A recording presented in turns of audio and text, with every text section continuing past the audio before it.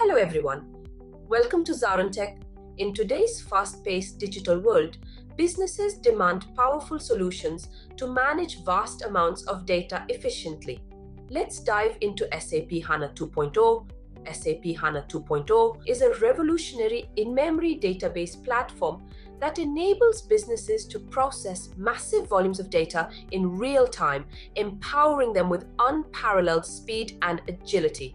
SAP HANA 2.0, with 32,000 plus global customers, revolutionizes data management. It offers up to 50% faster analytics and 60% lower TCO compared to traditional databases. Understanding it is vital for competitive businesses, boosting decision-making speed and improving customer experiences. Throughout this course, we will dive deep into the fundamentals of SAP HANA 2.0, covering topics such as its architecture, data modeling, administration, and advanced features. By the end, you will have the skills and knowledge to harness the full potential of SAP HANA 2.0 for your organization's success. But before we begin, please subscribe to our YouTube channel and hit the bell icon to receive regular updates from us. Agenda: 1. Evolution of SAP products. 2. SAP HANA Introduction. 3. SAP HANA Introduction and Deployment Strategy. 4. SAP Business Warehouse. 5. SAP HANA Database. Let's dive in. Yes, this is the SAP HANA 2.0 training session. All right, so let's get started. Let me share my screen. We quickly looked at what are the different things that we are going to cover as part of SAP HANA's course. We talked broadly about the different categories of information that we will be covering. I broadly categorized them as 6 different sections. Today, what we're going to do is we're going to get started with the first section, which is called the SAP evolution, or I like to call it as the foundational building blocks. So let's start. Hope everybody can see my screen, my whiteboard. If you can you please give me a yes on the window, just to make sure that everybody can see it. So today what we're going to do is, as part of the first section, which is the foundational blocks, we are going to talk about the evolution of SAP. When I say SAP evolution, I'm going to give you an understanding of where did SAP start and what was the journey of SAP's different product portfolio, and how did we end up coming up to a product called as SAP HANA, and where we are today, and how the roadmap looks for the near future. So as I'm sure that many have heard the term SAP. SAP stands for Systems, Application, and Products in Data Processing. If you Google the term, this is the abbreviation. So SAP. That's what the naming convention stands for. But what we're going to be talking about is, so since we are starting off with SAP HANA, I'll first tell you, when SAP HANA started in 2010, the name HANA used to be an acronym. So HANA stands for, or stood for, High Performance Analytical Appliance. This used to be the acronym for SAP HANA. H, A, N, and A made it as SAP HANA, but we no longer use this as an acronym. SAP HANA has become so popular that it has just evolved into a product. It is no longer an acronym. Having said this, let's get an understanding of what SAP products were all about. Where did they start? What happened? And things like that. So to know that, you need to understand, let's go back maybe 3 decades and try to understand maybe 3-4 decades and understand how technology used to work in those days and how organizations were running their shops, right? So let's take a hypothetical scenario. Let's say that there is a company called XYZ. It's a car manufacturing company. It's a manufacturing company. Let's understand how things used to run in those days. I'm talking about the 1970s or 1960s. How the technology was enabling companies, big companies, to run their operations and what used to happen. So let's say that if I take any company, even today, it applies 4 decades ago. What we are talking about is, even though there could be several different departments within the organization, if I were to handpick a few very critical departments that helps run an organization, I can probably categorize them as, let's say, finance. Finance seems like an important part of any organization, right? Because at the end of the day, company wants to make money and manage their money. So finance is going to be a critical part of any organization. It could be a manufacturing industry, it could be an airline industry, it could be a hospitality industry. No matter what the industry is, finance is going to play a very critical role.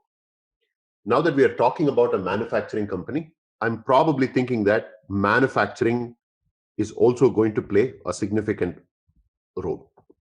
Manufacturing team, the team which actually creates the product, right?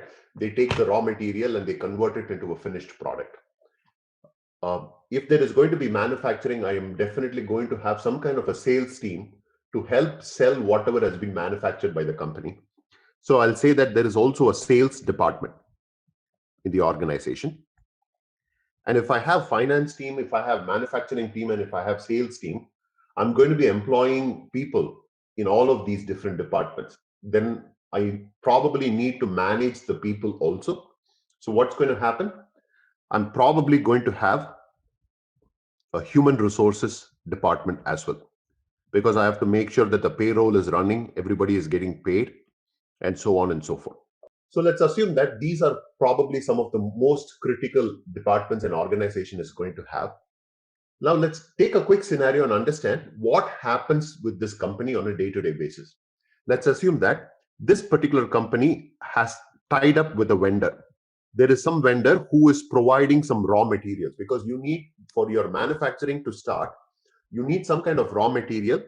The raw material is typically sent to your manufacturing plant. Let's say that this is your raw material. The vendor sends the manufacturing plant a set of raw material, and these manufacturing team, they go ahead and create the final product. Let's say in this case, the final product is a car. As soon as the manufacturing team creates the final product, taking the raw material and creates a final product, the manufacturing team lets the sales team know, we have created X amount of cars, go ahead and sell it to the customers. So the sales team, what they do, they reach out to different customers, and customers decide to buy the car. When they decide to buy the car, what happens is the transaction happens between the customer and the sales team, but the cash, the amount that is being paid, actually gets diverted to the finance team. So the dollar amount that a customer is paying is going to the finance team, and the finance team, what it does, it takes two sections. There is the revenue, that is the profit they made, and the expenses they have to cover. They take an amount of this money and they send it to the vendor, because if you remember, vendors were the ones who provided the raw material. So you have to pay them. So there is a dollar amount associated to pay with the vendor, and whatever revenue is generated gets trickled down to the entire department. So what happens? The revenue that has been generated gets sent to the human resource, because human resource has to start paying all the departments, because people are working. They have to start sending the information. Finance team has to provide the additional dollar amount to now invest in manufacturing more products within the company. So if you see that, there is a tightly integrated connection between all these different departments. They work hand in hand to create a product. So for creating this car, in this particular example, manufacturing team has to work with sales department has to work with finance department has to work with human resources department. This is what happens at a very, very high level in any organization. There is a tight integration that needs to be performed between different departments in an organization. Now, how did this integration happen? In those days, I'm talking about the 1960s and the 1970s. How did organization make sure that the communication between the finance department and the manufacturing department and sales and human resource was happening well? In those days, what used to happen is, let's assume that finance team used to run all their information through, let's just to give you a hypothetical example, right? They are running everything using a Java application. This is just a hypothetical. Maybe Java did not exist at that point, right? But just to give you a picture of what used to happen. All finance related information was maintained in a separate application. Let's assume it was Java. All manufacturing related information, let's say, was supported by another application. Let's assume that was .NET application. All manufacturing. All sales probably was being supported by, let's assume, some CRM application. I'm just giving you examples of the idea behind what I'm explaining here is each department acted as silo or individual organization, and they were running their own applications. And let's say human resources was running it through, let's assume, PeopleSoft or some application. Now, if each of the department was containing its own application and they were running individually, imagine in those days, how did the interaction happen? If something happened in my finance team, how does the finance team know the data from finance has now been fed to manufacturing? The data from finance has been fed to sales, and the data from information has been gone to. Because now these are all individual applications. In those days, you had to manually make the integration or the interaction between these. So what was becoming a big challenge is integration. How do I effectively send the information from a finance application to my manufacturing application, and from manufacturing to human resource and sales, and vice versa? So integration between the systems within an organization was an extremely big challenge. So this was one of the challenge. The second challenge was, were they able to confirm that whatever information has been shared between these applications were still accurate? Because one technology is talking to another technology. There is high possibility that when the data transfers from one application to the other, there is a possibility for data corruption. A data can get missed, it can fall through the cracks when it is moving from one application to the other, or it can even get misinterpreted. So there is whole possibility of data inaccuracy, right? So when you look at it, the common challenge that was happening in those days was that there is no integration, proper integration, and there is no data accuracy. So imagine organizations, what used to happen is, this is what the biggest challenge was. So at that point of time in 1972, 5 IBM employees, when they were working on all these big projects, they understood that, hey, there is a big challenge that's happening within an organization where I'm not able to integrate information coming from one department to the other. If you look at it, they said, this is nothing but for an entire enterprise. There are resources being allocated for finance, there is resources being allocated for sales, there is resources being allocated for human resources. How do I effectively plan and combine them in a proper manner? And that is how the term coin, enterprise resource planning came into play. So they looked at this problem holistically, and they understood that integrating or making all these different parts of your enterprise work together, there is a big challenge. So that is how the terminology called as enterprise resource planning came into picture. So now what it means is, you see that the enterprise is nothing but your XYZ organization. The different resources are nothing but your different technologies that are supporting the different parts of your organization. And how do I effectively integrate or plan or bring them together to work like a machine?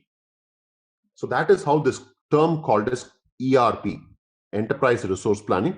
The acronym for that is ERP. That's how they came up with this terminology. So when these 5 IBM employees looked at this as an opportunity, they said that, okay, we are going to start our own company and maybe start helping with ERP solutions. So in the market, two major companies evolved. Two companies came into existence to support enterprise resource planning as a solution. The first company is SAP, and the other company is Oracle. So I'm sure that people are familiar with these two different products. These were the only two ERP systems or companies that can support ERP as a solution. But the approach taken by SAP and Oracle was a slightly little different. If you look at Oracle, Oracle said, okay, this being the problem, if you look at this organization structure here, if I were to pick out of these four different departments, let's say finance, manufacturing, sales, and human resource, if I were to pick one particular functionality or one particular department that is more critical than anything else, and they identified that finance seems to be the heart and soul of any organization, they said, because we think finance is very, very critical, we are going to create an ERP solution which is going to focus on financial aspect of any organization. So what happens is, whether there is different departments, there is sales, there is human resource, there is manufacturing, so on and so forth. Oracle said, what I'm going to do is, I am going to be focused on how each of the different departments within the organization are feeding data into my finance department. Their focus was how data gets fed into the finance department from different departments. Their focus was mainly on maintaining how effectively I can keep track of my other departments integrating with finance department. So they focused mainly on what happens, what is going out of my finance team and what is coming into my finance department. That was becoming the main focus of Oracle system. So that's why you would hear the term Oracle Financials. The ERP system created by Oracle is called as Oracle Financial because they created a niche product which is mainly focused on looking at how the financial data is being managed. On the contrary, SAP took a more generic look at the ERP solution. They said, I understand that finance is a very critical part of the organization, but so are the other departments within the organization. I'm not going to just focus on one particular product. I'm going to be focused on integrating the entire departments within the organization. So they created a product which broadly focuses on three major subsections of an organization. So they said, obviously, I'm going to focus on finance because finance is very critical. I'm also going to broadly look at logistics.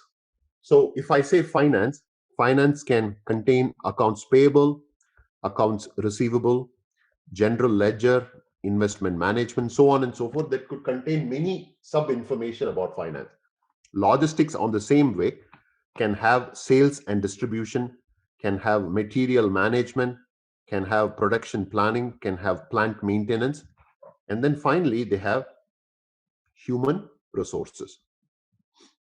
So the ERP solution created by SAP broadly categorized its system into three major buckets. It said, I can support anything to do with finance. I can support anything to do with logistics. I can support anything to do with human resources. If you look at human resources, payroll, time and administration, budget, and so on and so forth.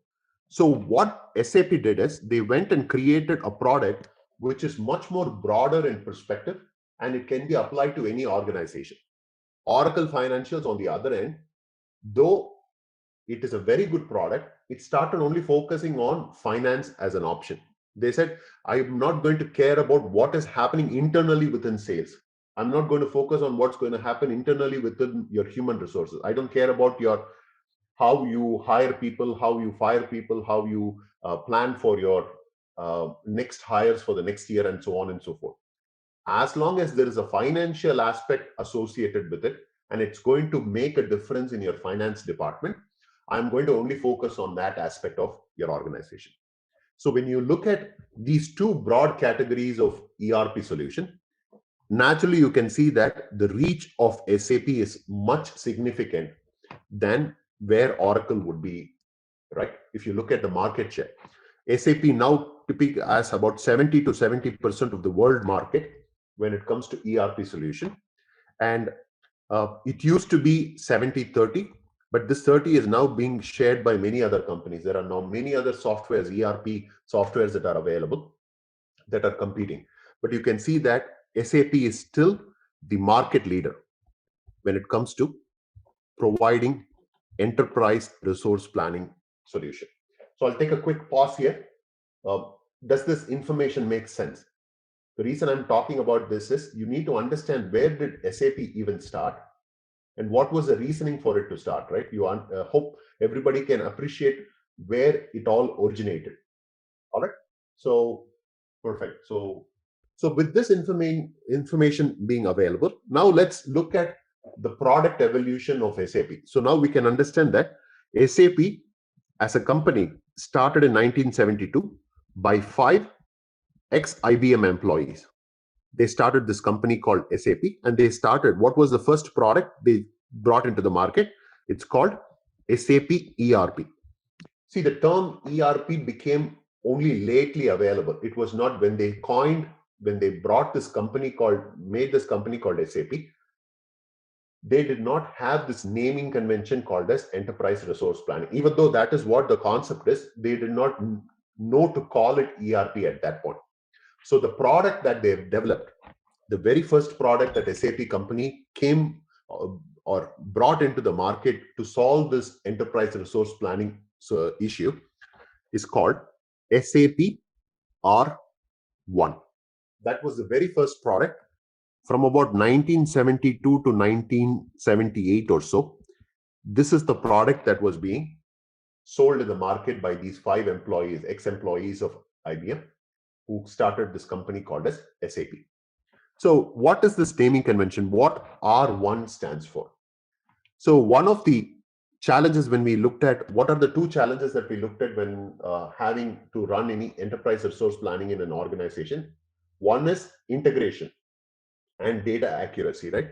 So they saw that integration is very critical, and especially when you have departments like finance, sales, manufacturing, human resources.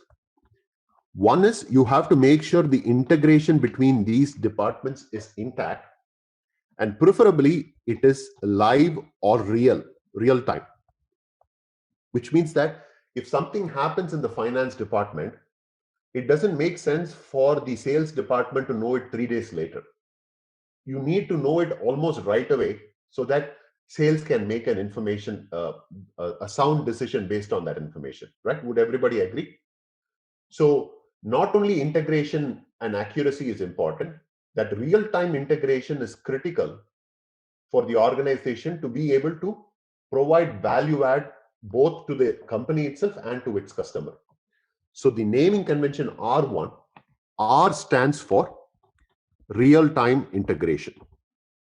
They understood what the problem was with the companies at that time, and they created this product and said the naming convention was R means it is real-time integration, and 1, at that it tells me how many layers does this application have. This product called as SAP ERP or the R1 system, how many layers does it have? 1 refers to it's a 1 tier or 1 layer architecture. Now, what is a 1 layer architecture? If you go back in time, if you're familiar with what used to happen in those days in the 1960s and the 1970s, everything was being run by a single box called as mainframe. Everything was run on a mainframe system. So this one box is the 1 layer.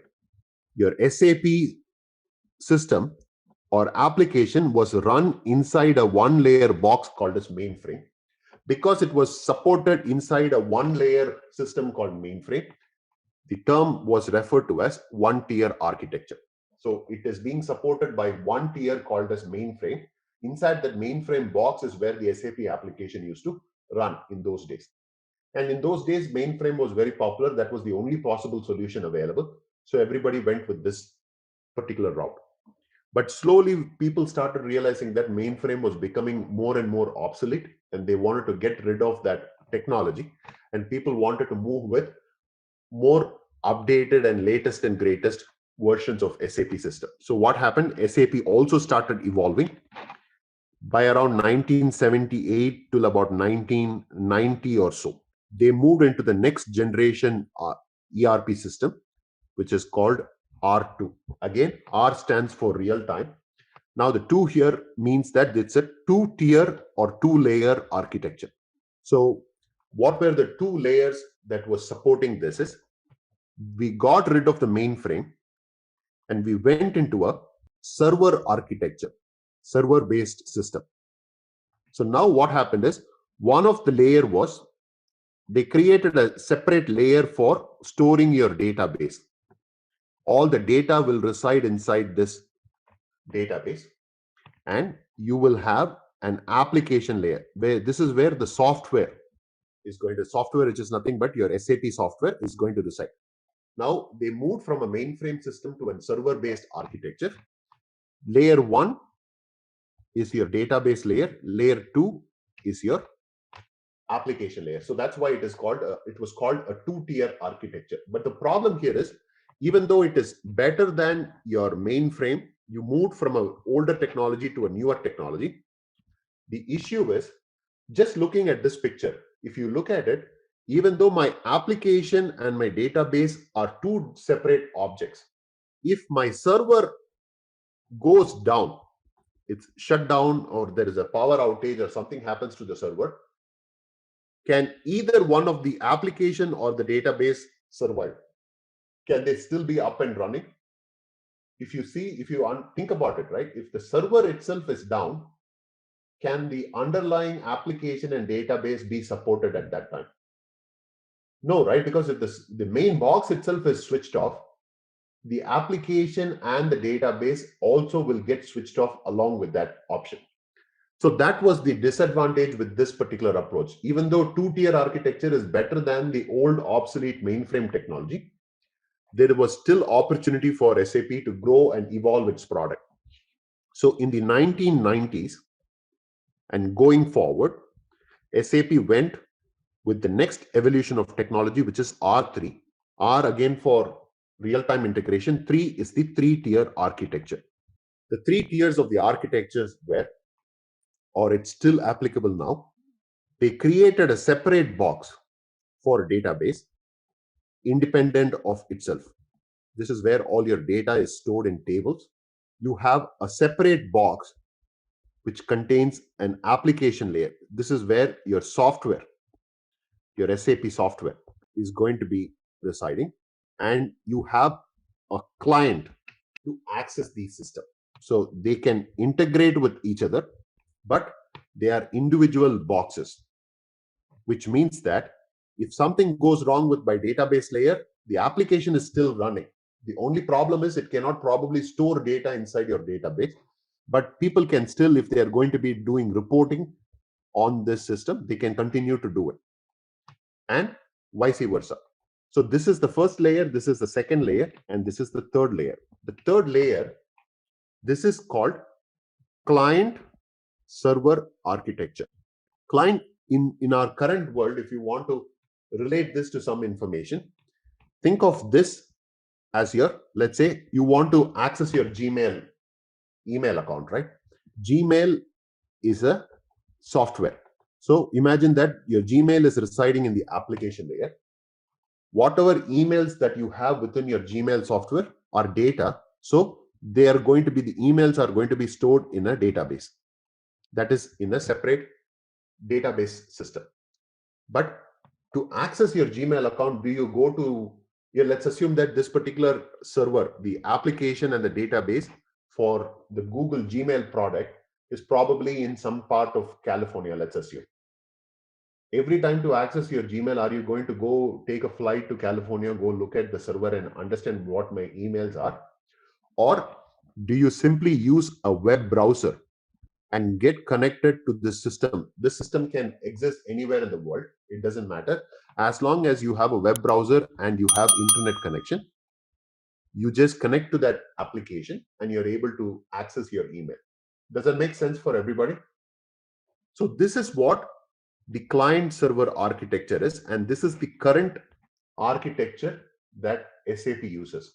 So SAP currently goes with all the products that it has created so far are now based on this three-tier architecture, client server architecture. It has three layers. The client layer. So the application can reside in, let's say, India. The database can reside in Japan, for example. It doesn't matter. For me as a user, all I need is a browser or a client. I can connect to the application which is in India. I can connect to the database and pass the data to that database which is residing in Japan. So that is what is called a client server architecture. So SAP said once they got to this R3 architecture, they said this is perfectly fine. This is the correct architecture that we want to use. And going forward, even though the naming convention kept changing from R1 to R2 to R3, it eventually became SAP ERP, which is Enterprise Resource Planning. And now it has become S4 HANA. So you might ask me, what does this 4 mean here? It's nothing but because if you look at the naming convention, the first product started with a 1, the second product went to a 2-layer architecture, went to a 3-layer architecture. Even though the latest product is in a 3-tier architecture, because they have evolved the product to a next level, they gave it the naming convention 4. The architecture is still the same. It is still a 3-tier architecture because now it is a different ERP solution than what used to be in the past. That's why they have given it a naming convention as S4. Okay. So that is how the product numbering also evolved in the market. Are we understanding how the product evolved within SAP and why did the naming convention came into existence as R1, R2, R3 and into S4 eventually? Well, if that is clear for everyone, let's now understand the details of that product evolution. So let's take SAP product evolution. Just naming it from R1 to R2 to R3 is not going to make a big difference. What we need is to understand where did they start, what was the issue with the product, and what did they do to make it better and evolve into a next product. So let's try to broadly categorize the SAP evolution into 3 major sections of eras. So I will say the first is beginning from 1972 to, let's say, 1980s, or I can even say 1980s till about late 1980s. We will say this is one of the era. The next era is 1919 to early 2000 and 2000 going forward. If I can broadly categorize SAP's evolution in these 3 different periods of time, let's understand what happened. So we all now understand SAP went and created this product. If I were to generally coin them, an ERP solution, right? What is this ERP solution? This ERP solution broadly was supporting information about 3 major functionalities within any organization. One is finance, logistics, and human resources. These are the 3 major functionalities that was being supported by SAP, right? So when SAP came up with this ERP solution, for each of this, let's assume that let's call these as modules. It's a finance module, it's a logistics module, and it's a human resource module. Each module had sub applications within them. So there was an application that was supporting accounts payable, because accounts payable within a finance department, if you're not familiar with the financial terms, accounts payable is nothing but anything to do with expenses. For a company, if I have to pay rent for somebody, if I have to pay money for buying raw material, any money that I am spending to keeping the organization running, those are expenses. All your expenses are going to be tracked in something called as accounts payable. That's where all within your finance module, a sub part of your finance module is called accounts payable, which keeps track of all your expenses.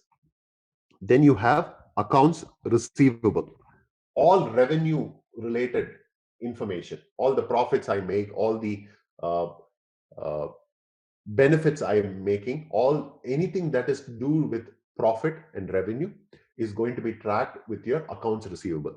The general accounting information is going to be maintained within your general ledger. So there are several. So when SAP created this product called SAP ERP, the finance module contained several such small applications within them. Similarly, logistics focused on sales and distribution. How do I sell a product and how do I send it out? How do I distribute that to the different customers within the company's portfolio?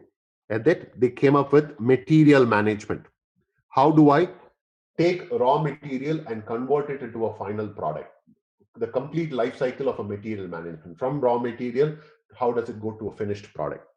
How do I maintain the plant to do the manufacturing? If I were to convert a raw material to finished product, I need to establish a plant or a factory which can help me automate the process of moving from raw material to finished product. And so there were several sub applications within this logistics module. And similarly, within human resources as well, you will see that there was payroll, because I need to pay the people working within the organization. I need to make sure that I'm capturing the vacation and uh, time management. How many people are checking in at what time, checking out at what time? All that information needs to be kept.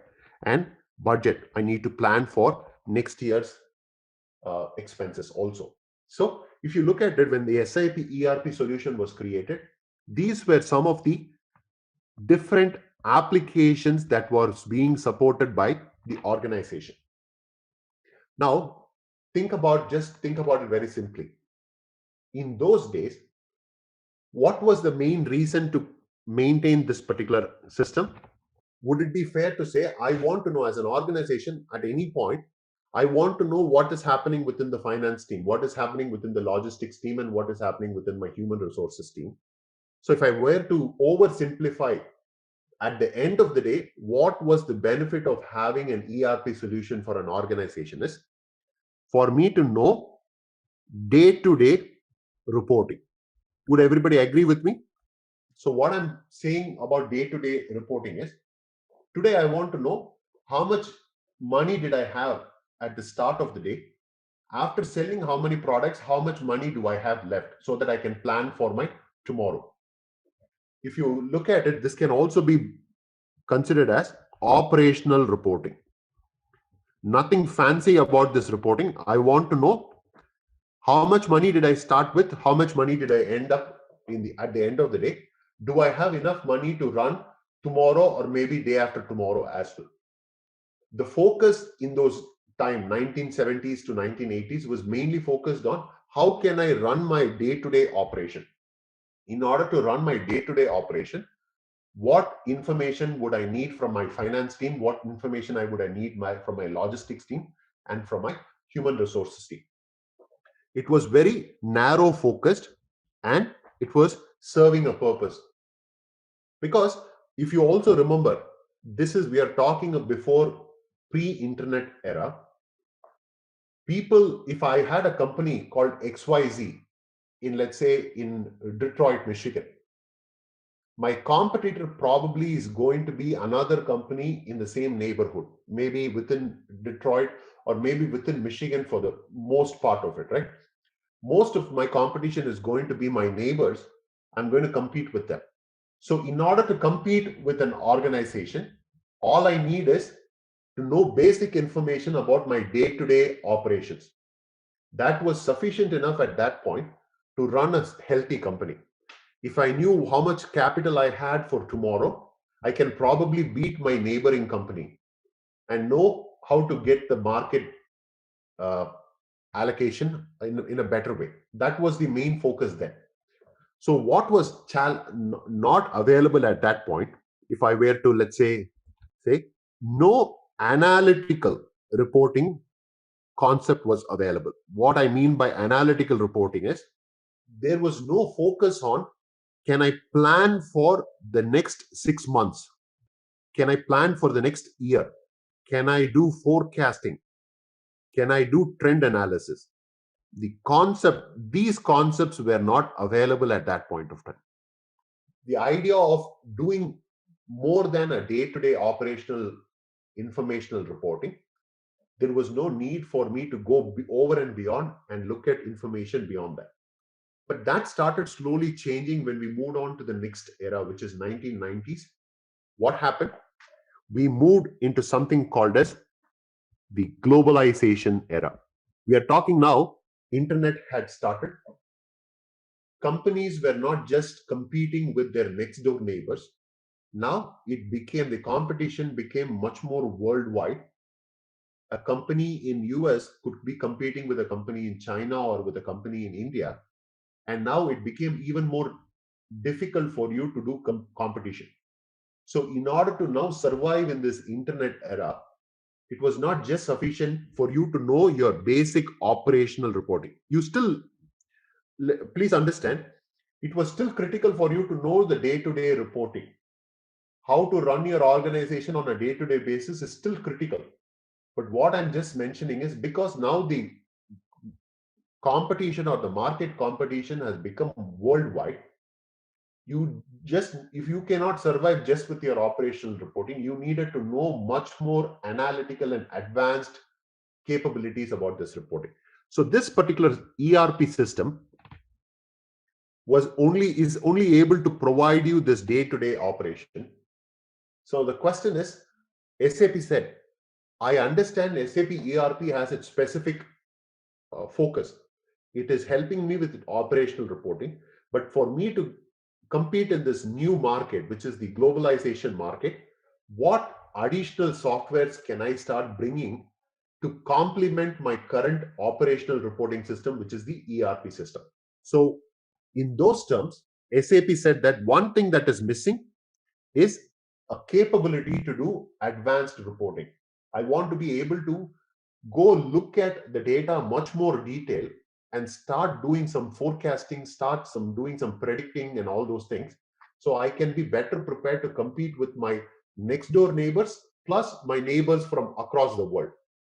So they created 16 new products. I'm not going to list all the 16 products, but I'm just giving you an idea that 16 new products were created to complement the SAP ERP solution. The most critical ones are, the first one is called SAP BW, Business Warehouse. Business Warehouse is nothing but it is a data warehousing system. If I were to simplify it, it will take all the data, not only today's data, but let's say 5 years of worth of data from your SAP system, and you put it inside your business warehouse.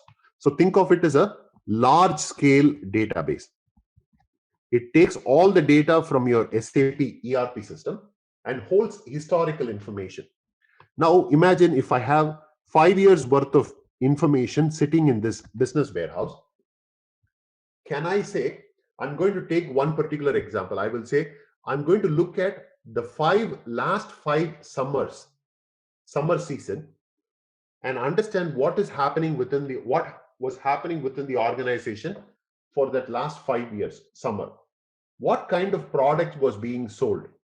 Maybe if I'm selling a car, if I'm a car manufacturing company, if you go look at what was happening in the last 5 years during the summer season, more and more convertible cars were selling in the market, because the rooftop can go down, you can actually enjoy the summer. So now that I have historical information available within my business warehouse, can I now start predicting what's going to happen for this summer? It's a possibility, right? Now I'm open to that idea of starting to explore the data and say I can start predicting. Maybe when I get close to this summer, I stop reducing manufacturing the regular cars and start focusing on manufacturing more of convertibles, knowing that there is a market for convertibles during the summer season. Now I'm doing forecasting. I'm planning for what's going to happen in this summer. Does that make sense for everybody? This is the SAP strategy. This is how they started evolving, right? They understood their operational reporting supported by the ERP system is very critical. But to be able to be better prepared to work in the globalization market, they are adding a newer technology called as SAP Business Warehouse, which helps you tackle this one challenge that you have, which is analytical reporting. The cycle is complete. In those days, do you think that they would have called the customer every week to know how the product was doing and is there anything they could do to help serve the customer better? No, those days that was not the concept, right? A sale is nothing but you interact with your customer, you get the sale done, and then you move on to the other customer.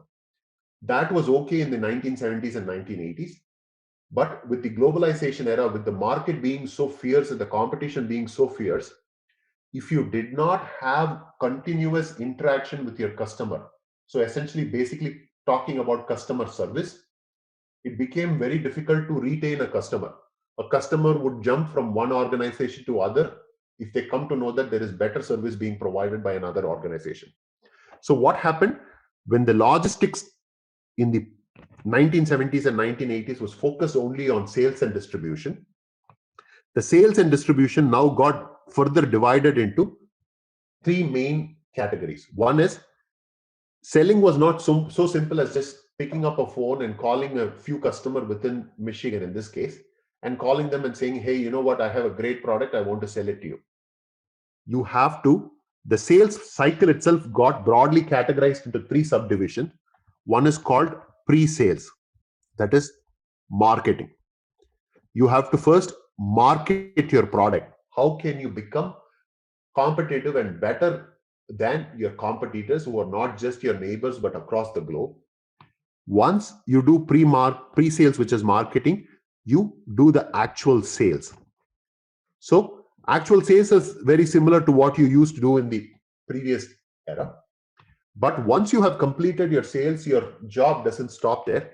You have to do post sales, which is customer service. So SAP understood that just having a logistics team and doing sales and distribution and tracking that alone is not sufficient. You have to now start tracking pre-sales, sales, and post-sales.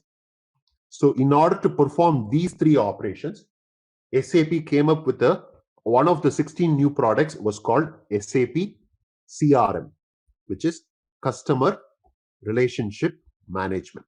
So customer relationship management, think of it as an advanced capability of your logistics, sales, and distribution. So sales and distribution is basic functionality.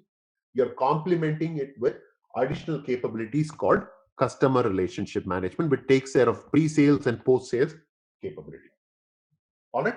So similarly, if you take material management was focused on mainly how to convert raw material to finished product.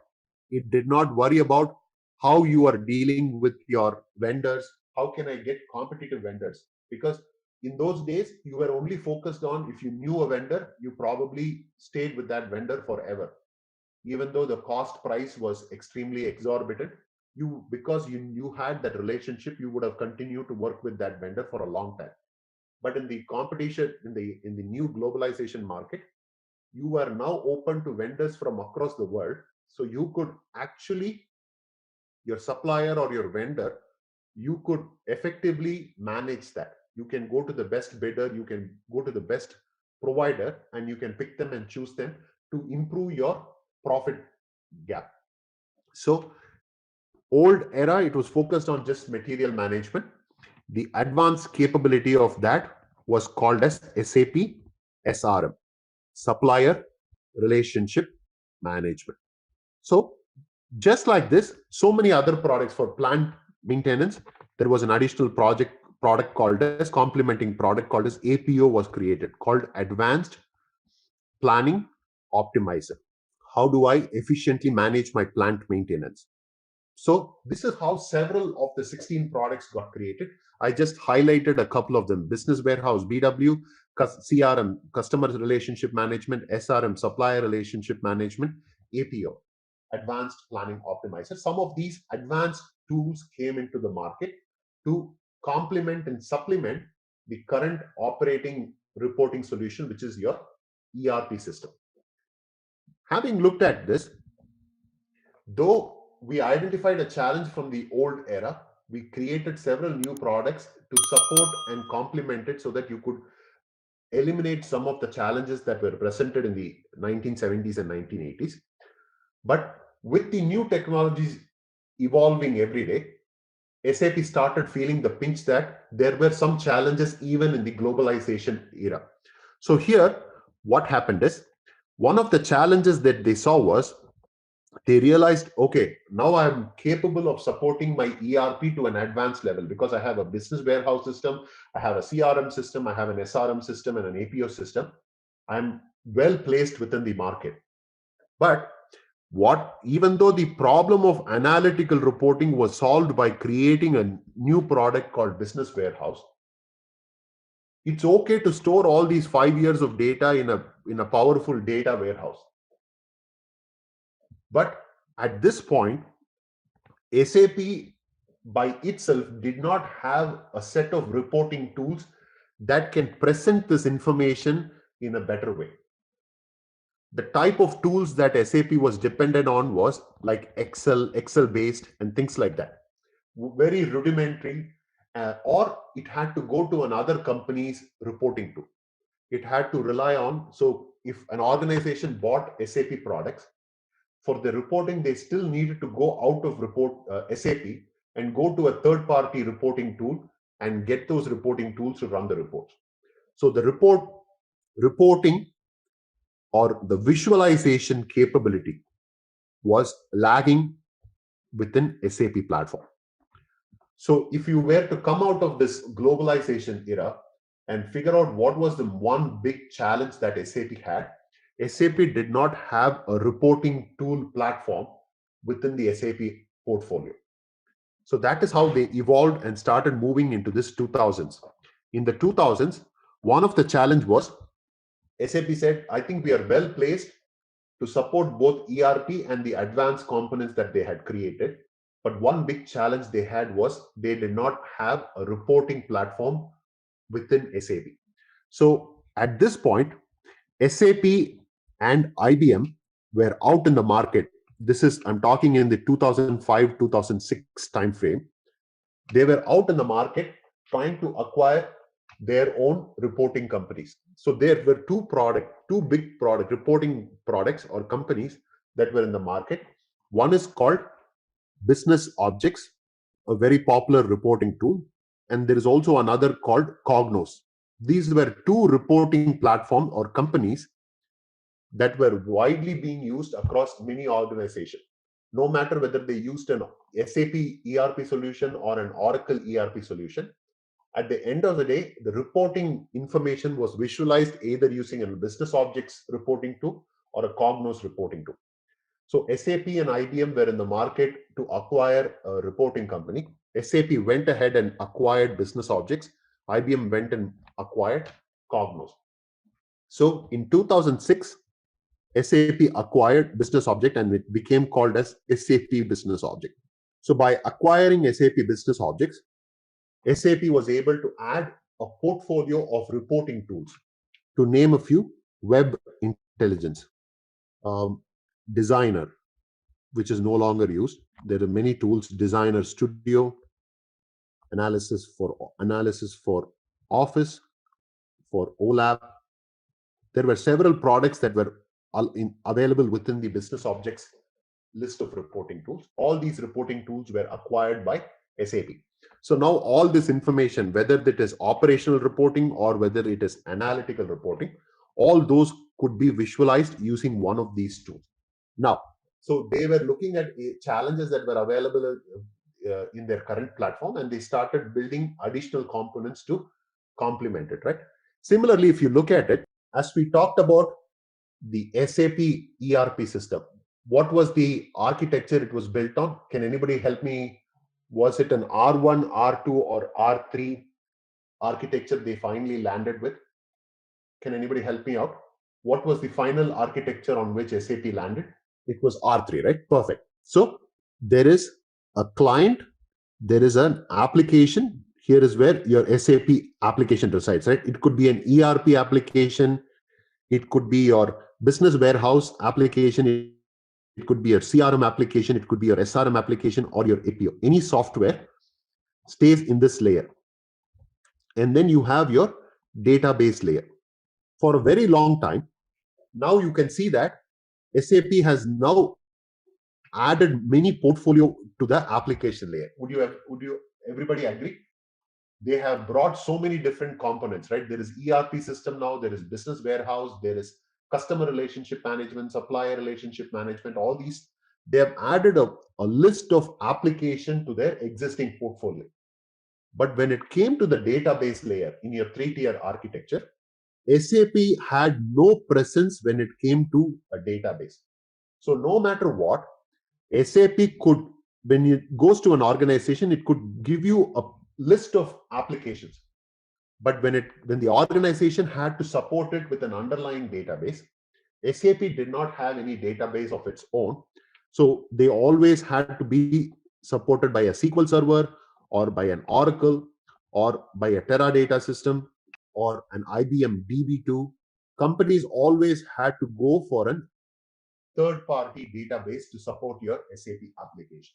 Looking at this, SAP understood that there is a potential for us to grow in the database market. Now, I don't have complete monopoly over this portfolio. I am only a leader at the application layer. So even though I am really superior in the application layer, imagine this, right? I'll give you an analogy just to put things in perspective. I might have a great Ferrari body for the car. The body of the car could be of a Ferrari, but the speed of the car is still going to be controlled by the engine that you have, right? What if you had a Toyota or a Honda engine inside a Ferrari body? It is still only going to perform as fast as the engine underneath that car. Would everybody agree? So similarly, in this analogy, if you look at it, even though my SAP application layer, which is corresponding to the Ferrari body, the sleek looking, the most elegant application, it is only as good as its underlying database. If the underlying database is slow and it is not powerful enough, your application layer can only perform so well as your underlying database. So they understood that SAP, even though the application portfolio is really big and really amazing, I am not able to perform at my full capacity until I am dependent on some third-party database. And if you look at all these third-party database, they are all traditional RDBMS system. What does that mean? RDBMS stands for Relational Database Management System. That's the traditional name of any system. So they looked at this as an opportunity and they said, what is a traditional RDBMS system? Just to give you a perspective of what we are talking, let's assume that you have a laptop or a desktop. You know that your laptop has, let's assume that your laptop has some configuration. Let's assume that it has a 1 terabyte hard disk. And let's assume that it has a 4 GB RAM. So what happens? Every time a user is trying to access some information from your hard disk is nothing but a disk, right? It's a mechanical device. So every time I'm going to ask for an information, the information gets passed to your hard disk. The hard disk typically, because it's a mechanical device, it is limited, right? If you remember, hard disk running speed is measured typically in like 3200 RPM and so on and so forth. RPM stands for rotation per minute. So in order to fetch information that you're asking from your computer, the information is passed down to your hard disk to search the information within your hard disk. Hard disk rotates at a certain rotation per minute. It has to rotate. The mechanical device has to rotate. And then after it finds out, it sends the information back to your screen. Is everybody comfortable with this information? So that's how a typical hard disk works, right? Because it is a mechanical device. Anytime you ask for some information, when you're searching for a file or when you're looking for something, when you ask for that information, it has to go look into your hard disk, which is a mechanical device. It has to rotate.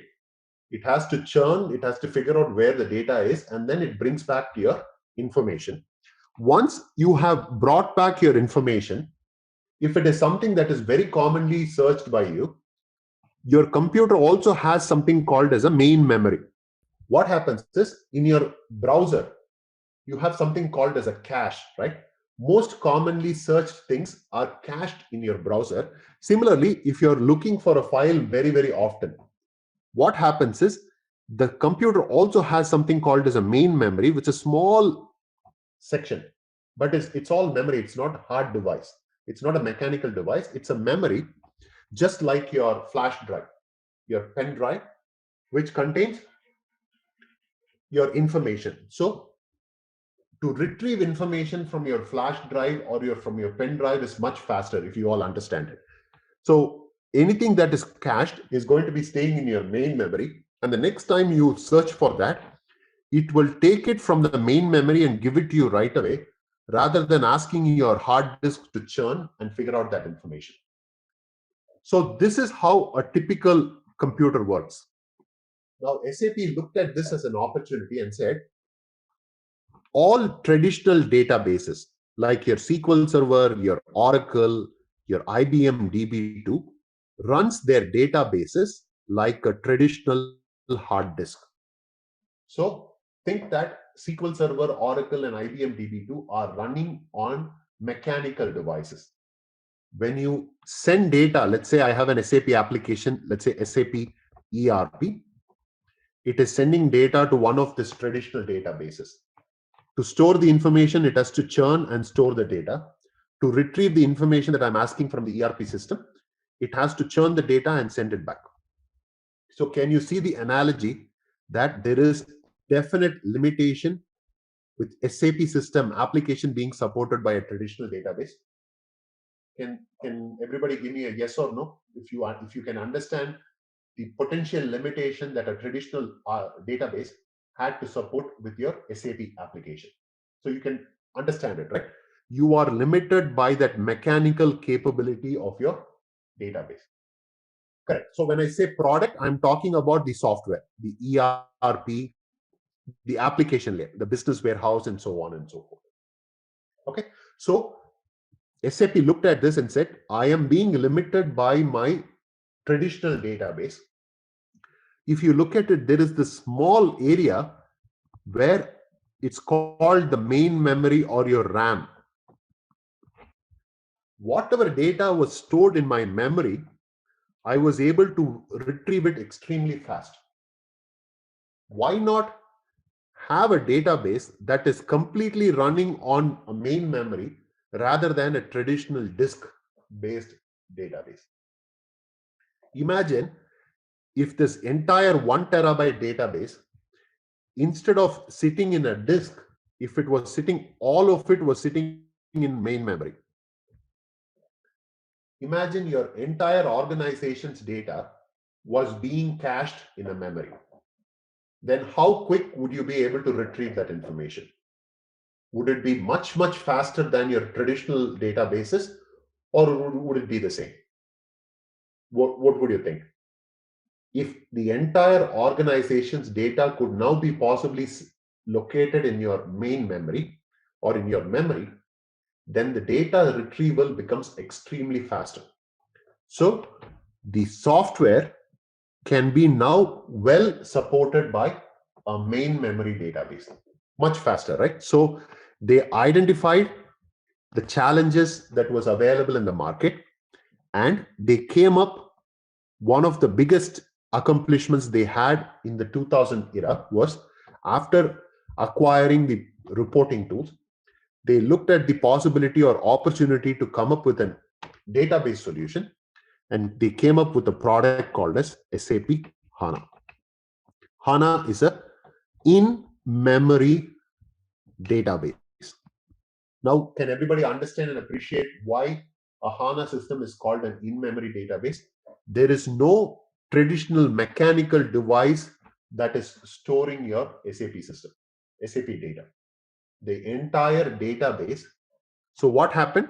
They said, I no longer to support an SAP application, whether it is ERP, whether it is BW, whether it is CRM, whether it is SRM, so on and so forth. To support any of this application, I no longer needed the traditional database like the SQL Server or Oracle or whatever it is. They said, instead, we have created our own product called SAP HANA, which is storing everything in memory. So now any of these applications can start running using a HANA application, HANA database. So what is the benefit out of it? You are no longer dependent on third-party vendor company for database support. SAP now has its own platform for database, and that is how SAP HANA came into the market. Does that make sense for everybody? See, this is how SAP product evolved when you look at it from the 1970s to today's date. This is how the SAP market came into existence. Now, now that you have an understanding of where we started and where we are right now, this is how the platform has evolved. So in our next session, we will go into, Rafael has a question. Can you repeat? So if you look at the whole scenario, right, Rafael, if you looked at this particular evolution of the product, you will see that we started with an ERP solution, and we understood the challenges, brought in new products to the market. Again, when you brought the new products, you understood what. So in the old era, it was the operational reporting, no analytical reporting. In the next modern, in the globalization era, you were able to bring advanced reporting, but you did not have a good visualization. You brought the good visualization, you found out there was no proper database to support it. We moved on to SAP HANA as a product. And then once SAP HANA was created, SAP HANA, now if you look at the roadmap, if I were to draw a line graph with time in it, right? Let's say 2010, 2012, 2014, 2016, 2018, 2020, going forward, SAP HANA as a database came into the market in 2010. Now, think about it and tell me, there could be several hundred or thousand organizations that were using SAP application. It could be an ERP application, BW application, CRM, so on and so forth. They could have been using this application being currently supported by a traditional database like Oracle or SQL Server. Do you think it would have been viable for SAP to go into the market and say, hey, you know what? I go to a company like GE or Pepsi or some big company which has been running their SAP applications with some traditional databases for a very long time. I go to them and say, hey, you know what? We have come up with a new database. It is extremely powerful. Why don't you go? I know that your company is running SAP ERP on a SQL Server database. Why don't you go ahead and scrap your SQL Server and replace it with HANA? Do you think if SAP had taken this approach, going bold out in the market and saying that now that I have a powerful database, go ahead and scrap whatever underlying database you had for your SAP application, replace it with HANA? Do you think any organization, any big organizations would have accepted that as a proposal? Nobody, right? Because nobody knows the track record for SAP HANA as a product, as a database. So what was the best way for SAP to penetrate the market with SAP HANA? What they did was, they realized that companies which was running an SAP ERP or SAP BW or SAP CRM, in which system do you think the SAP BW or SAP CRM or SAP ERP? Let's take it this way. So if this is run by Oracle if this is run by SQL Server and this is run by IBM DB2, I cannot go ask them to replace all this with HANA. So what SAP did was, as a small prototype challenge, they went to organizations and said, I know your ERP system has finance, logistics, and human resource modules, right? And each one of these has several applications like accounts payable, accounts receivable, general ledger, and so on and so forth. Let's do one thing. Right next to your SAP system, that is your SAP ERP being supported by Oracle, I will stand a simple HANA system on the side. I will bring a SAP HANA system on the side. All I ask of you is, give me one critical application within your SAP team, SAP system, on which there is a lot of demand for reporting, but you're not able to satisfy that reporting because it's taking a lot of time because it's being supported by Oracle. Give me just one application from your module. We will take that data, put it into the SAP HANA system, and we will run reporting on top of it, and we'll show you the capability of what SAP HANA can do. So in this case, SAP HANA acted as a secondary database. What is the primary database still for the ERP system? It is still, let's assume that in this case, it's Oracle. I am using the HANA as a side system. Is everybody understanding the concept? So they stood a SAP HANA system on the side of your SAP system as a standalone SAP HANA database, passed one application's data to that database, and started reporting on top of it. So by doing that, they wanted to show the capability of HANA database, the in-memory database, how fast it can help you with reporting. And that is how SAP HANA penetrated the market. So the way they penetrated the market was by something called as sidecar approach. SAP HANA acting as a secondary database to help solve a particular problem. This is how SAP HANA got its foot into the market. Once companies started using it as a sidecar, a small system on the side to help show the improvements, performance improvement for reporting. Yes, the application is very powerful, right? Because it is now complemented with so many other applications, ERP, CRM, BW, and so on and so forth. The application is very powerful. It's very sleek and very powerful and very efficient. But if it doesn't have the similar power in its underlying database, it's going to be limited by that capability, right?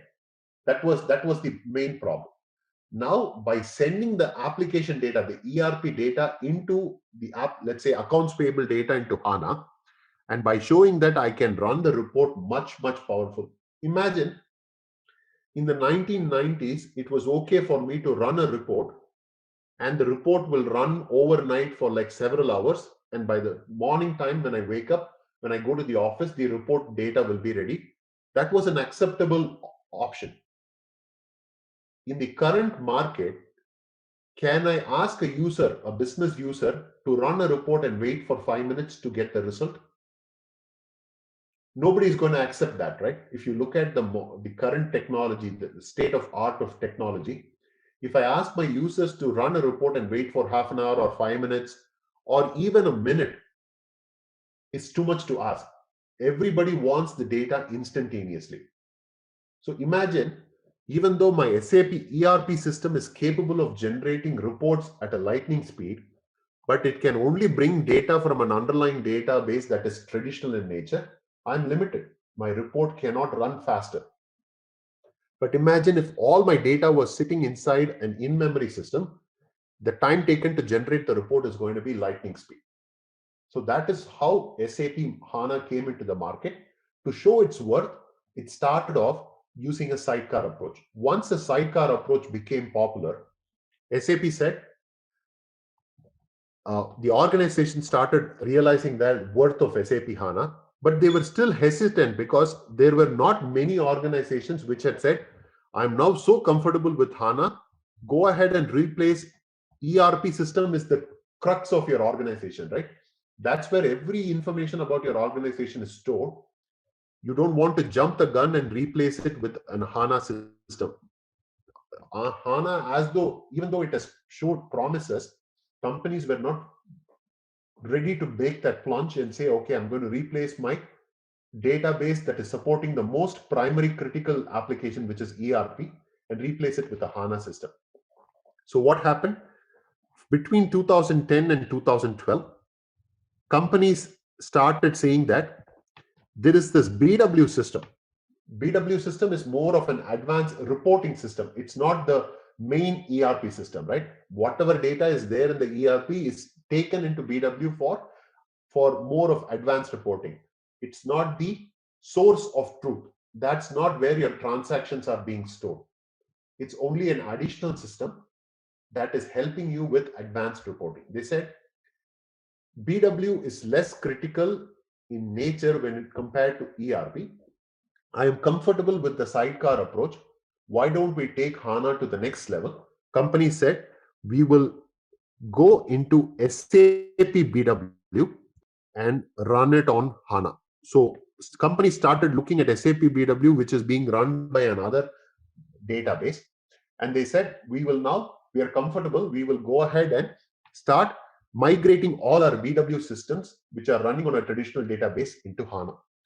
That's how the market started. Slowly SAP BW running on HANA became popular. People became more comfortable. They said, now I will run SAP CRM on HANA, SAP APO on HANA, SAP SRM on HANA. And as and when more and more companies started running their not primary but supporting applications, SAP said, now it is time for us to make the plunge and say, we can also start running SAP ERP on HANA. So between 2012 and 2014, 2015, you would see that companies started moving their SAP applications to be running on SAP HANA. As SAP was doing more and more research and development on this HANA database, they realized the potential of SAP HANA. They said, we are running now. It used to be that SAP application was the Ferrari body and the database was a very old engine, right? Now what has happened is the table has turned. The database has now become the Ferrari, and I'm still running the SAP application. Now it's probably looking more like a Lexus or something like that. I now have the opportunity to upgrade my application layer. With the capacity I see with the underlying HANA database, now I have the potential to improve the application layer. And they said, I'm going to fundamentally rewrite the ERP application. ERP was created with traditional database supporting it. That was the mindset, right? When the applications were created in the 1970s till the 2000 era, if you look at it, it was primarily created with the fact that it was being supported by a traditional database. Invention of SAP HANA database, now they realize that the application layer can be even more made sophisticated to be working hand in hand with this great product called as SAP HANA. So they rewrote the SAP ERP application, and that became S4 HANA. This is an ERP created by SAP only to be able to run on SAP HANA. It is designed exclusively to run on HANA. So you cannot take a new S4 system, the new ERP system, and you cannot make it run on any traditional database. It will not work on anything else. It will only work on HANA database. So that is how. So you would see, if you have been following the roadmap, SAP came up with something called as simple finance. They first took the finance aspect of SAP ERP and they upgraded it to work on S4.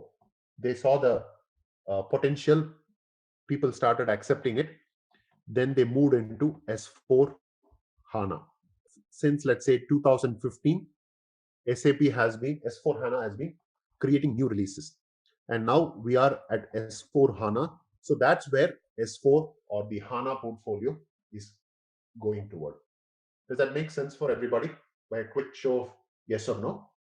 So this is how the product evolved within the SAP portfolio.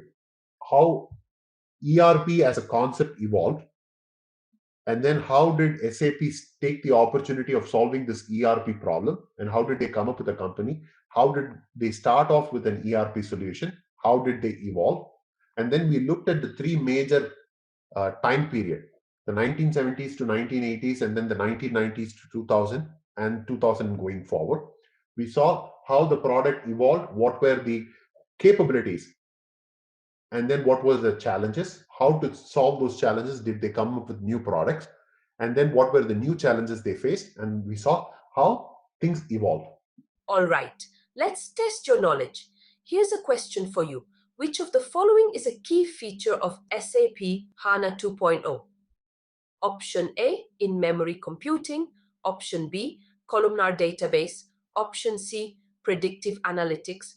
Option D, all of the above. Take a moment to think, and when you're ready, choose the correct option.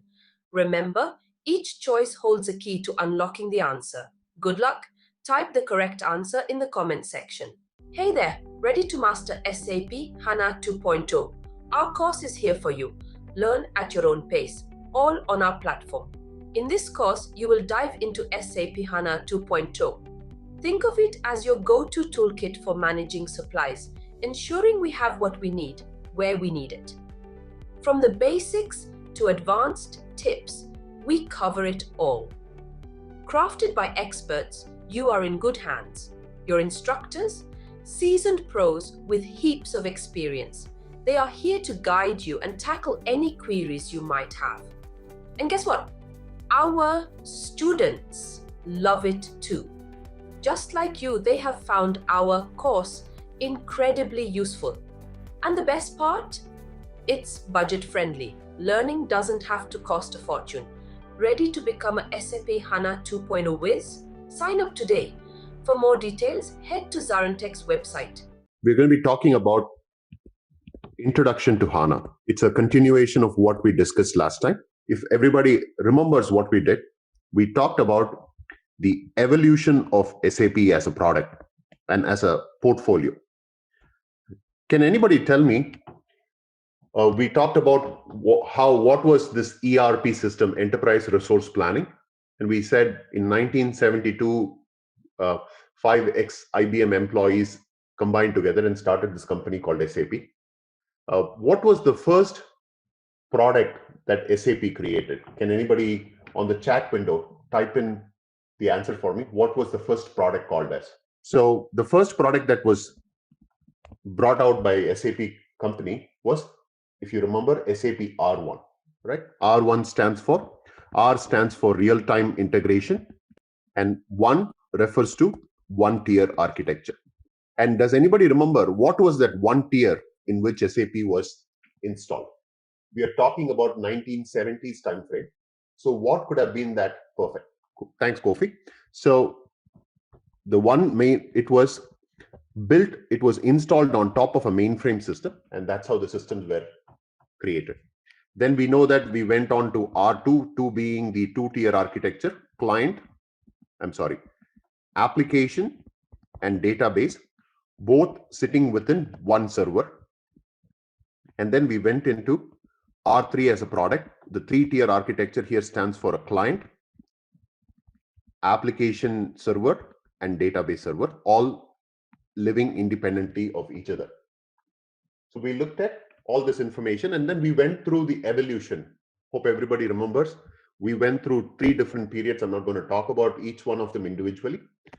If I were to broadly categorize them, we started off with SAP ERP as the idea in the 1970s to 1980s. We understood what were the goal and what were the challenges. Day-to-day operational reporting was key. No advanced reporting. That was the issue. We moved on to the next generation, which is 1990s to early 2000. We called it as the globalization era, SAP came up with 16 different complementing solutions. One of the key product that came, if you were to identify one key product that came out in the 1990s to 2000, can anybody tell me what was the biggest challenge in the previous era?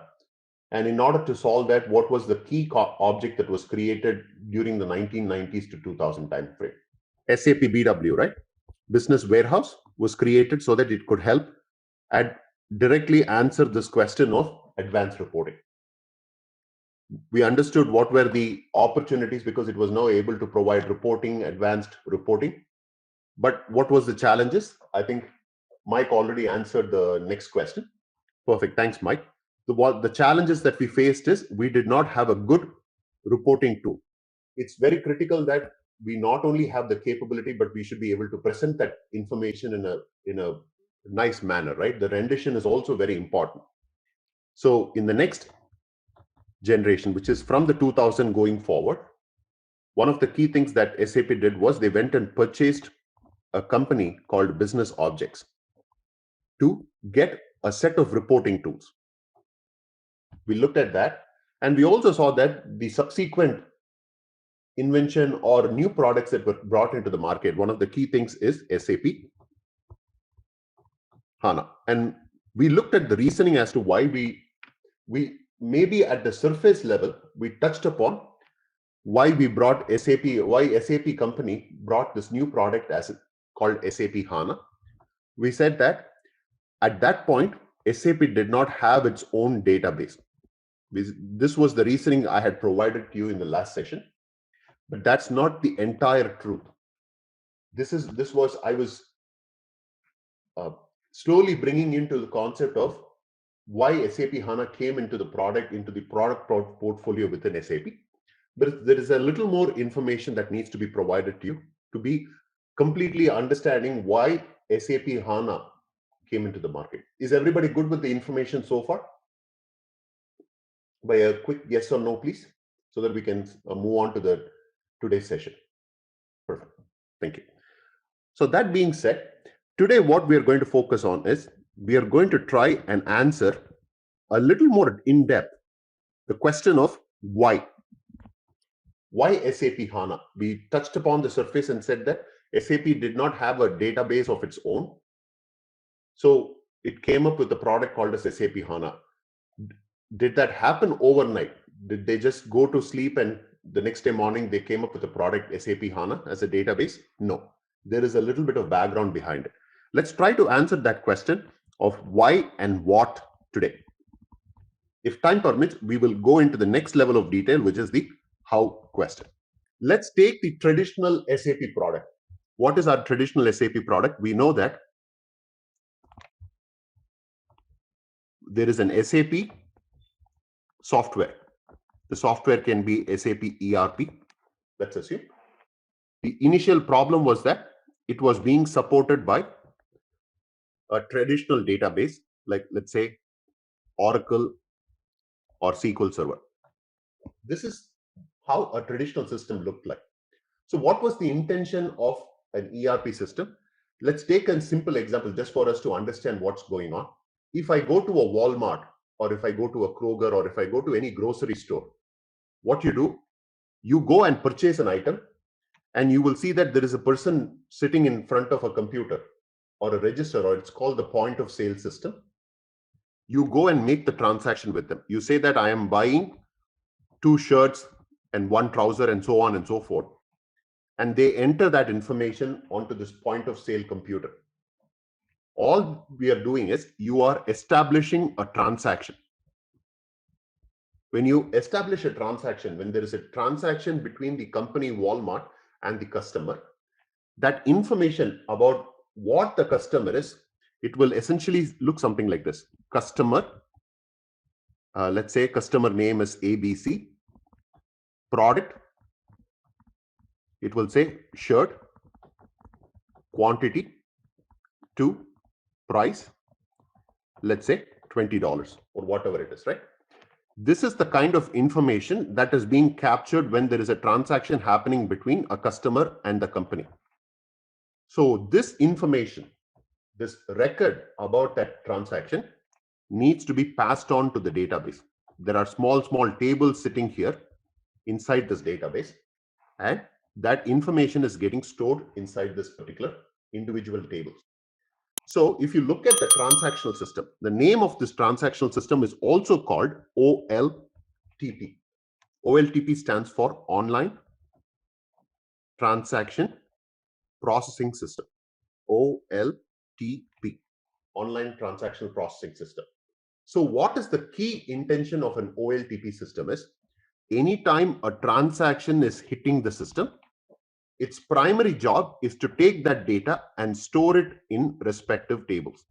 So the key function of an OLTP system is to store transaction, or in a little bit technological term, if I have to say, whatever transaction is getting brought over here, that needs to be written into a table. Is everybody with me so far? Is it making sense? The intention is, if I go and purchase something in Walmart and I make a transaction, the primary function of that particular system is to take that data and push it into a table within the underlying database. The underlying database could be supported by an Oracle system, or it could be by some kind of a database. The primary focus has always been on how to efficiently store the captured transaction in the underlying database. But as and when data got stored in this particular database, users, let's assume that I am a user sitting in the headquarters of Walmart, and I'm one of the business users. I'm interested in knowing what kind of sale happened today. How do I get to know that information? This user now will ask for a report. He or she will say, build a report for me, which will go look at one or many of these tables individually and fetch me the data. Now, if you all understand from our previous discussion, a traditional database, it is driven by mechanical device, as I explained it last time. So there is a physical limitation for how fast a mechanical device can process, right? Everybody hopefully understands that concept. So now I'm saying that there is X amount of power in this particular system. Out of this X amount, I want to spend most of it for efficiently storing the data, that is writing the information. If you were to prioritize this database's functionality, the first priority will be, every time some transaction comes into the system, I have to take that transaction and place it effectively inside in the underlying table. That is the primary goal of a OLTP system. Now, all of a sudden, because this information is available within this database, users are asking for report information, which means now they are asking the system to perform read ability. I want to not only write it on this side, I'm now asking the system to read the information and present it to me for reporting. So can you see that there is going to be a contention? I have limited power as the database. Now I'm torn between writing the transactions into the table, and at the same time, users are demanding that I want to read that information, extract that information from that table, and be able to present it for reporting cases. So when this happened, they found out that there is a lot of contention or resource constraint or bandwidth issue. Given I have so much amount of processing power, I'm torn between writing and reading. This is not a good practice. An OLTP is primary goal is to be able to write the data efficiently, so that, because I cannot lose track of any transaction that's happening in the organization. So in order to solve this problem, what SAP did was, they said, let's bring another database. Let this database be either an Oracle or a SQL Server again. Let's copy over all the data. So essentially, copy data from SAP ERP to the system. So all the tables data will come and reside in this particular system. Now what they did, they created another application on top of the system, and they called it SAP BW. So what happened? On a nightly basis, data from here moves and gets copied over into this particular system. Now, the intention of this particular system is, they said, let's cut out this user request. Let's move this read ability to this particular system. Now, users, the same users, can run the report. This report will now be connected to this database, the database that is being supported by this application called SAP BW. And you can go and run all the reports you want without causing any resource constraint on the OLTP system. So this system, this is an analytical system. So this BW system is coined as OLAP system. OLAP stands for Online and Analytical Processing System. Online Analytical Processing System. All right. So now they solve the problem of running reports moving from this particular system to this particular system. So the challenges, can anybody tell me in this particular approach, what is the biggest drawback or negative in this entire process that we just talked about? Can anyone tell me what is the biggest issue that I'm going to, exactly, Virendra is absolutely right. I am unnecessarily duplicating data. Can everybody see that? If there was, let's assume there was 1 terabyte of data here, I'm moving that 1 terabyte of data again into this particular system. See, speed, in a way, it is now becoming better, right, Lokesh? If you look at it, if a report was run on this OLTP system, where that OLTP system is trying to fight between storing the transaction and retrieving the transaction for your reporting, the speed is going to be slower. But now that the data has moved into this BW system, that BW system is not capturing transaction. It is only meant for reading the data for reporting functionality. So what's happening? The speed has improved. But in order to make this facility available for your users, you have compromised on duplicating the data. On a daily, on a nightly basis, I have to push whatever data came to my Oracle or to my OLTP system. I have to keep pushing it into the BW system.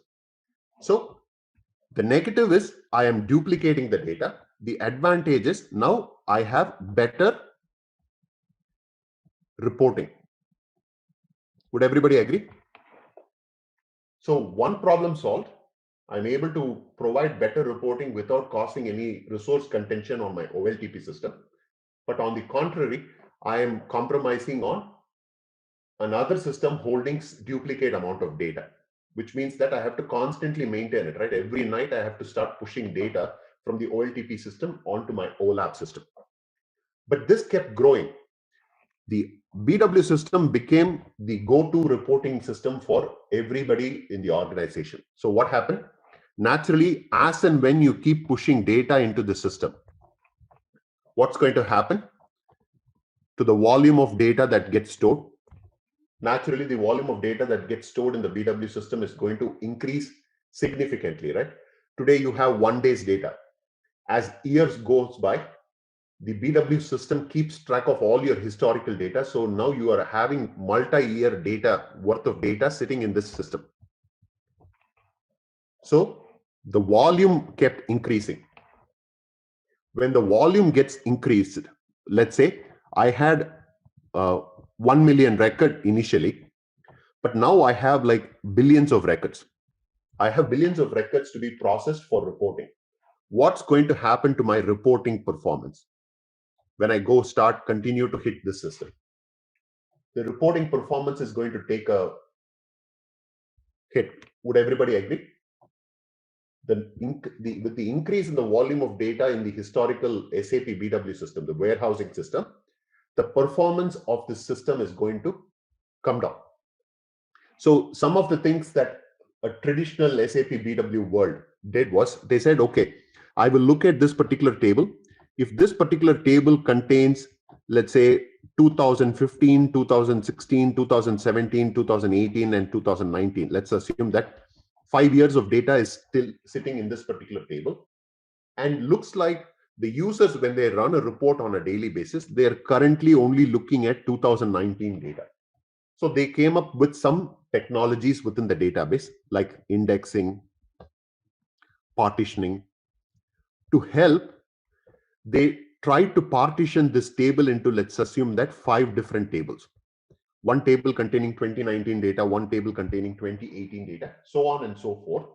So what happened? They tried to lessen the pain caused by the increase in volume. And they said that instead of one table, I have split it into 5 different tables now.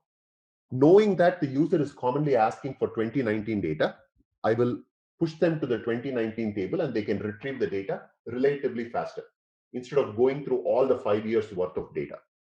But you can only do so much of partitioning and indexing, right?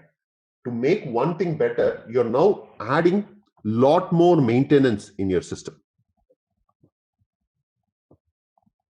So in order to solve this problem, SAP, what they did is they kept constantly looking at what kind of products can I come up in the market, or look at examples that is happening in the market and see how I can improve this performance. So this was not just an SAP problem, right? This was an across the industry, IT industry problem, that with the volume increasing, how do I not compromise my reporting for performance? So SAP, with the help of few PhD doctorate students, they went and looked at several products. And one of the things that came back very promising is, if you look at the Google engine, Google search engine, if you can all imagine, when you type a question in your google.com and you hit enter, you get millions and millions of records instantaneously. How is it able to bring back that information? There is some kind of an algorithm or an engine that's running behind, a proprietary algorithm that's running behind the Google search capability. So they started understanding what is happening in those scenes, and they created a new product called Trex engine. They came up with the SAP company came up with a product along with these PhD students. They came up with a product called as Trex engine. And that Trex engine was converted into a product called as BWA. Or let me change this color. And I will say they came up with a product called BWA. BWA stands for accelerator. Think of it as a power boost to your system. So this Trex engine is completely in memory. If everybody remembers the discussion we had last time, I explained how a computer works. The first time you query a computer, it goes into the underlying hard disk and tries to process the information. But after the information has been processed, it will come and put it on top of your RAM. And the next time when you ask for the same information, rather than going to the hard disk, it now goes to the RAM, which is your in-memory, and the retrieval of information is much quicker. Hope everybody remembers that. So using that same technology, this BWA is completely, imagine that it is sitting in RAM. They brought this BWA system and they established a connection between your BW's underlying database and this accelerator tool. Now what happened? In order to solve the problem of high volume causing a performance issue for reporting, they started sending data from here to this particular system. Because this is now all in memory, when a report is run, it now knows whether I should go to this system and pull the data, or should I go directly to the memory rather than going to the hard disk? Should I go to the memory and fetch the information? So naturally, what's going to happen when the report is going to the BW accelerator, it's going to start performing better. If you look at the analogy that I gave you exactly for the computer, that's exactly the same thing. Think of this particular as your hard disk and this becoming your RAM. Now the report has a choice to either go to your hard disk or to your RAM. Now what could be the limitation here? The advantage is now I have solved the problem of reporting performance, because no matter how much the volume increases, as long as it's staying in RAM or in memory, I am able to reach that data much faster. So I'm not compromising on my reporting performance. But just like you guys, everybody mentioned a few minutes ago, I'm still duplicating data. Would everybody agree? I'm still duplicating data. I have now added more maintenance to the process. I'm not only sending data from the traditional OLTP system to the OLAP system on a daily basis. I am now sending one more set of duplication of data into my BWA system. Now, looking at this, if you look at it, do you think that this is a sustainable option? As the data keeps growing, if I continue to be churning and duplicating the data from one system to the other, it doesn't seem like maybe 10 years, 12 years, 15 years ago, the amount of data we are talking about could be probably in high gigabytes or maybe touching terabytes. They probably go to 1 terabyte, maybe 2 terabytes. That was the maximum amount of volume increase organizations were seeing, even big organizations. But if you look at the last maybe 10 years or so, the volume has significantly increased. It's now companies are talking constantly in terabytes, even going into exabytes and petabytes. That's the kind of exponential growth that we are seeing with data. So if you take that thought process into your mind, can you tell me if this process, sending the data from your OLTP system to OLAP system and OLAP system into your BWA, is going to be a sustainable option? No, right? Because too much of work is happening, and it's definitely not going to be keeping up, and I'm doing a lot of maintenance work in addition to that. So SAP said, I really like this concept. We came up with a very nice concept called as in-memory accelerator, supported by this Trex engine.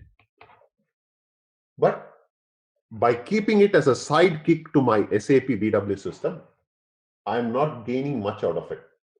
They started looking at this product individually and said, what if we make this itself as a database? What if we can avoid an intermediate database and rather go use the BWA itself as a database? And that is how SAP HANA. So SAP HANA product was born out of this BW accelerator concept. Does that make sense for everybody? By a quick show of yes or no, please.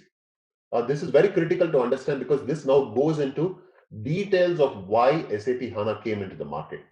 If you look at it, now we are talking about, we understand the why. BWA was a big issue, and in order to solve that problem, so now I'm solving two problems with one product. I could have not sustained the continuous growth of volume by using a BWA, because I'm going to duplicate the data. I'm going to maintain three different systems: OLTP system, OLAP system, and my in-memory BWA system. It's not going to be a sustainable approach. So that is the reason why SAP came up with a newer product called as SAP HANA. But when SAP HANA came into the market, as you all can now understand, because it came from that BWA concept, it was a pure database in nature. All it did was, it took the concept of this BWA. What is the proprietary concept of this BWA? The Trex engine. It took that concept and it became a completely in-memory database. But for a database to be called database is just, so what was this in-memory system capable of, the BWA? It was good for supporting my reporting. Or if I were to call it technically, it was good for read capability. For a database to be functioning as a database, can it just be able to do read capability? Would that be sufficient for a database to be called database? Or should the database also have the capacity to write information into itself? Just like the concept of OLTP, if you remember, the functionality of the underlying database of an OLTP system was to efficiently capture the transactions that are coming in and appropriately place them in different tables within the system. So wouldn't you think that a database has two critical roles? One, it should be able to write the data into individual tables, and at the same time should be able to read the data from these tables to help you with reporting. So read and write capabilities are very critical. So if you look at it, SAP HANA just being an in-memory database does not make it an authentic traditional database and can be compared with other systems like SQL Server and Oracle. So SAP also understood that just having copied that Trex engine capability into SAP HANA does not make it a well-rounded database. So what SAP did was, in addition to borrowing the technology from the Trex engine, they added two other technologies. So essentially three different technologies were married together to make this product called as SAP HANA. So now we are talking about what are the technologies. The question of what technologies came together to help make this database, SAP HANA database, a well-rounded database. So let's understand what are the three components. We all understand the first component is your Trex engine. Trex engine brings that in-memory capability. How to efficiently read information from your system. Trex stands for text retrieval and extraction.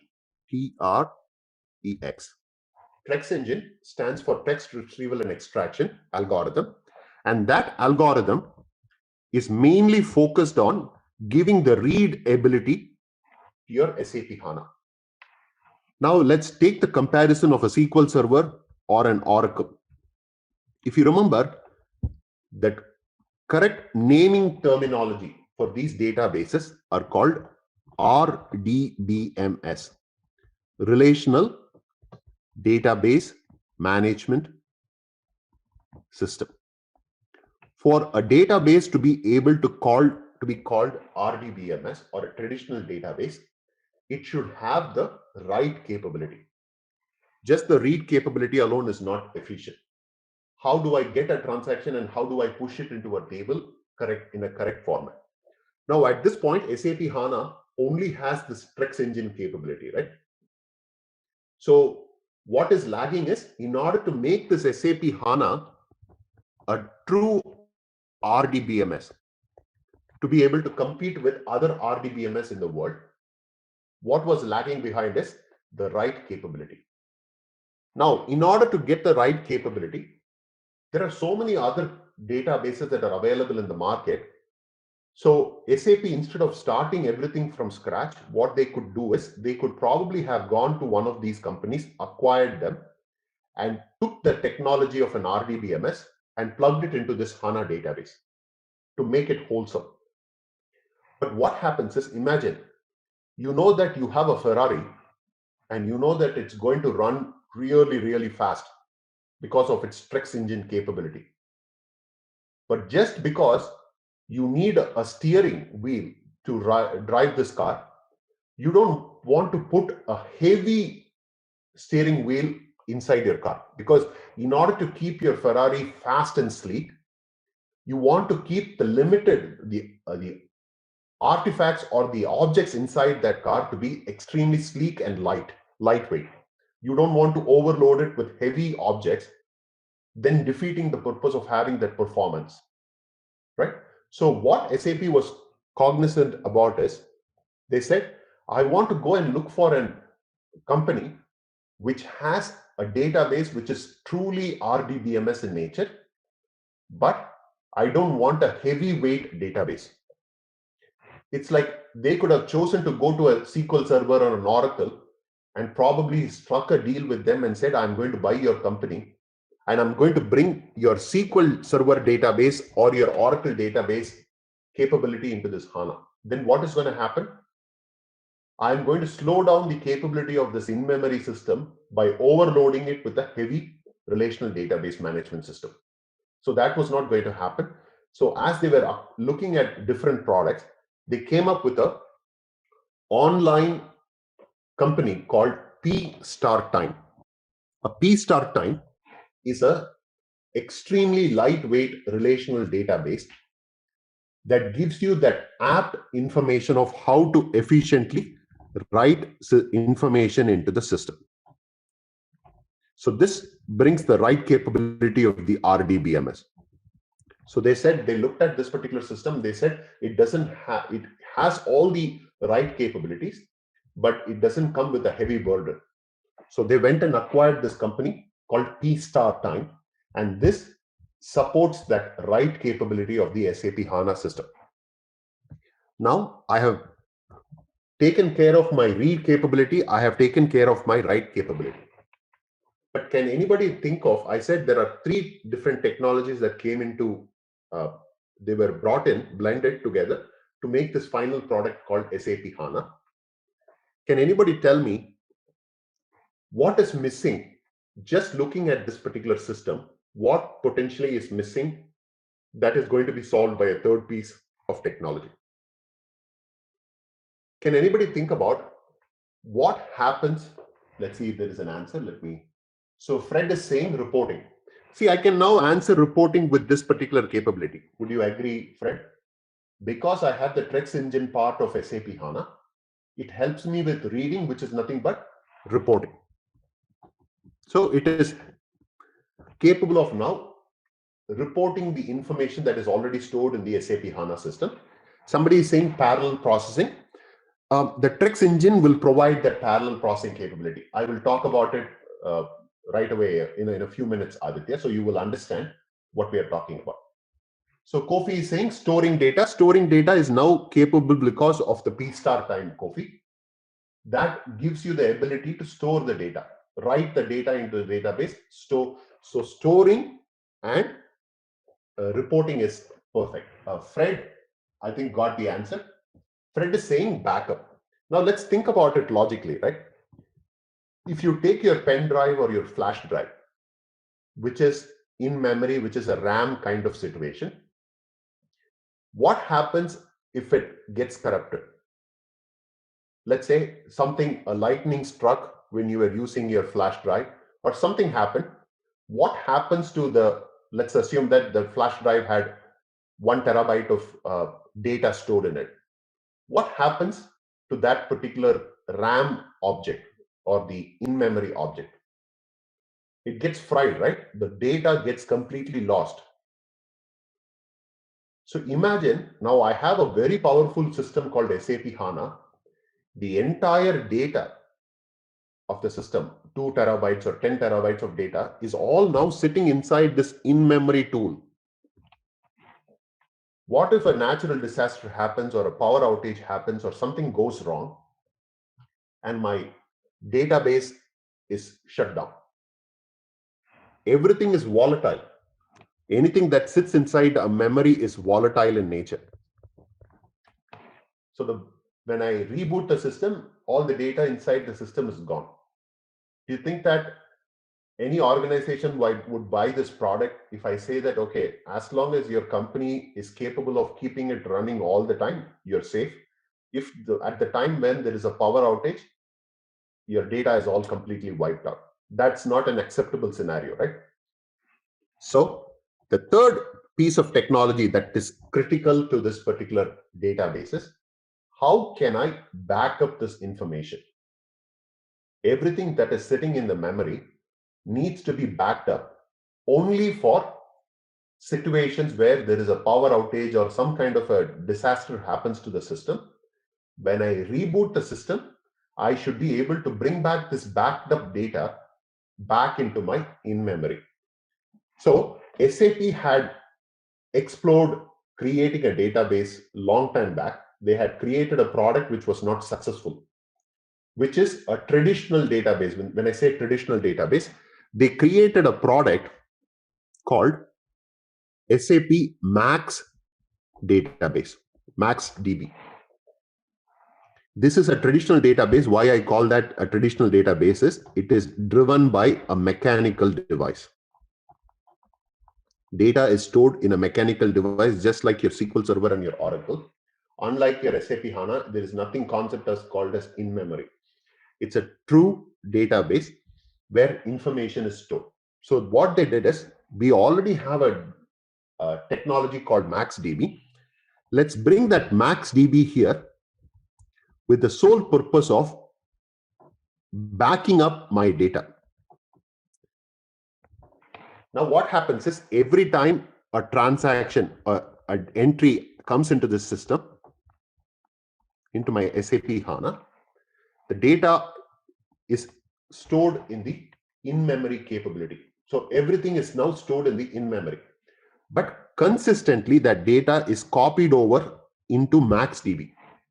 Is copied over into MaxDB. Now immediately some of you will ask me, if you are going to copy over all the data that is sitting in your memory directly in your MaxDB, aren't you doing anything? You're simply doing the same thing that used to happen in the BW. You are duplicating your data from here to here. Did anybody think of that as a possible question? In the previous time also, I was duplicating data. Here also, even though I've come into an in-memory technology, I'm still copying the data over into this technology called MaxDB. To help you answer that question is, unlike the BW system, where the duplication of data was used, whether it was in OLTP system or in your OLAP system, the data here was used for some purpose, the data here was used for some purposes. So they were actively being used. Whether it was sitting in your BW, whether it was sitting in your BWA, both the data were being actively used by some reporting. But in this case, the only intention of this MaxDB is to remember that the system is volatile and I need a backup. This only gives you the backup capability. Nobody can read or run report on top of this third technology. So this third technology is not accessible for anybody. Every time a data gets written into an in-memory, it automatically gets a copy of it sent to this backup only for true backup capability. It cannot be leveraged for any reporting, or a user cannot decide to write a transaction directly into the MaxDB. For the outside world, MaxDB capability is completely cut off. They cannot understand, they cannot touch it, they cannot retrieve information from it. It is exclusively kept for the volatile nature of the in-memory system. If power outages happen, immediately when the system gets turned back on, the copy of data from the backup MaxDB goes back into the memory. That is all it can do. There is nothing else you can do with this backup capability. So now SAP HANA, by bringing in these three technologies together, they have answered the reporting performance capability using the Trex engine. They have answered the traditional write capability using P-start time. And knowing that it is a volatile system, brought in the backup capability to help solve that issue of volatility also. Does that make sense for everybody? So these are the three different technologies that come together and make SAP HANA as a powerful system. A quick show of yes or no, please let me know if you can understand the information. It's critical to know this because anybody who's a layman who's just heard about HANA can talk about high-level stuff, right? They can say, oh, I know SAP HANA is an in-memory system. But when you go out right after this and join a project, you are going as a HANA consultant. You are expected to know what are the underlying technologies that are helping me make this SAP HANA database a powerful system. Now, we understand that the P-star time is capable of doing all my write capabilities. How to efficiently push the data into a table, how to split the data and send it into multiple tables, and so on and so forth. We are understanding that. But if you look at this particular case, the Trex engine, this is still looking like a black box to me. Would everybody agree? I don't know what is going on inside this Trex engine, but I understand it is helping me with faster read and reporting performances. But as a HANA consultant, as I said, you need to know more about what's going on inside the hood so that you appreciate and you can command. You can, when you talk to somebody, when you talk to, let's say, for example, you go into a project and the project is at early stages. You will be meeting with a senior management. And when you talk about it, you can explain. They probably would not know what SAP HANA database is made of. So you can showcase, you can shine there by giving them some additional information on what is actually happening within the system. So now we are going from this, we understood what the technologies are. We will go into how each of these technologies is working. This Trex engine provides multiple capabilities. There are certain things that are happening within the Trex engine that's actually making your system even more powerful.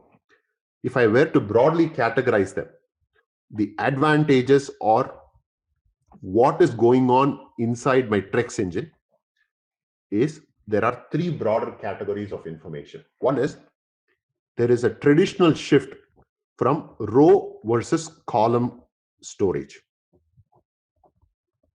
And I will explain. If you don't understand what it is, don't worry. I will explain it to you from scratch. You will understand it. Then somebody mentioned about parallel processing. I believe Aditya mentioned about parallel processing.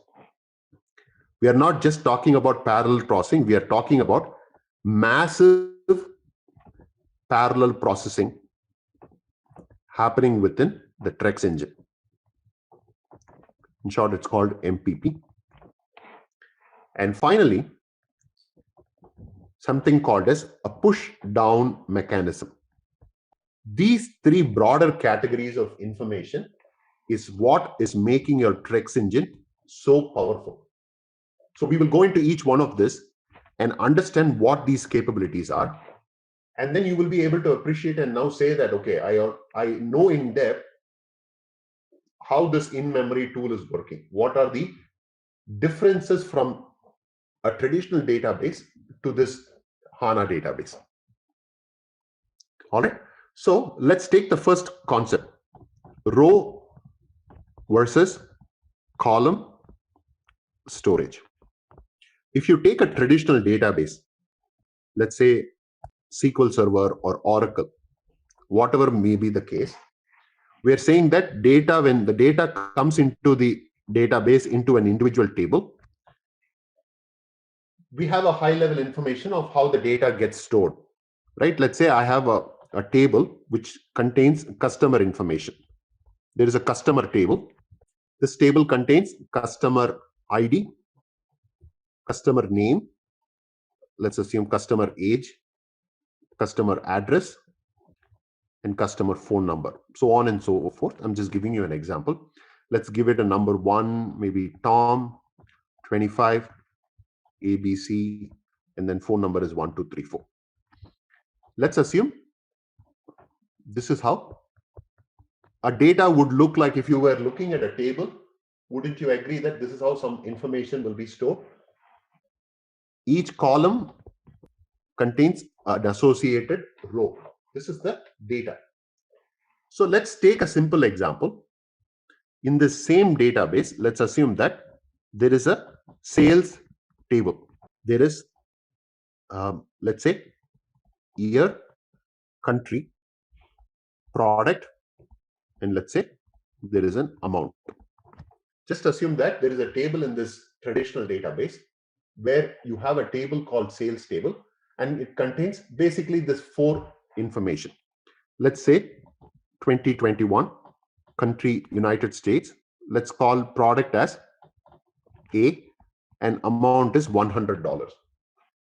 There is another product in let's say United States, and then I have product B 200, and let's say let's assume that I have a table like this which contains year, country, product, and amount information. Now, to explain what a row versus column information is, you need to understand how data gets stored in a traditional data storage in a traditional database like SQL Server or Oracle happens. You need to understand how, when the data is pushed into your database, how does it go sit inside the database? In a traditional world, what happens is data is stored in tuples, and I'll explain what it means. Imagine there is a continuous memory. Has anybody, I'm sure many of you would have, when you go into your laptop or your computer, the system will ask you to do a functionality called disk defragmentation. I'm sure many of you are familiar. Can anybody give me a quick yes or no if you're familiar with this concept? So what happens is, over a period of time, when you keep storing information in your computer, the information gets stored in multiple different places, creating a lot of holes in the system. When you do a disk defragmentation, what it will do is, let's assume that it put a file A here. Imagine that this is your memory, okay? This is your entire memory in your computer. You stored a file, and the file A got stored here.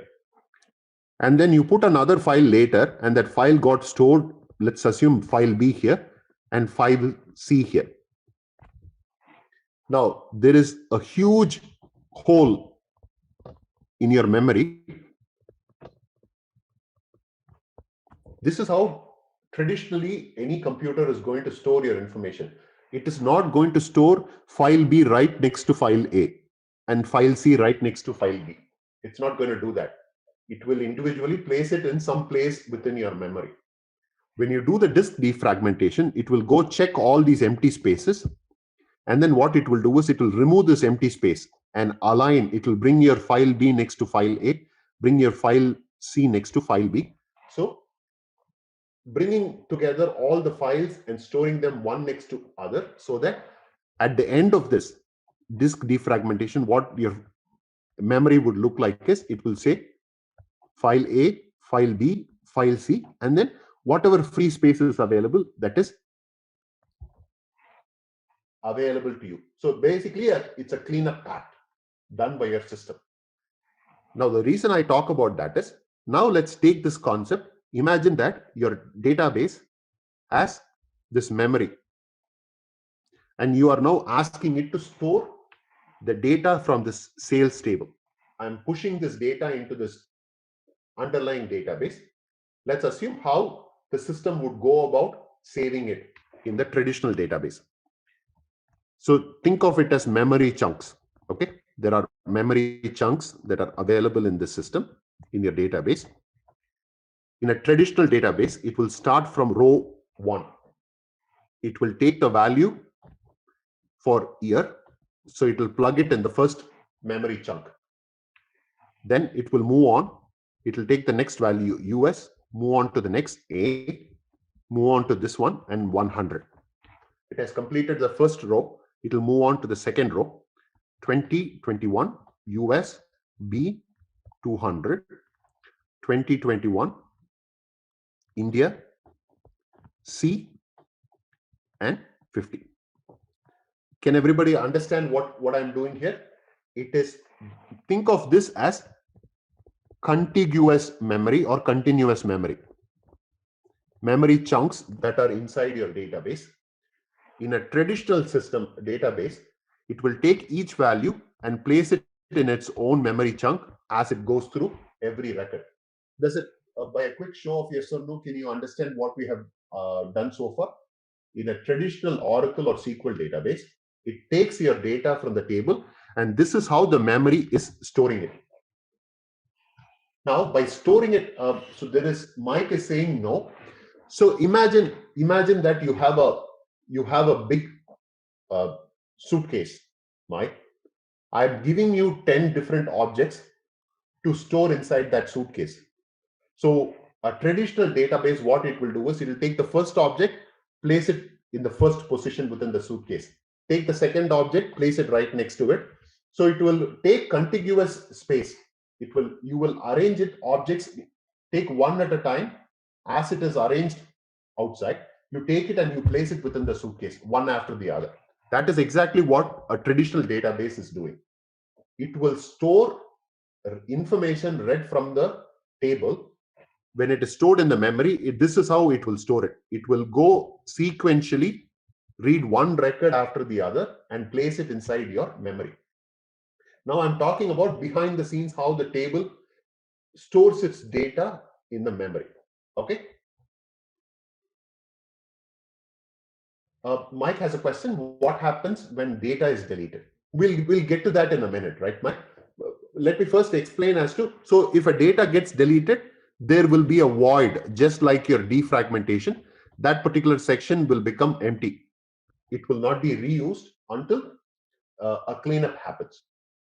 Okay, this is how a traditional database is going to store every record. So if there are 1 million records, it will continue to go. Imagine that there is this never-ending memory chunk, and it will keep pushing your data in this format.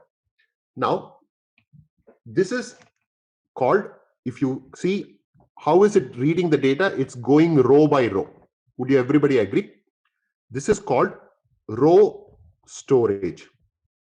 In a traditional database, the data from the table is read row by row, and it is put into memory chunks in a contiguous fashion.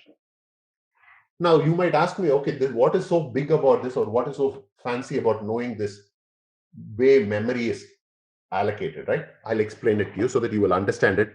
Now, I am a user. I want to run a report on this table, and I have some questions. My first question is, tell me total amount generated by this company. I have a simple query. I want to know what was the total amount generated by this company. By quickly looking at this table, a layman would say, how much is the total amount I have generated so far? Can anybody give me a quick answer? Looking at this table, can you tell me what is the total amount the company has made? 100 plus 200 plus 50 makes it 350. For a layman, it's very quick for me just to look at it and say, this is amount is 350, right? But let's look at how a traditional database calculates this. It will first, in your memory chunk, it will go through the first value, 2021. It will say, does it make sense for me to know what 2021 stands for? No. It will move on to the next field. US, is it a value that I need to be considering? No. It will move on to the field called product.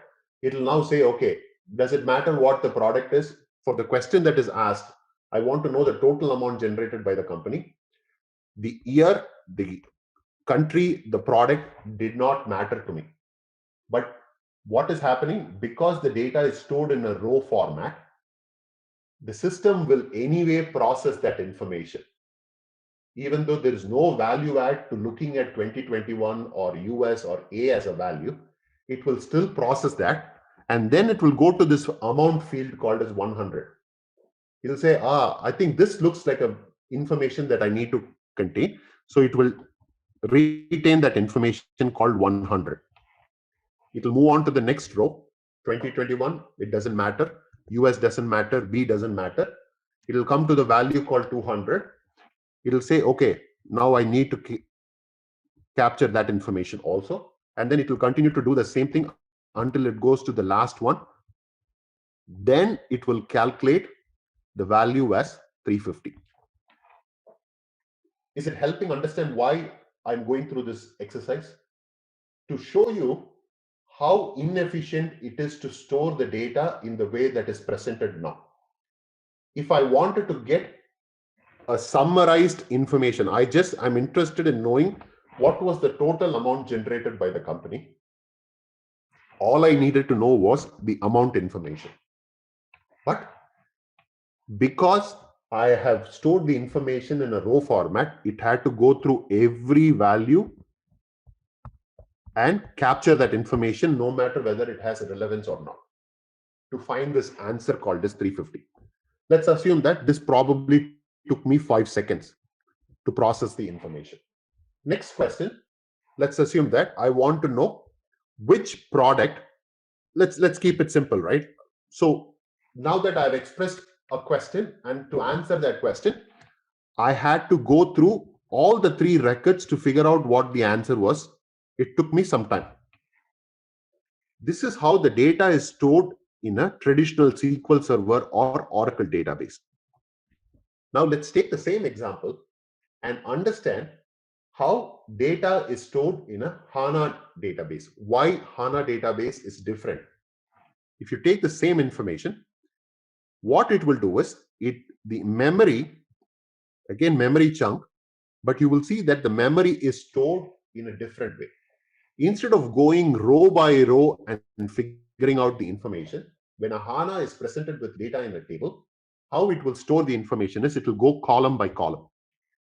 It will go look at the first column called year, and if the year value is repeating multiple times, 2021 is repeating multiple times, and there is 2020 repeating multiple times, and so on and so forth, it won't store all the values, all the repetition.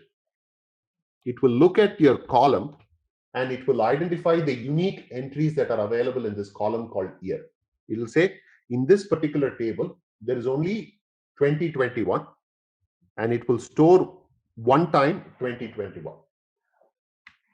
Then it will go to the next field called country, and it will figure out US repeats twice, and there is value for India. It will go to the next value called product, A, B, C, because there is nothing common about them. So they're all individual values. And then it will store the data as 100, 250. Now, when you look at it from this memory chunk, you will say that I don't understand how the data is going to be, how this value is connected to this and how is this connected. That is the TREX algorithm that they won't reveal to us, right? Just like Google will not reveal what is the algorithm they have to have that interlink between the values, that they won't say. But imagine this is how the data is stored in your SAP HANA system. Try answering the same question with this.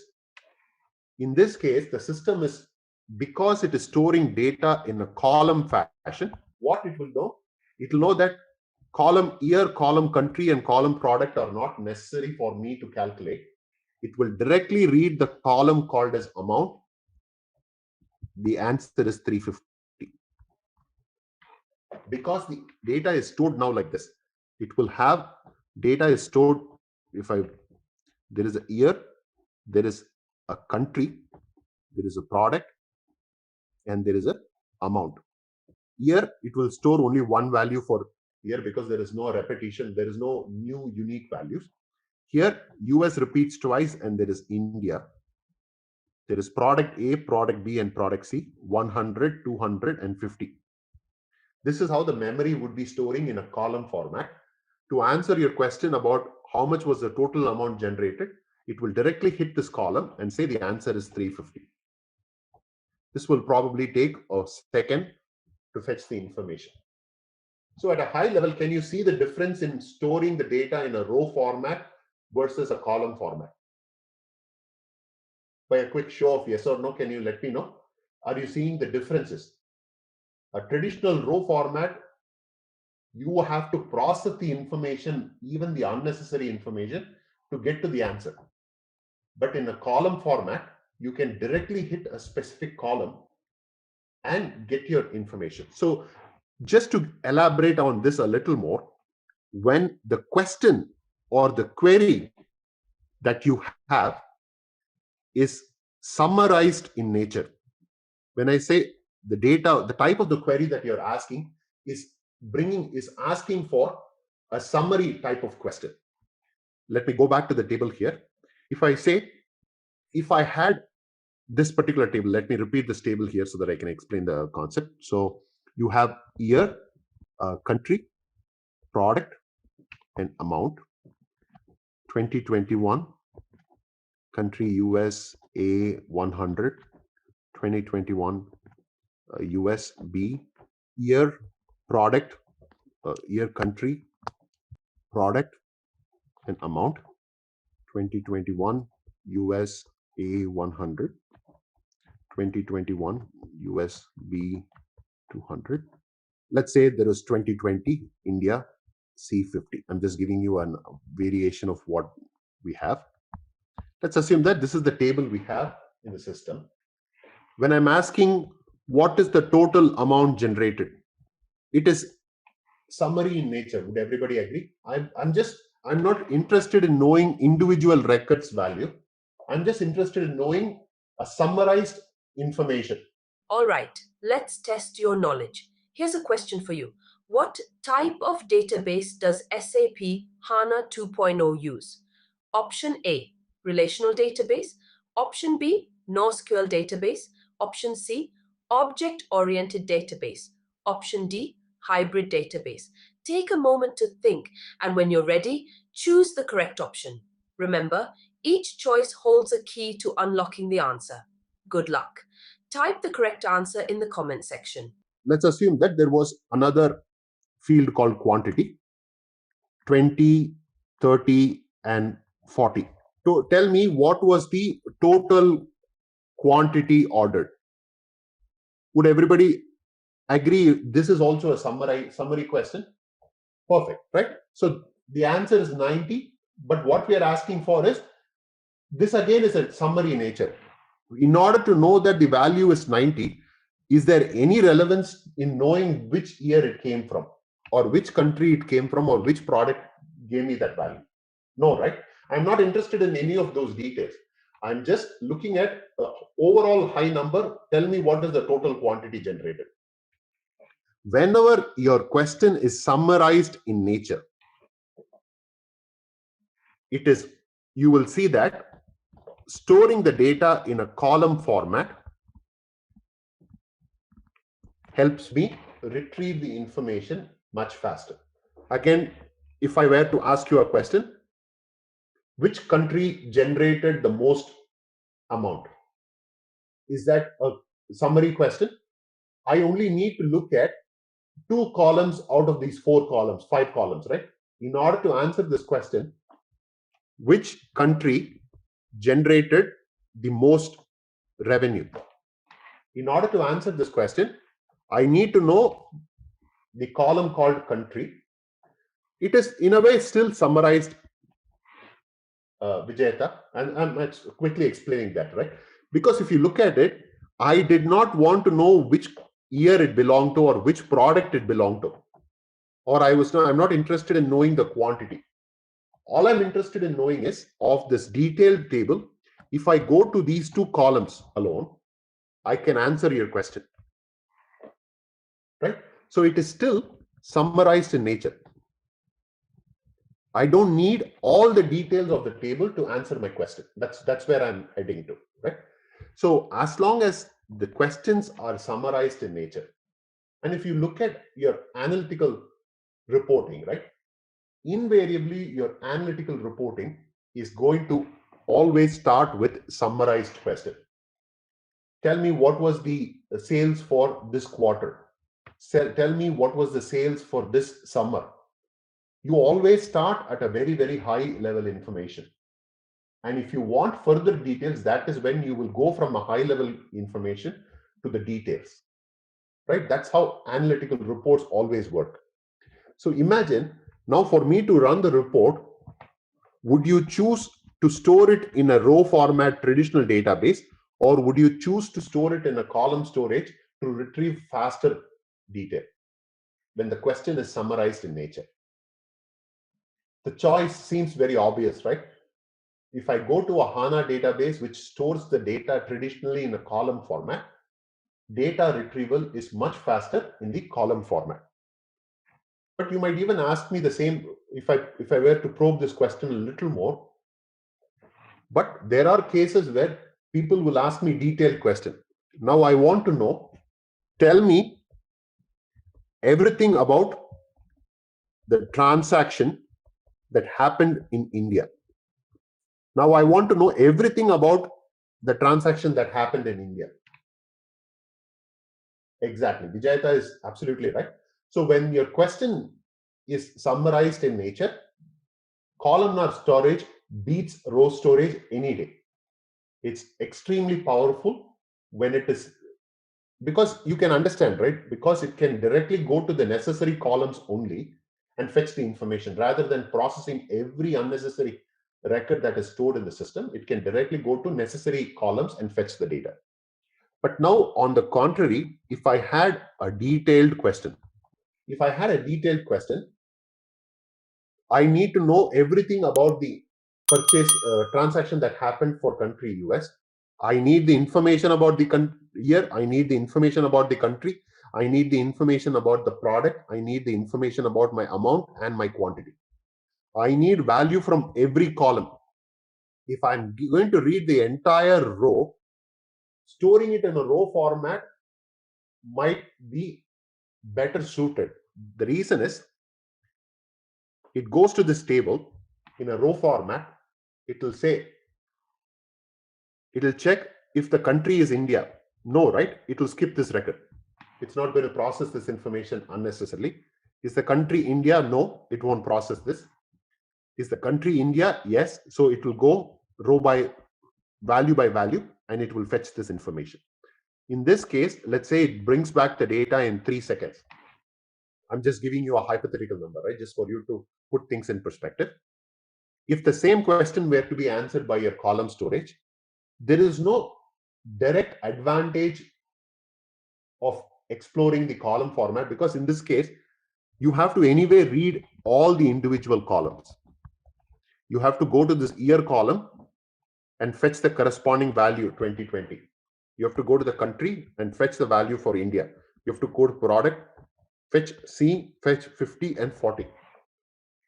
Because now everything is individually columnized, maybe it will come back in 4 seconds.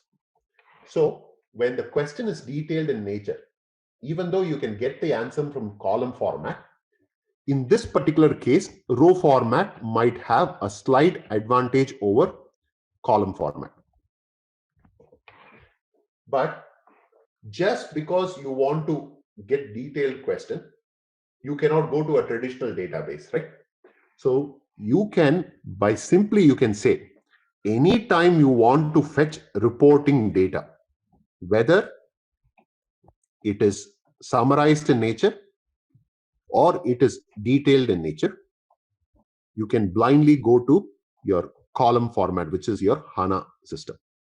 For detail, there might be a performance difference of 1 microsecond or maybe 2 microsecond, which for a layman, you will not see the difference. But there is a slight delay in the column format if you are going to fetch the detailed data. But the benefit you get when you retrieve summarized information is exponentially higher. What would take probably 10 seconds in a row format would bring that data in like 1 second. Yes. So the real-time example itself is the summarized information, right? Anytime a query is run, always 99.99% of the time, the query is retrieved at a summary level. The initial retrieval of information from a database is always a summarized information. So the time taken for the initial response of any reporting is going to be supported by your column format, anything that is run within HANA system. So it is extremely powerful. So you might, in your HANA database, when you create a table, and I will show it to you in the next sessions, when you create a table, the system will ask you for a question. It will ask you, do you want to create your table as a row format table, or you want to create it as a column format table? It will ask you for this choice. Now you might ask me, how do I differentiate? When will I choose a row format table for in HANA or a column format? If I chose a row format, I'm making my HANA table look like any other traditional database table. By default, if you do not do anything, it will always make your table as a column format table.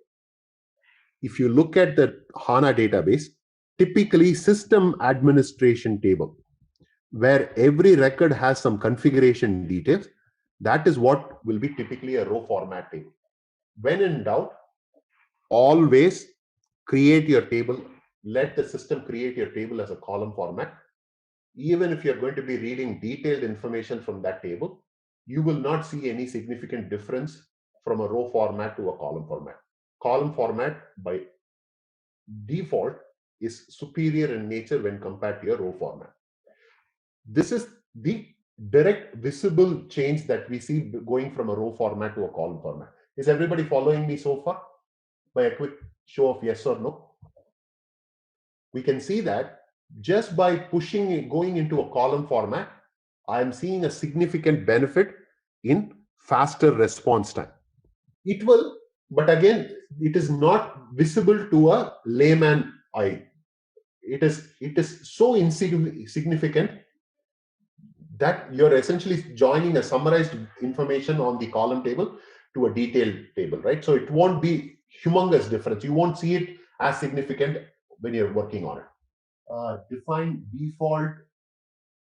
Oh, absolutely, Mike. So what I'm saying is, when you go into the system in the coming sessions, when we go look at the system and create tables, when you say I want to create a new table in the system in HANA, it will ask you for a choice. There will be a drop-down button which will say, do you want to create this table as a row format table or a column format table?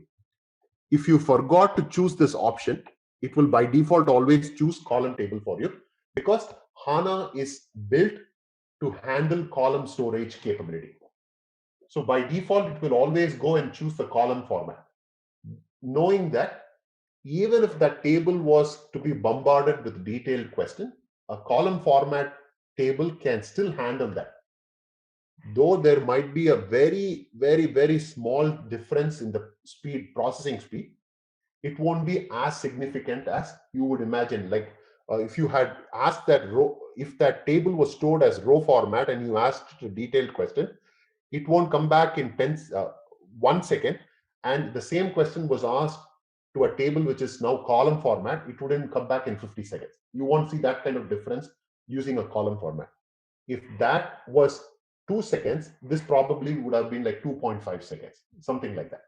Always choose, when creating a table, just choose blindly to create it as a column storage table. All right. There are a couple of other questions. Fred has a question. Will there be any need to store in the row format at all? If you know for a fact, there is a table which you will always only ask it for detailed question. There is no way you can summarize information. Let's say, for example, I have a student table. I have a student name, a student ID, student age. Let's say student ID, student phone number, and address. Let's assume that I have a table which has, there is no amount or measure, no measure is available in this table. Okay, hope you are able to understand the process, Fred. I have a table which only contains master data information, which means that there is nothing to calculate out of this table. I have student name A, student B, student C. ID number is 101, 201, 301, 123, 456, 789, and I have address. In this particular table, tell me, Fred, is there any need for me to do summarization? If I summarize the information in this table, there is nothing for me to calculate, right? Exactly. No data that needs to be calculated. So I always know for a fact that this particular table, if I'm going to use it for any reporting, I am going to be needing detailed information. I'm always going to be needing detailed information. So if you were to choose, if you were asked by somebody to say that you have to create some tables as row format, otherwise I'm not going to let you go, then you would choose such tables where there is no possibility for summarization and make them as row table. But even in this case, what I would say is, if you're not sure whether it should be a row table or column table, by creating this as a column table will not degrade your performance. Though this table was not built for capturing column level information, summarized information, if you had created it by accident as column table, nothing will go wrong. Does that make sense, Fred? Hope it answered your question. So this could be a master type of data where there is no calculation needed, is a good example for where you can use row storage. All right, there's a question from Felix. Do you have situation where you would extract data from multiple tables? Absolutely. Yeah, when we go into data provisioning concepts, Felix, we will explain as to join information from multiple tables, right? You will have to bring information from different tables. Absolutely. Mike has a question. Where would I choose row format? Yeah, when I go into the HANA system, Mike, in the subsequent sessions, I will show you how to create a table. And when I create a table, I will show you how to uh, choose that option. I will explain it step by step. And the even more cool feature in HANA is, let's assume that you went ahead and created a table. Let's assume the student table, you created it as column table, not knowing that there is an option for you to create it as column or store. You chose the default route and you went ahead and created a column table. You have loaded millions and millions of records into this table. And then you realize that, oh, this seems like a table which doesn't have any calculatable fields. I made a mistake of creating it as a column. I would really love it was if it was a row table.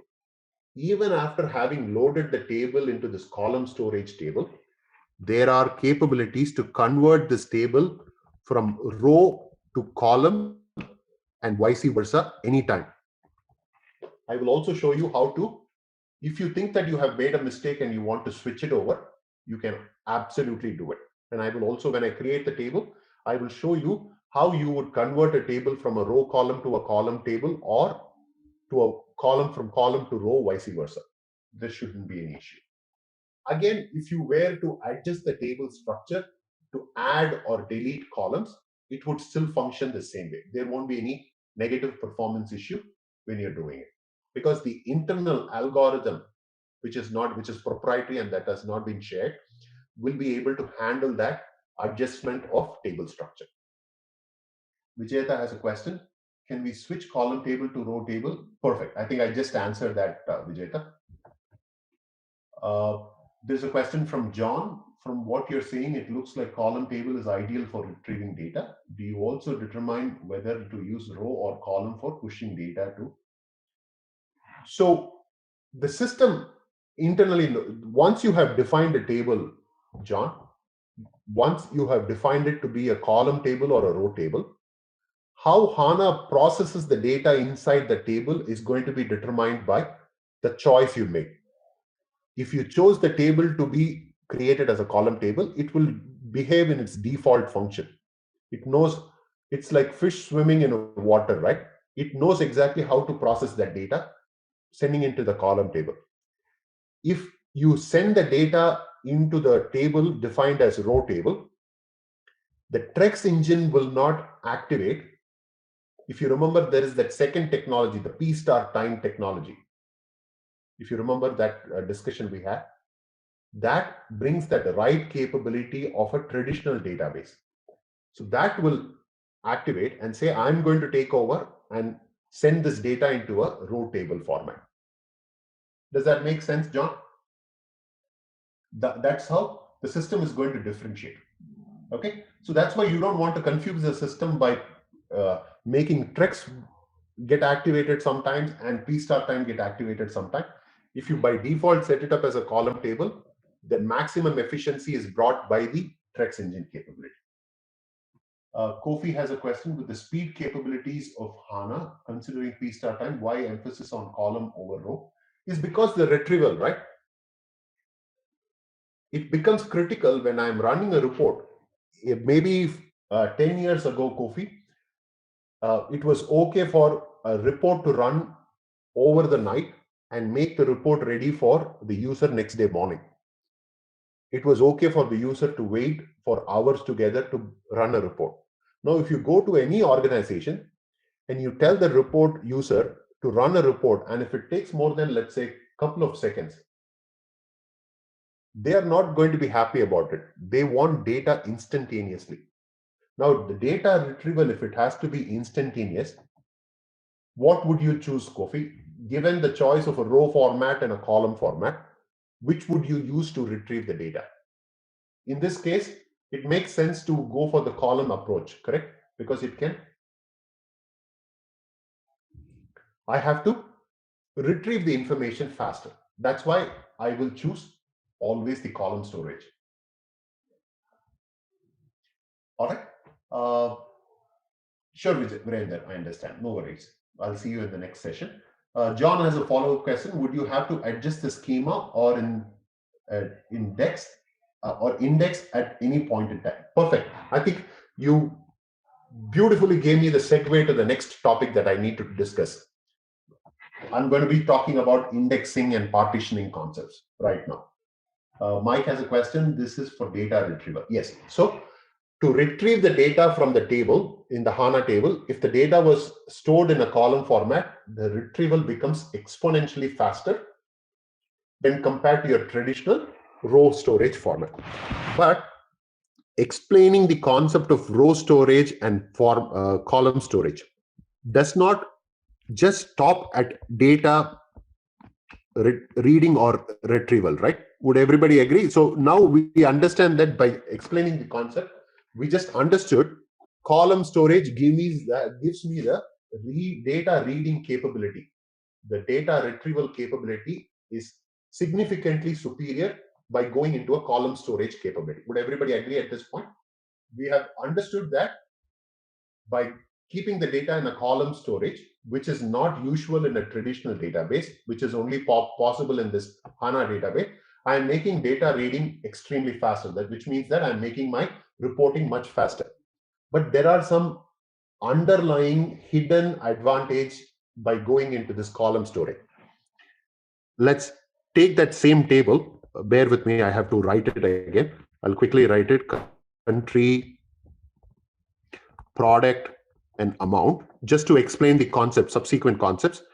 I'll say 2021, US, product A, B, 100, 200. Let's assume that I have this data. In addition to this data reading, there are other things that happens in a row system versus a column system. In a traditional database, what happens is,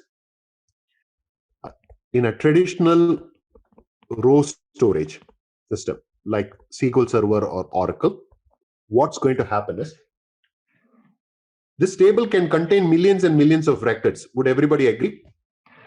This can be ever-growing table.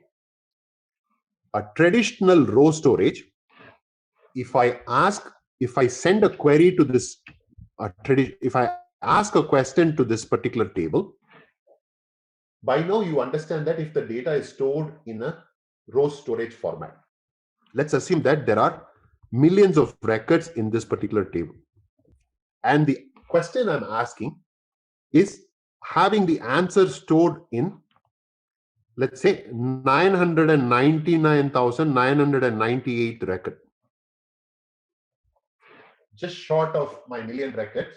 Here is where my data is stored. The answer for my question is stored in this almost very last record of this table.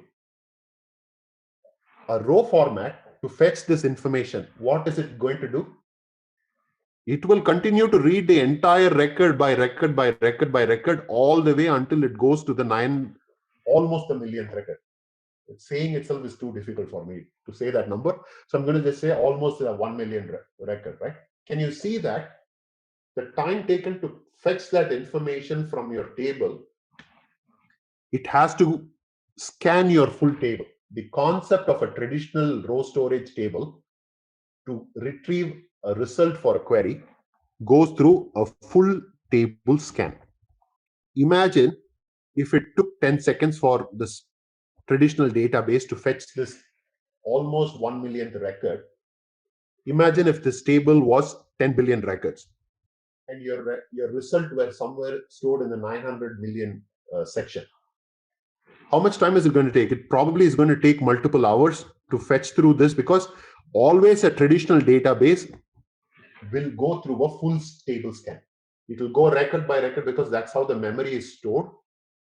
That's how the information is stored in the memory. So it will go record by record all the way through until it finds the answer. It will have to scan the entire table. Tell me, is this a sustainable process even for a traditional row-based database, RDBMS system? If I allow the system to always do a full table scan, it's not going to happen, right? So what we do in the database world is, I'll give you an analogy. I ask you to find a word called XYZ from your book. You have a book in your hand and you have to figure out, I ask you information about a particular thing in your book. You can do one thing. You can start from the first page, scan through the entire page, go on to the second page until, let's say, if it's a 300-page book, the information is in the 250th page. You would have scanned through 249 pages until you get to the answer, which is on the 250th page. Is that approach correct? Or would you look at the table of contents and identify where this information would be and jump directly to that section and find out the answer? Which approach would you take? Is the choice of table of contents and jumping to the section better performance, or scanning the entire book is better performance?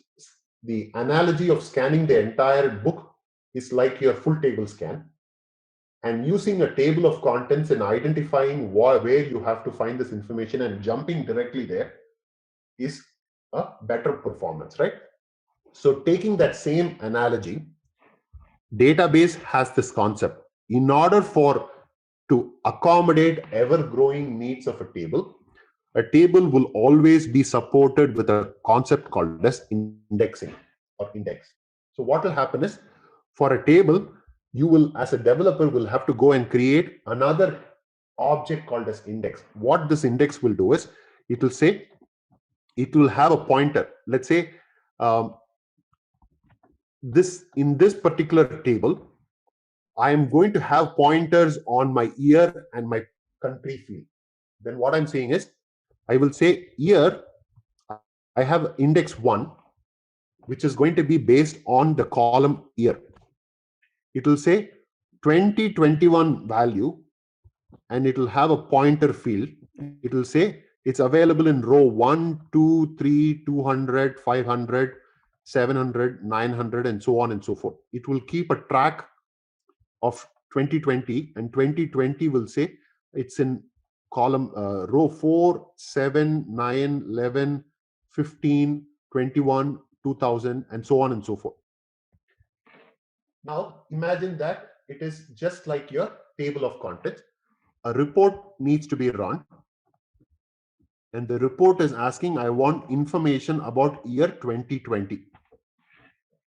I want all information about 2020. If I took the traditional approach of full table scan, it has to go through the entire 1 million record, identify wherever 2020 data is entered, and it has to fetch that information.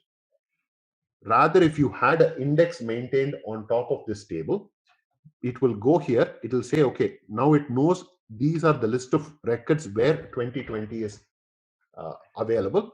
So using this, it will go to this table and fetch only that particular table. So the indexing on top of this table is helping me reduce my table scan timeline. Indexing, just like your table of contents, is going to help me process the information a little more faster. In a traditional database like SQL Server or Oracle, indexing is not going to happen magically. It's not an automatic event that happens. You as the developer have to create it, and you have to go and maintain it every day. Today, the 4th record and 7th record had 2020, and somebody went and inserted a new record in the 5th position for 2020. I have to go update my index pointer. Right now, I have to say 5 is also containing the 2020 record. There is a lot of maintenance that needs to happen.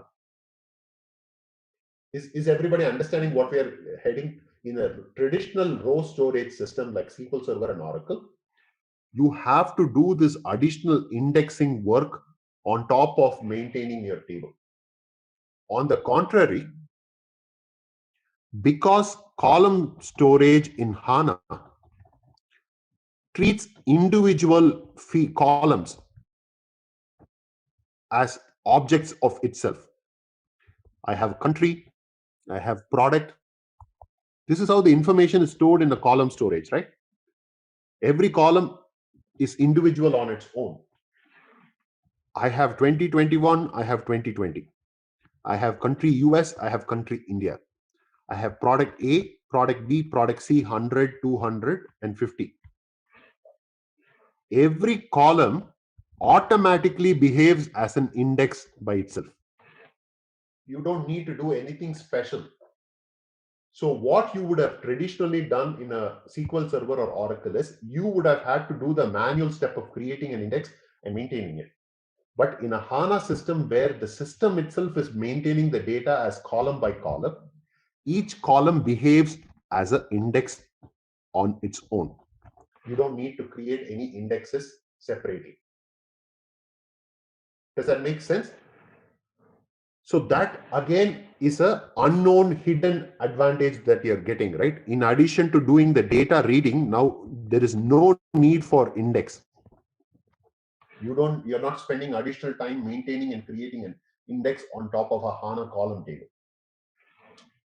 Just like that, in a traditional system, again, if the data volume goes significantly larger, you will partition the table. You will say that I'm going to store all my 2021 data in one table and then 2020 data in another table and so on and so forth. So in order to separate the data into multiple tables, you have to go through a partitioning concept, which is again a maintenance activity. You have to go as a developer, identify on what column am I going to partition the table and how many partitions do I need. And you have to constantly keep maintaining it.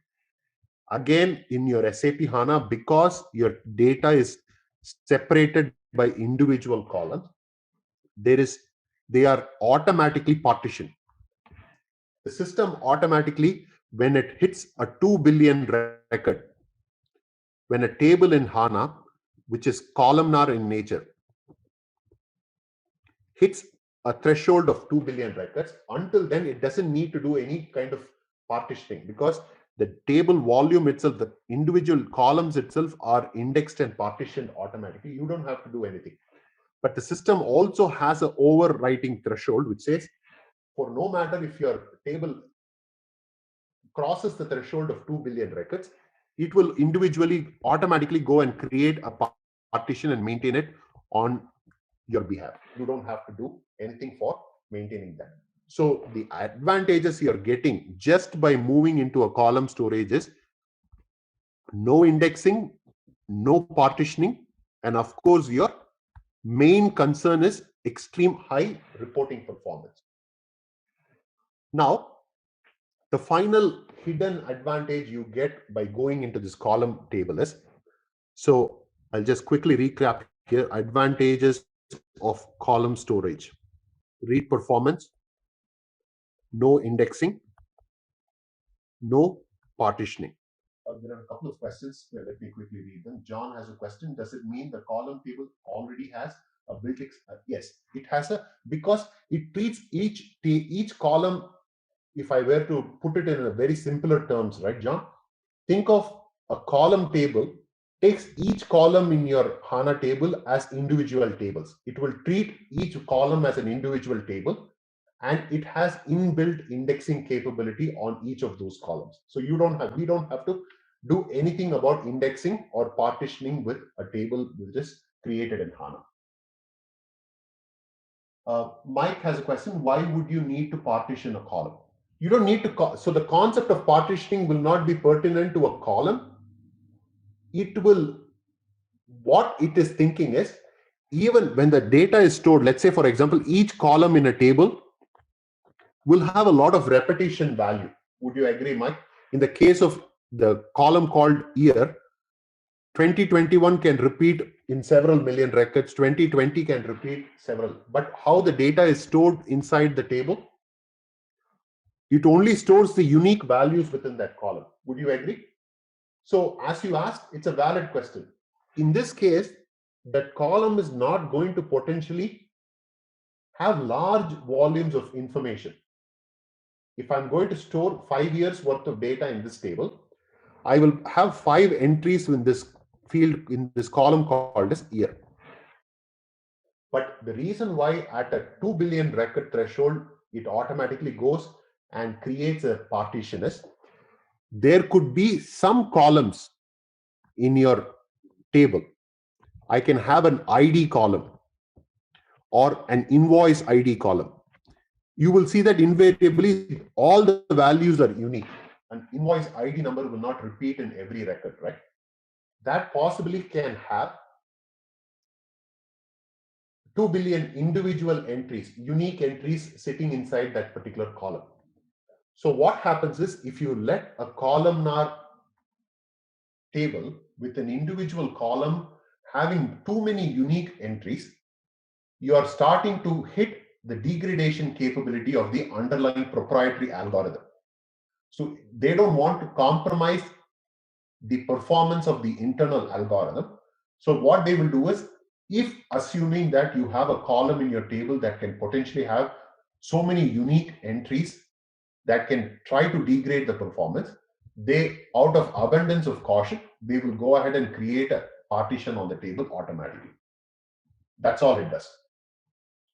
Hope it explains the question, Mike. That is where the concept of partitioning would come into play for a HANA column table.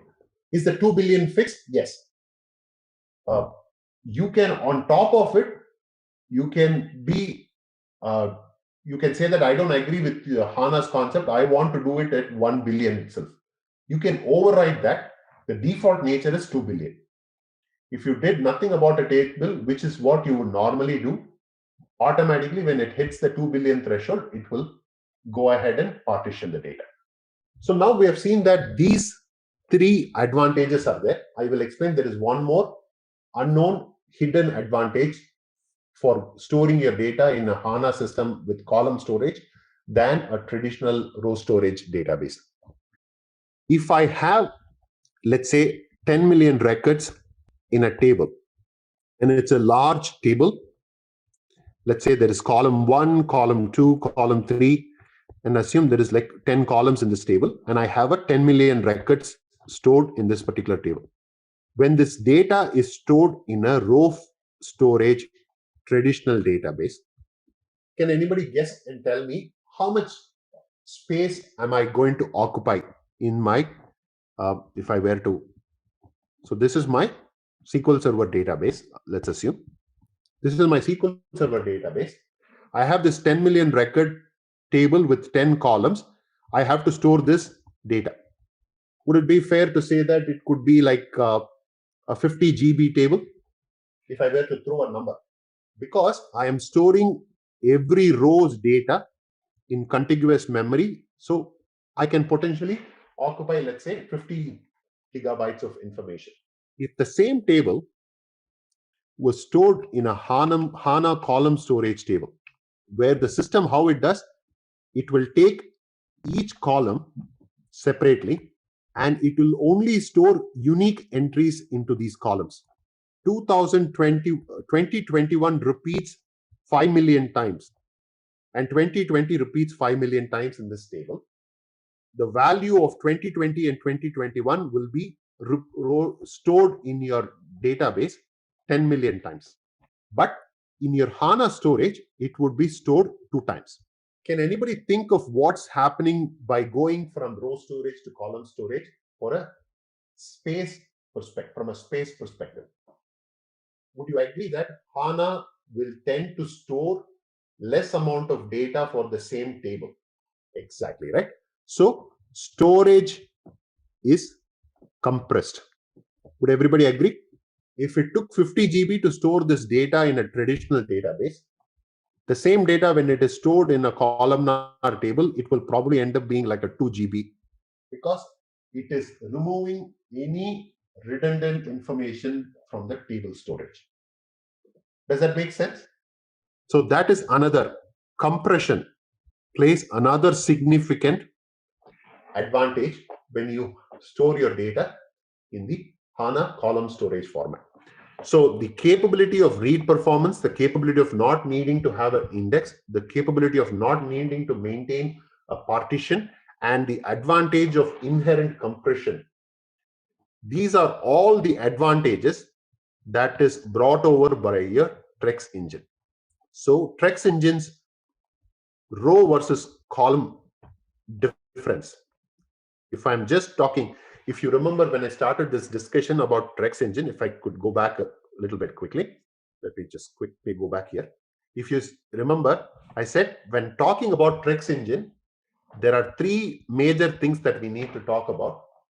Just talking about row storage versus column storage, we found that the read performance is improved, no index, no partition, and added compression. Is everybody clear so far? Critical for you to know this information because now you are now knowing the details behind what is happening with the Trex engine. In tomorrow's session, we will talk about what is this massive parallel processing, what is this push down mechanism. And then by knowing these things, you know exactly how in-memory computing is superior to its traditional counterparts.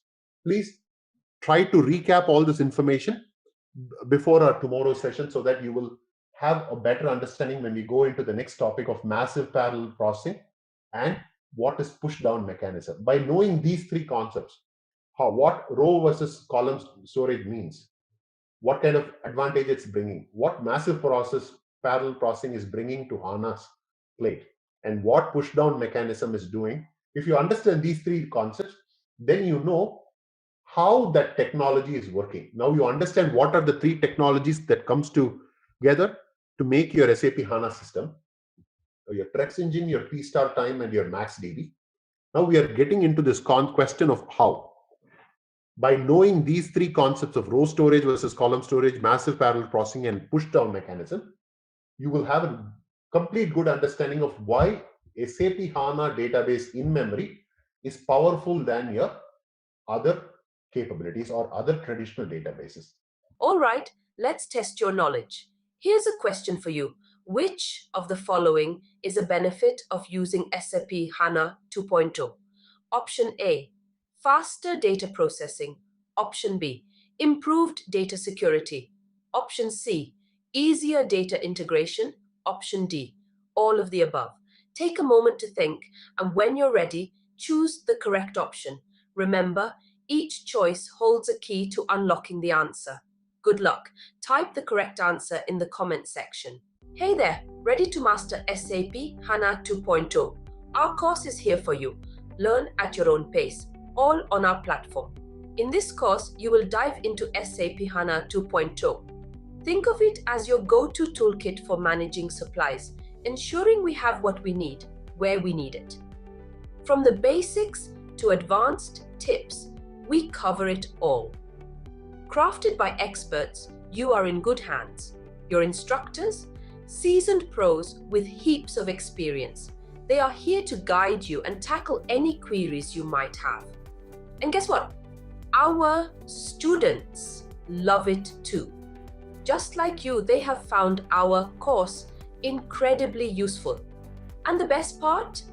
It's budget friendly. Learning doesn't have to cost a fortune. Ready to become a SAP HANA 2.0 whiz? Sign up today. For more details, head to ZaranTech's website. Can anybody tell me, was SAP HANA a new invention by SAP company, or does it have a parent technology? Was there a product before SAP HANA from which SAP HANA was copied? Can anybody tell me? Perfect. Thanks, Vijayata. So we know that it was not a new invention. It was taken from the concept of BWA and it was extended. Perfect. Mike is absolutely right. Mike is referring to the Trex engine, which is similar to what Google engine has. And that was the parent technology which was leveraged to create the SAP HANA product. Now, we looked at how BWA was helping out organizations in the past and what was the challenges, right? So we saw that BWA had again duplication of data needed to take place, and then you had to constantly do the maintenance of BWA also, and we understood that it was not a sustainable product. So we SAP as a company moved into SAP HANA, SAP HANA, we understood that there are three different components or three different technologies that come together to make SAP HANA as powerful as it is. So can anybody tell me what technology takes care of your read functionality? There's a question from Mike. Let me quickly answer that. Is there a limit of database size on HANA? I think the latest I heard is you can go all the way up to 24 terabytes. A few years ago, I think it was the limitation was 12 terabytes. But now you can go for all the way up to 24 terabytes. But if you just think about it, right, Mike, a 24 terabytes on a HANA system can go a long way when compared to traditional databases with the similar amount of, because if you remember the compression factor, if you take that compression factor into consideration, you're almost talking about 100 terabyte worth of data can be stored within this 24 terabytes of data because of that compression capacity that's brought by the columnar technology. Okay. All right. So can anybody tell me what technology within SAP HANA takes care of your read performance? We understood that there were three different technologies that comes together to make SAP HANA. Which particular technology within SAP HANA takes care of read performance? It's the TREX engine. TREX stands for text retrieval and extraction. This takes care of your read performance. What takes care of your write performance? When I say write performance, the traditional relational database management system capability. Perfect. Thanks, Kofi. The write ability is taken care of by P star time. P star time, with the moment you think of P star time, think of any traditional database like SQL Server or Oracle. What it would do, that's exactly what P star time is doing. And we all know that because SAP HANA is an in-memory system, in-memory data always is volatile in nature. So in order to take care of the volatility, what is going to happen? SAP HANA brought in the third technology, which is to do backup exclusively only for backup. That is SAP Max DB. All right. Is everybody good with this information?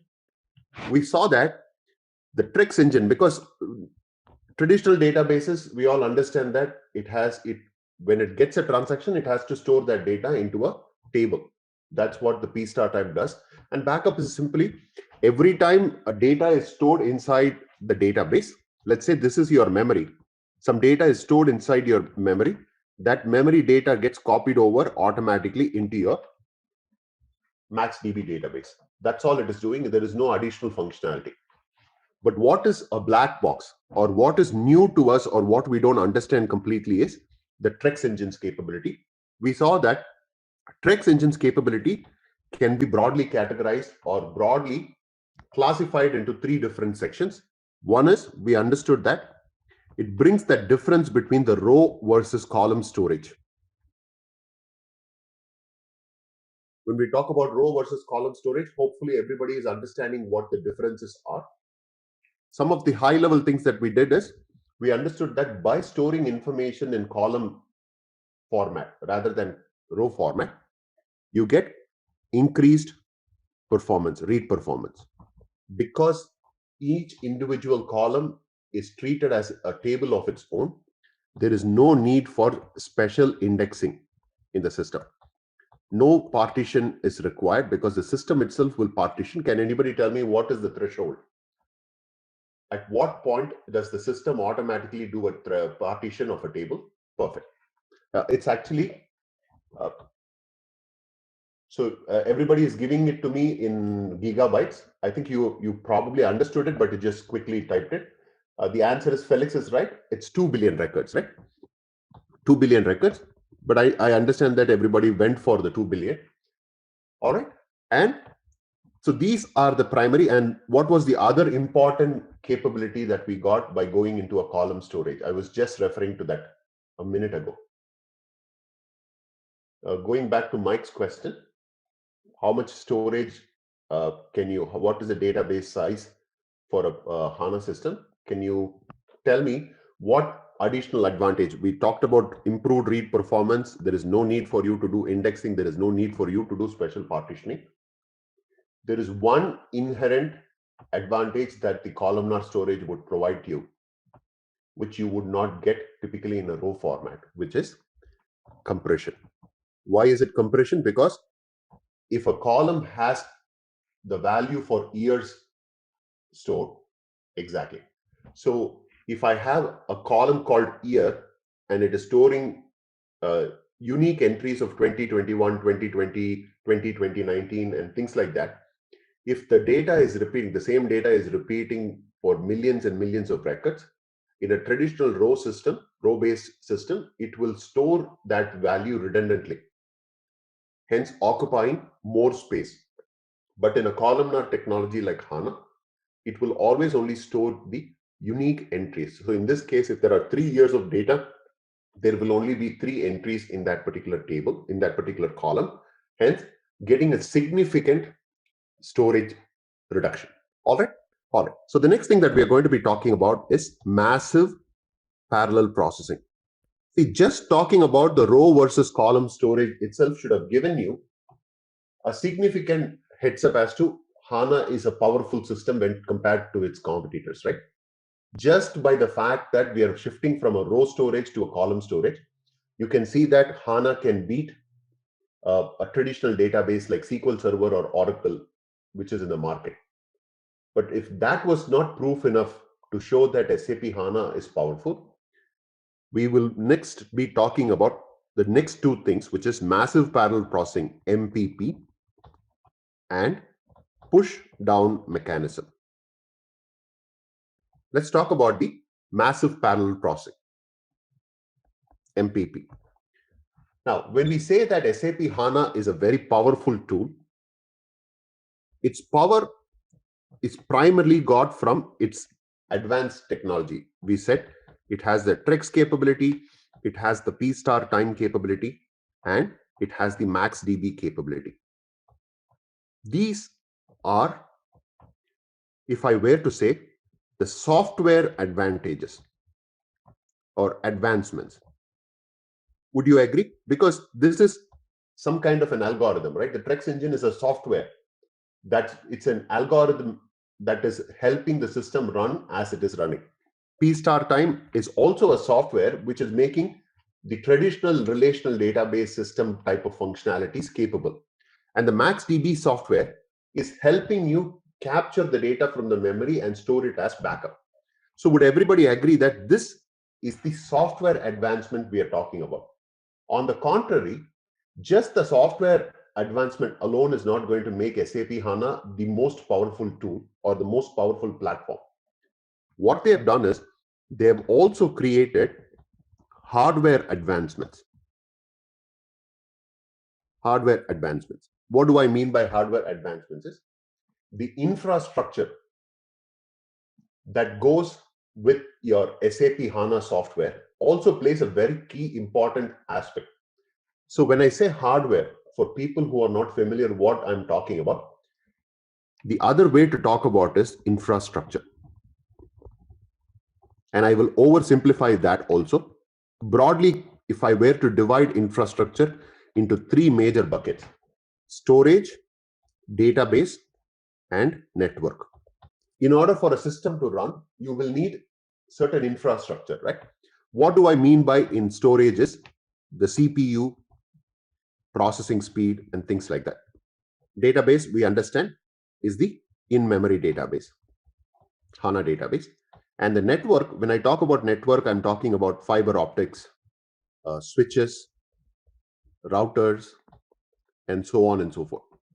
So in order for you to set up an SAP HANA system, you not only just need your software things, you also need your corresponding infrastructure.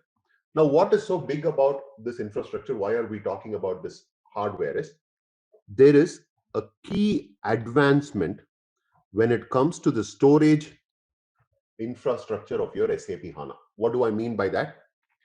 Just to make it a little more clear, I'll simply say that if you buy a laptop or a computer or a desktop right now, if you go to a Best Buy or some place, Fry Electronics or some places, and you buy a laptop, what's going to happen is when you look at the configuration will typically say something like the system has a 1 terabyte hard disk.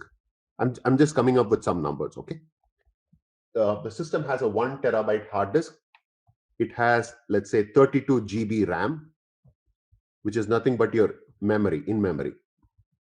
This is what your in memory is all about. And then what you will see is it will read something like this. It has a Quad Pro 2.6 gigahertz or something like that. What is this? Is nothing but your CPU speed. CPU stands for people who do not know what CPU is, Central Processing Unit. Essentially, it is the engine of any computer. What it is, why you need a central processing unit is a central processing unit. If you request some information or you have to retrieve back some information from your computer, the CPU is responsible. The central processing unit, the heart of your computer, is responsible for making that communication happen and making that interaction happen and fetching the information for you. So how powerful is your CPU makes a big difference. So the quad here, so you would have heard dual core CPU or quad core CPU. What it means is a dual core CPU means your computer is made up of two CPUs. There are CPU 1 and CPU 2. Essentially, it's giving you parallel operations capability. Let's assume that this is your computer and this computer has two CPUs helping you. There are multiple requests. You're sending a request 1 and you're sending a request 2 to your computer. You're saying that I want to search for a file. At the same time, I want to be able to delete a large file from the system, from your existing laptop. What will happen is, because there is a dual core or two CPUs available inside your system, the first request would go to one of the CPU and the second request will go to the other CPU, helping you run multiple operations in parallel. Does that make sense for everybody? Similarly, if you go for a Quad Pro CPU, instead of two CPUs, there are 4 CPUs now running in parallel. So what's going to happen? You now have 4 parallel operations that can run in parallel, making your processing speed much more faster. If your computer has this much, when you go look at your databases like traditional databases, you will see, if let's say, for example, a SQL Server or Oracle, if you take that, it will have multiple CPUs. And these multiple CPUs will have the parallel processing capability. But the difference that you see, or the hardware innovation you would see in an SAP HANA system, is a SAP HANA system contains multi-CPU, multi-core, multi-motherboard configuration. So what's going to happen is there's going to be multiple CPUs. I'm talking about 10 or 12 CPUs. Each CPU will have multi-core. And each multi-core will support multiple motherboards. So imagine that there is cascading parallel operation that can happen within your HANA system. Now, let's assume that if you remember the table that we discussed yesterday, there was a year value, there was a customer field, product field, and amount field. 2021, 2021, 2020. Customer or country, country is US, India, and product ABC, 100, 200, and 50. Some numbers, right? If this was the table and I was writing a query, I want to know by year what was the highest sold product. So I want to know 3 information in this. I want to know by year highest sold product, which means I need information on the product. And of course, if I need to know what is the highest sold, I need to know the amount also. Now imagine because SAP HANA treats every column as individual table, how is this massive parallel processing going to help me? The year value will be passed to one core in the CPU. The product value could be sent to another CPU with another core within another motherboard. And the product, the amount information could go into another system. So there is humongous amount of parallel processing capabilities provided by this hardware innovation in SAP HANA, that the speed, not only just your row format versus column format is giving you speed, but if you include the hardware innovation that has gone into place within SAP HANA, they have increased the speed manyfold. So you might ask me, this all looks good, but is there any quantification? Is there any proof that this SAP HANA system is a powerful system? Yes. So you can go check it out. SAP HANA, so SAP company did a proof of concept. So what they did was they went to a company and they took an existing SAP ERP system which was running using a traditional Oracle system. They chose one of the largest table that they have. This table had about 45 billion records. Billion, not millions, 45 billion records. And what they did is they understood that there is an existing report which runs on top of this particular table. With the humongous complexity that report had, they got a baseline of how long it takes for you to run this report on top of this 45 billion record table. The results came back in about 67 minutes. After crunching all the numbers, everything, the system was able to bring back the information in 67 minutes. Again, this is something that really happened. After capturing the baseline, SAP said, let's do one thing. Let's take the same ERP system. Do not do anything different to that system. All I'm requesting is you change it, just that the underlying database has now become SAP HANA. That same table exists with that 45 billion records. And they said, now let's run this report on top of this table, which is now sitting in SAP HANA. The results came back in 13 seconds. So can you now see the difference between the performance of a traditional database versus what HANA was capable of doing? The possibility of bringing it back in 13 seconds was not just attributed to your column format, right? Column format gives you that big difference in improvement in performance. But the additional capabilities that the other components are bringing to your SAP HANA, which is your massive parallel processing, also made it possible for you to significantly or exponentially increase the performance of the system. Now, we understand that this massive parallel processing is really awesome when compared to the traditional databases. So can anybody give me this hardware innovation? If I wanted to go and buy this product called as SAP HANA, when I say I want to buy this system SAP HANA, I'm talking about both the software piece of it and the hardware piece of it. Naturally, the software can only be sold by SAP company. I'm hoping everybody agrees, right? No, Oracle cannot sell SAP HANA product. So if the software component is going to be sold by SAP, what SAP did was, because they wanted to keep that performance really high, they said, we will only allow certified hardware vendors to sell the associated hardware components. Now, the vendor list has grown significantly. But if you want to know the top tier hardware vendors who have been supporting SAP HANA to make it as powerful as it is today, to name a few, Intel. Intel company has been one of the pioneers in providing the necessary hardware capabilities. Cisco, Fujitsu, Dell, and HP. These are some of the primary companies that has been supporting the necessary hardware, which means that this multi-core, multi-CPU, multi-motherboard capability infrastructure that capability has been provided by these companies.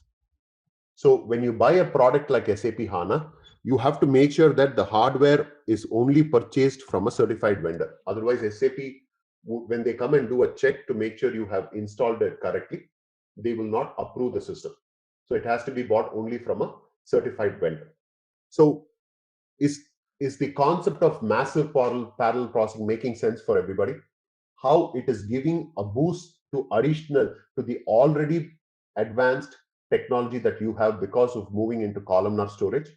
The software capability that SAP HANA provided through Trex is now additionally supported with the hardware innovations through this massive parallel processing capability.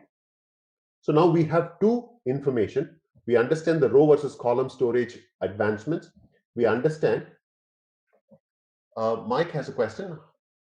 Who owns hardware technology? So great question, Mike. If you can please bear with me for like few more minutes, I will talk about the third concept called as push down mechanism, and then I'm going to talk about the deployment strategy. When I talk about the deployment strategy, I'll explain who will own the technology and how the technology is going to be handled. All right, but that's a great question. That's a great segue to our next topic that we will be discussing. Is everybody clear about the massive parallel processing and row versus column storage?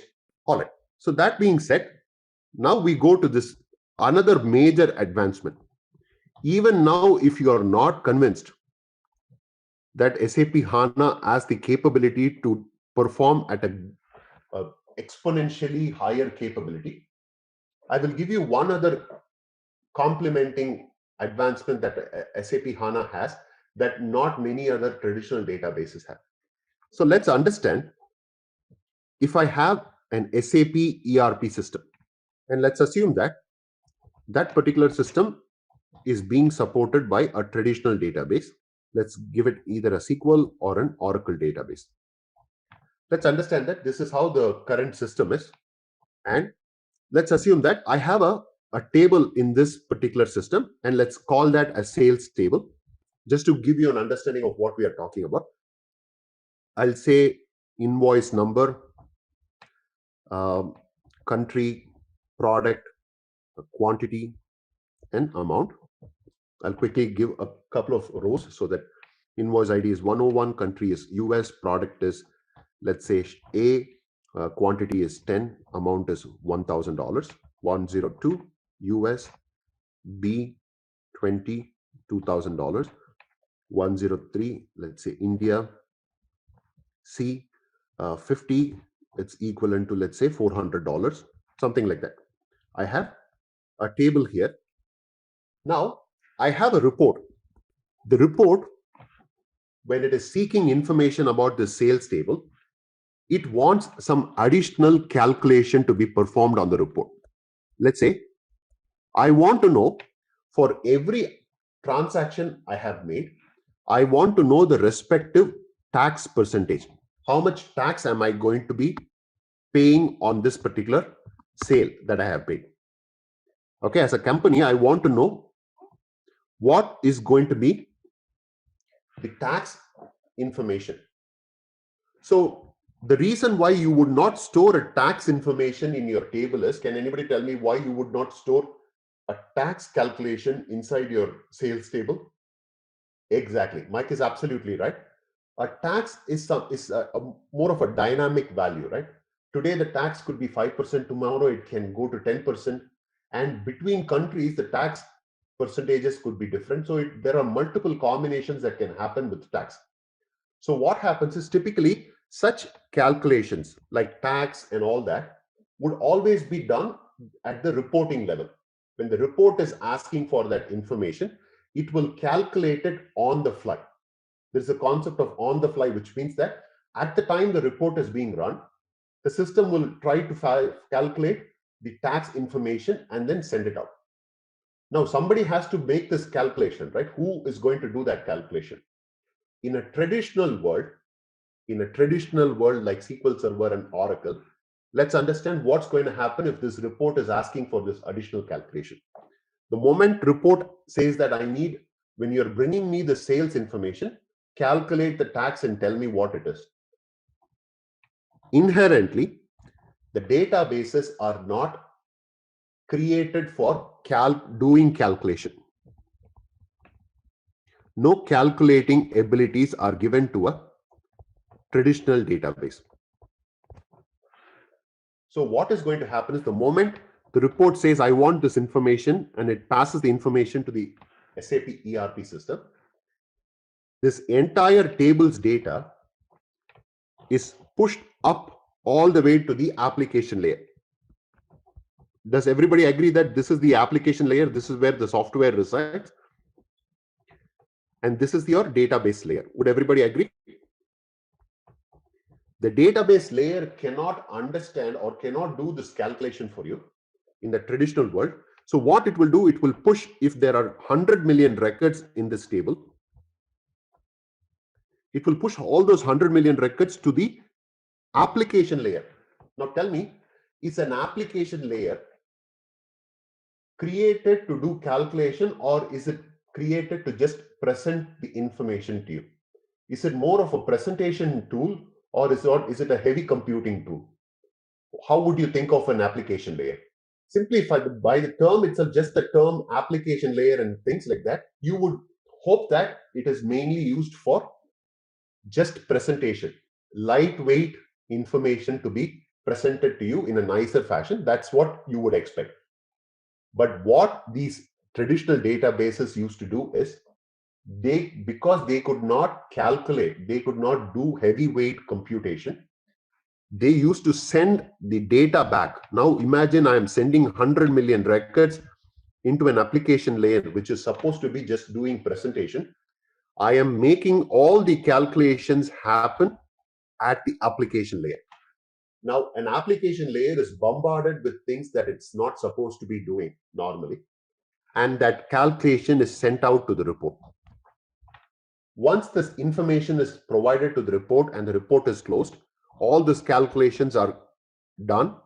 The data gets pushed back to your database again.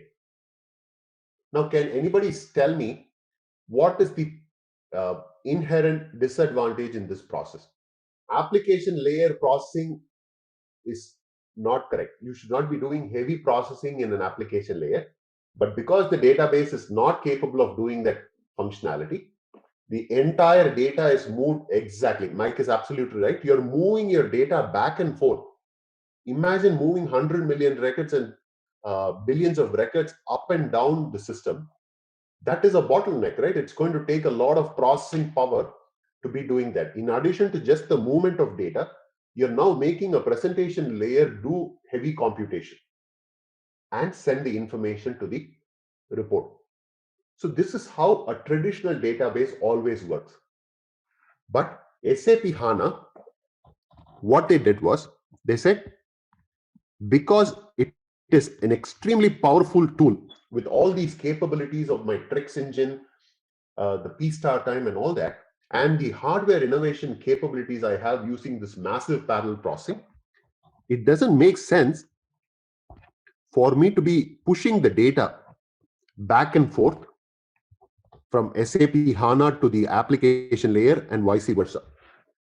So what SAP HANA did was, they said, I will push down all the computation directly into the database itself.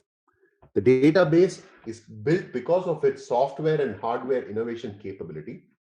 The same request, if it happens when the report asks for this information through your application layer, the tax computation is done directly at the HANA database layer.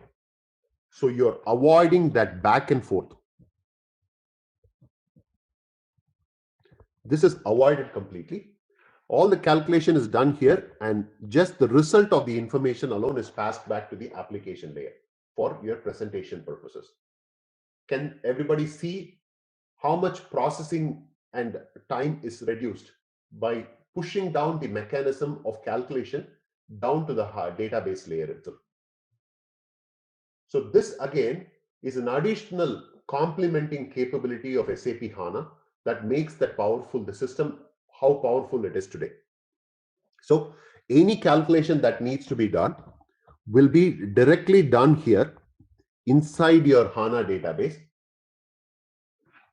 There's a very good question, Mike. So when I talk about the HANA architecture, I will explain the concept of what capability within the database is making it. There are 5 different engines that is sitting inside the HANA database, Mike. If I talk about it now, you might probably not understand the entire context. So when I touch upon the HANA architecture, which will be in our next discussion, next topic, next session, I will go into those 5 different engines and explain how the push down mechanism is being worked out using those 5 engines. Okay, but just for now, give me the benefit of doubt and understand that there is an engine within the SAP HANA database that makes these push down calculations possible, unlike the traditional databases. Okay, so these are the 3 concepts. So if you look at it, row versus column storage, massive parallel processing, and push down mechanism. So a quick information for you is you will get at least 4 to 5 certification questions. If anybody is following this for certification, you will get at least 4 to 5 questions that are about the 3 main classification of your Trex engine. Questions about difference between when to use a row storage and when to use a column storage, the hardware innovation using this massive parallel processing, and how the push down mechanism is making a difference for SAP HANA.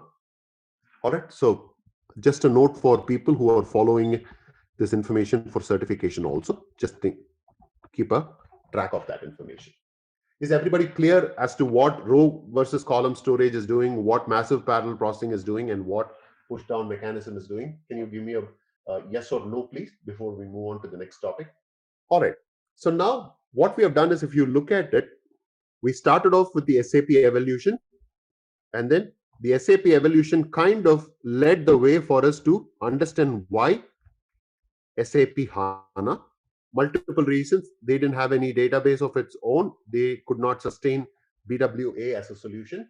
That led to creating this product called as SAP HANA. Once we brought this SAP HANA as a product, we understood what is the technology behind SAP HANA, which is nothing but your Trex, P star time, and MaxDB. We understood the how concept, how the technology works. We went into details of how the Trex capability is working, both from a software advancement and from a hardware advancement capability. We also, in our first session, talked about the roadmap. When, if you all remember, SAP HANA started off in 2010. November of 2010 is when SAP HANA came into the market. And then in 2012, here it was just a sidecar implementation.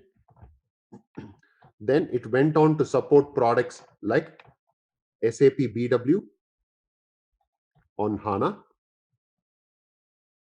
Then it moved on to supporting SAP ERP system, SAP ERP on HANA. And they realized the power of SAP HANA as a product. They said, okay, 2014-2015 timeline, they said, I'm going to revamp or recreate this ERP product, and I'm going to make it exclusively run only on SAP HANA. I cannot take an S4 system and make it run on an Oracle or a SQL Server database. So they called something as S4 HANA. S4 HANA did not, the naming convention did not start right away. It was called Simple Finance.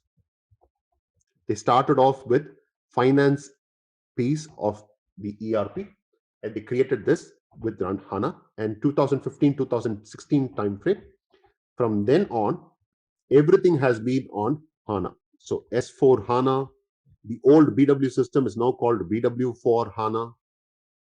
The old CRM, customer relationship management system, if you remember, we talked about it during the evolution of SAP. It's nothing but the advanced complementing capability of your sales and distribution module. Now that has become C4 HANA.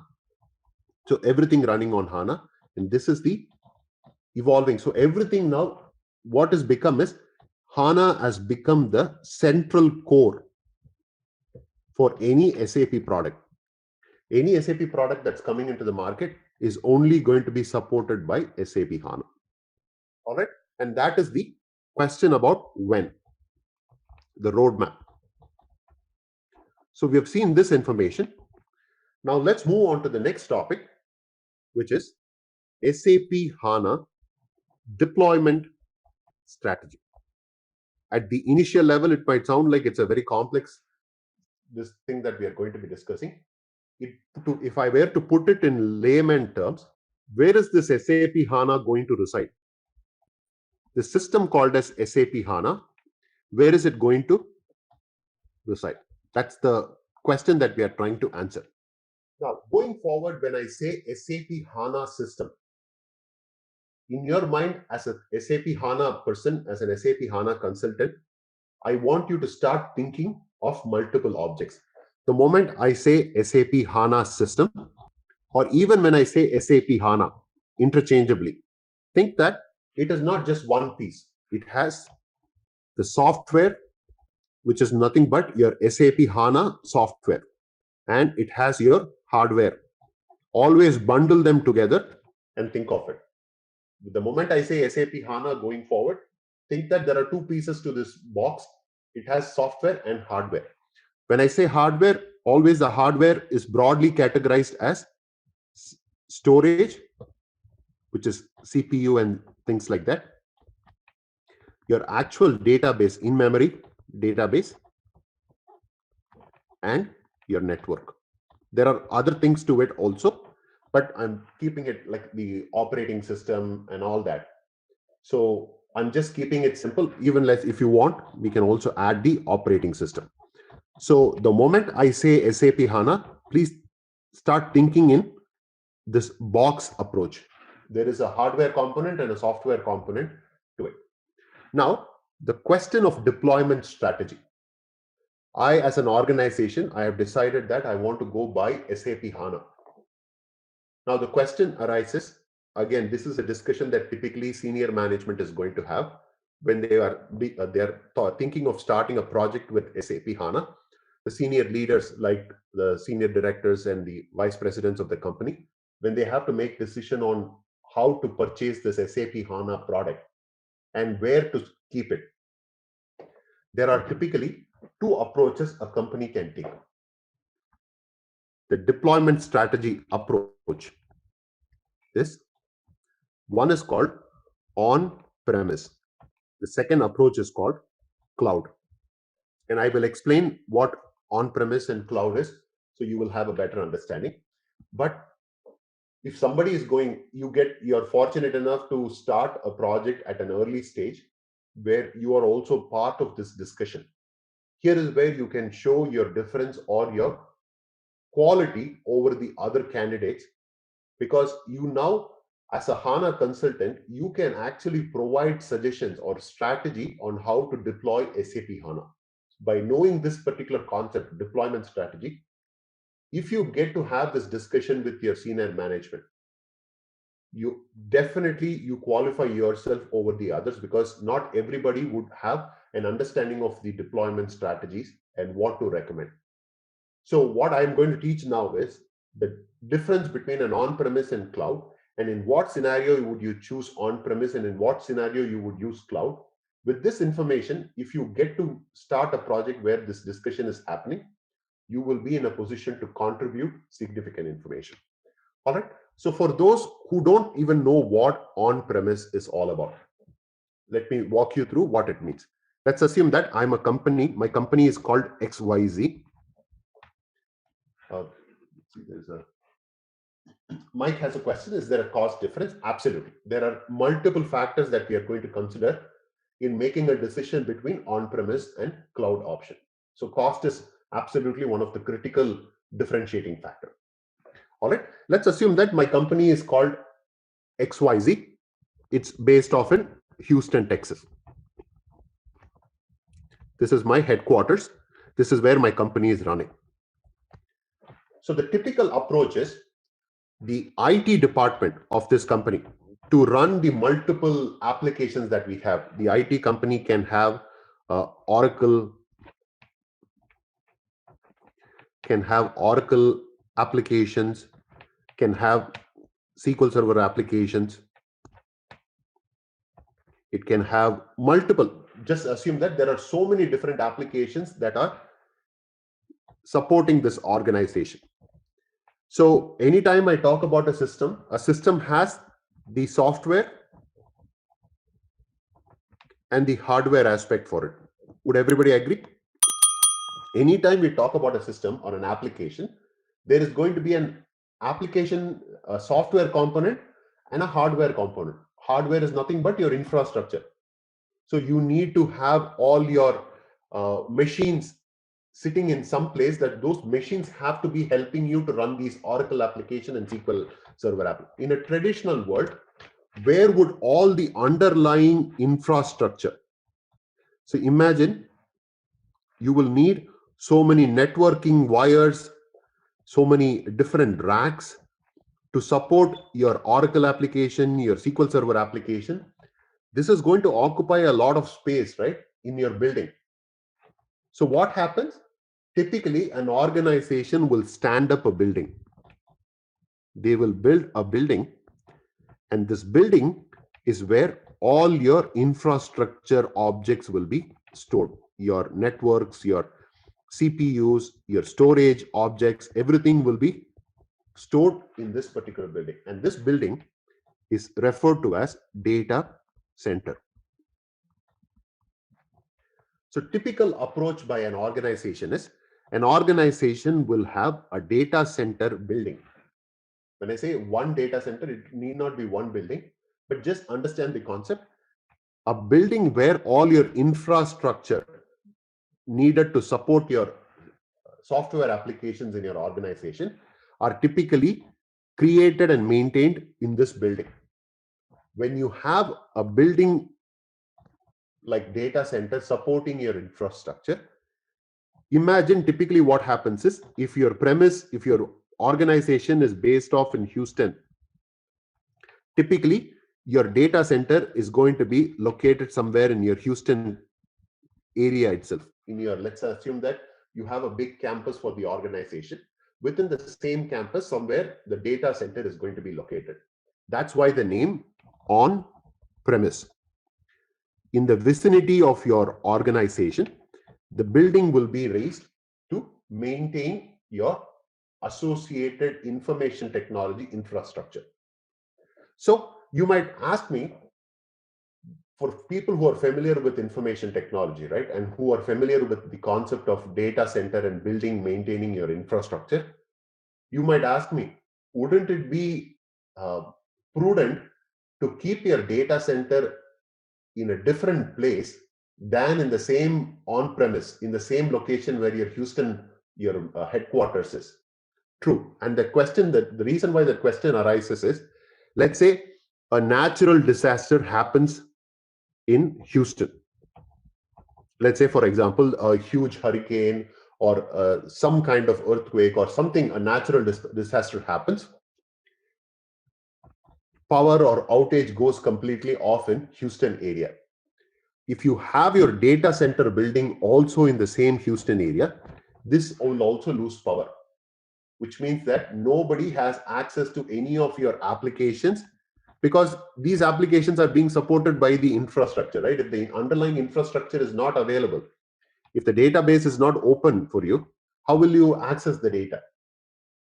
So that is a possible question that can get asked. So what typically happens in a normal traditional organization is, you will have something called a primary data center, which is typically closer to your organization. Exactly. Felix is absolutely right. So this primary data center will have all my infrastructure closer to my office. So that's why the term on-premise. But to think about backup capability, and in case of disaster situation, you also want to keep another building with the same type of infrastructure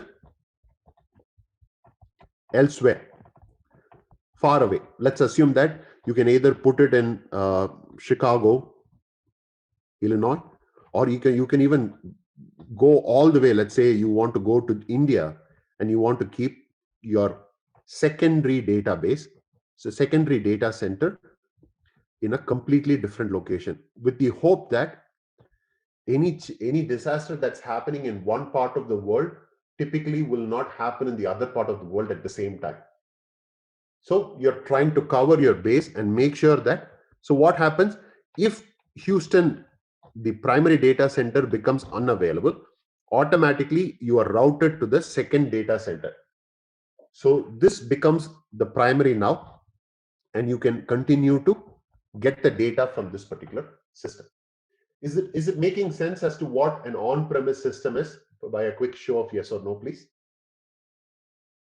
It might be a new concept for a few people, but the understanding, I want you to understand what it means. Essentially, on-premise means buying the associated infrastructure. In the case of SAP HANA, we know that you just cannot live with the SAP software, which is the HANA system, but you also need its corresponding hardware, right? Like your network, your storage, your database, all these things are needed. Where will you keep that? Where will that underlying hardware or the infrastructure remain? Organizations typically would choose the data center, the on-premise data center. It will have all the same level of security and everything. Yes, it is exactly the same as your on-premise.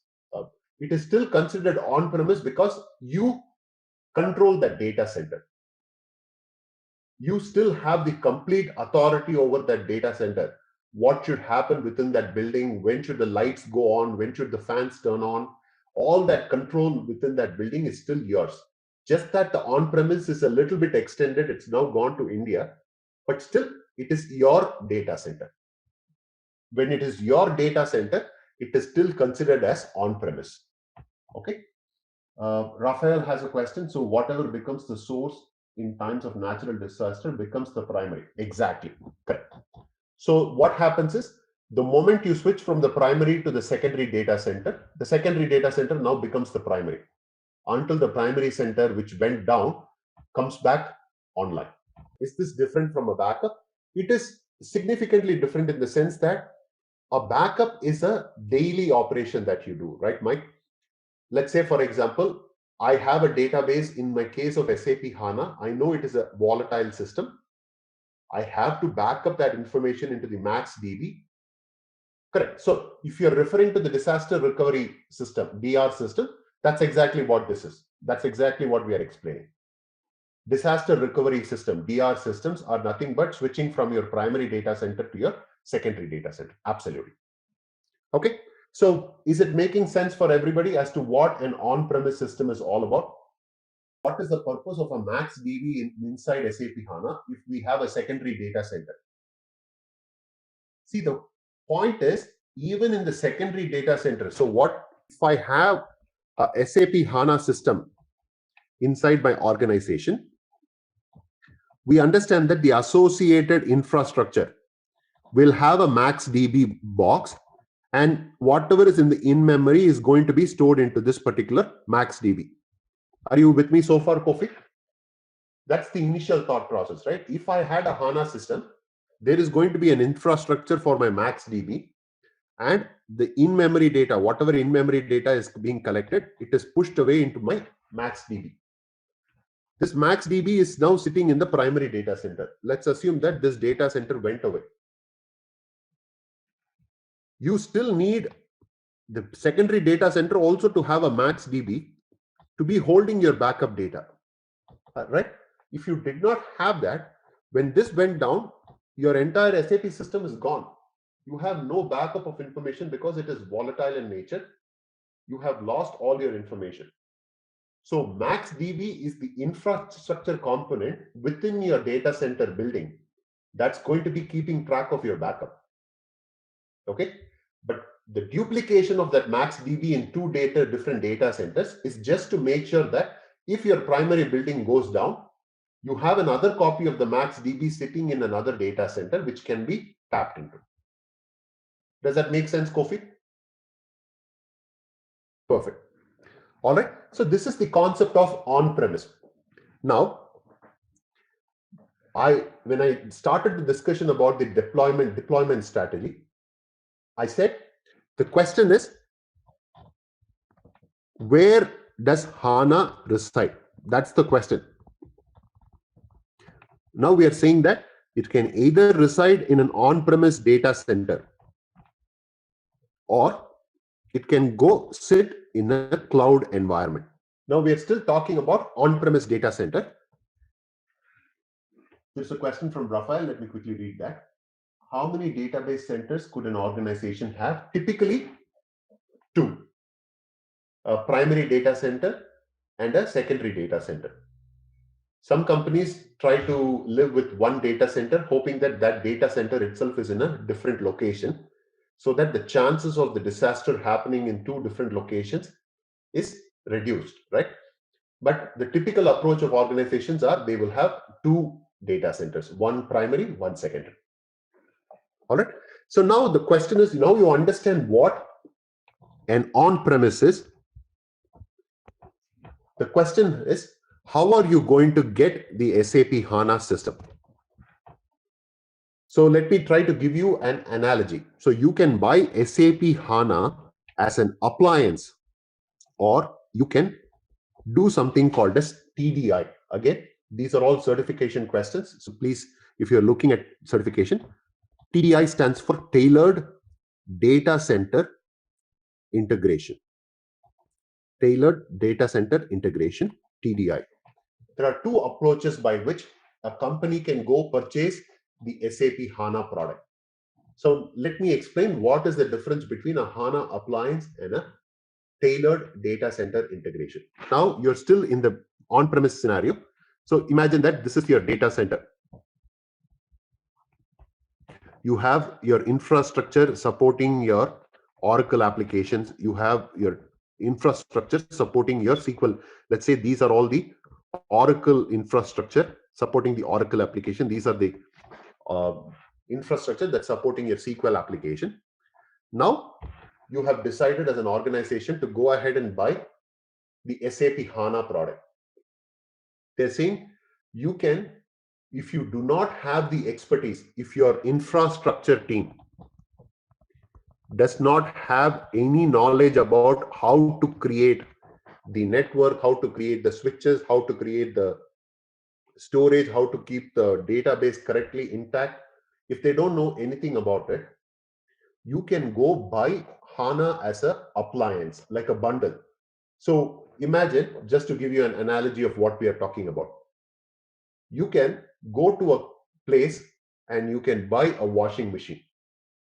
When you buy a washing machine, do you buy the rotating the rotating box in the middle of the washing machine separately, and do you buy the outer cover of the washing machine separately, and do you bring it home and then put it together? Is that how you would normally buy a washing machine? Or will you buy the entire box? The box called as the washing machine, you will just buy that. That comes with all the things that is already installed, pre-installed, and the software to support the washing machine is all bundled together. How do we typically buy a washing machine? It's the second approach, right? You buy the washing machine as a complete appliance, which means that the software that is needed to run the washing machine is already installed. The hardware that is needed to support the software of the washing machine is already pre-installed. It all comes as a bundle. The entire HANA system, which is now your software layer and your infrastructure, everything is bundled up, is pre-installed and ready to go. You can buy HANA as an appliance.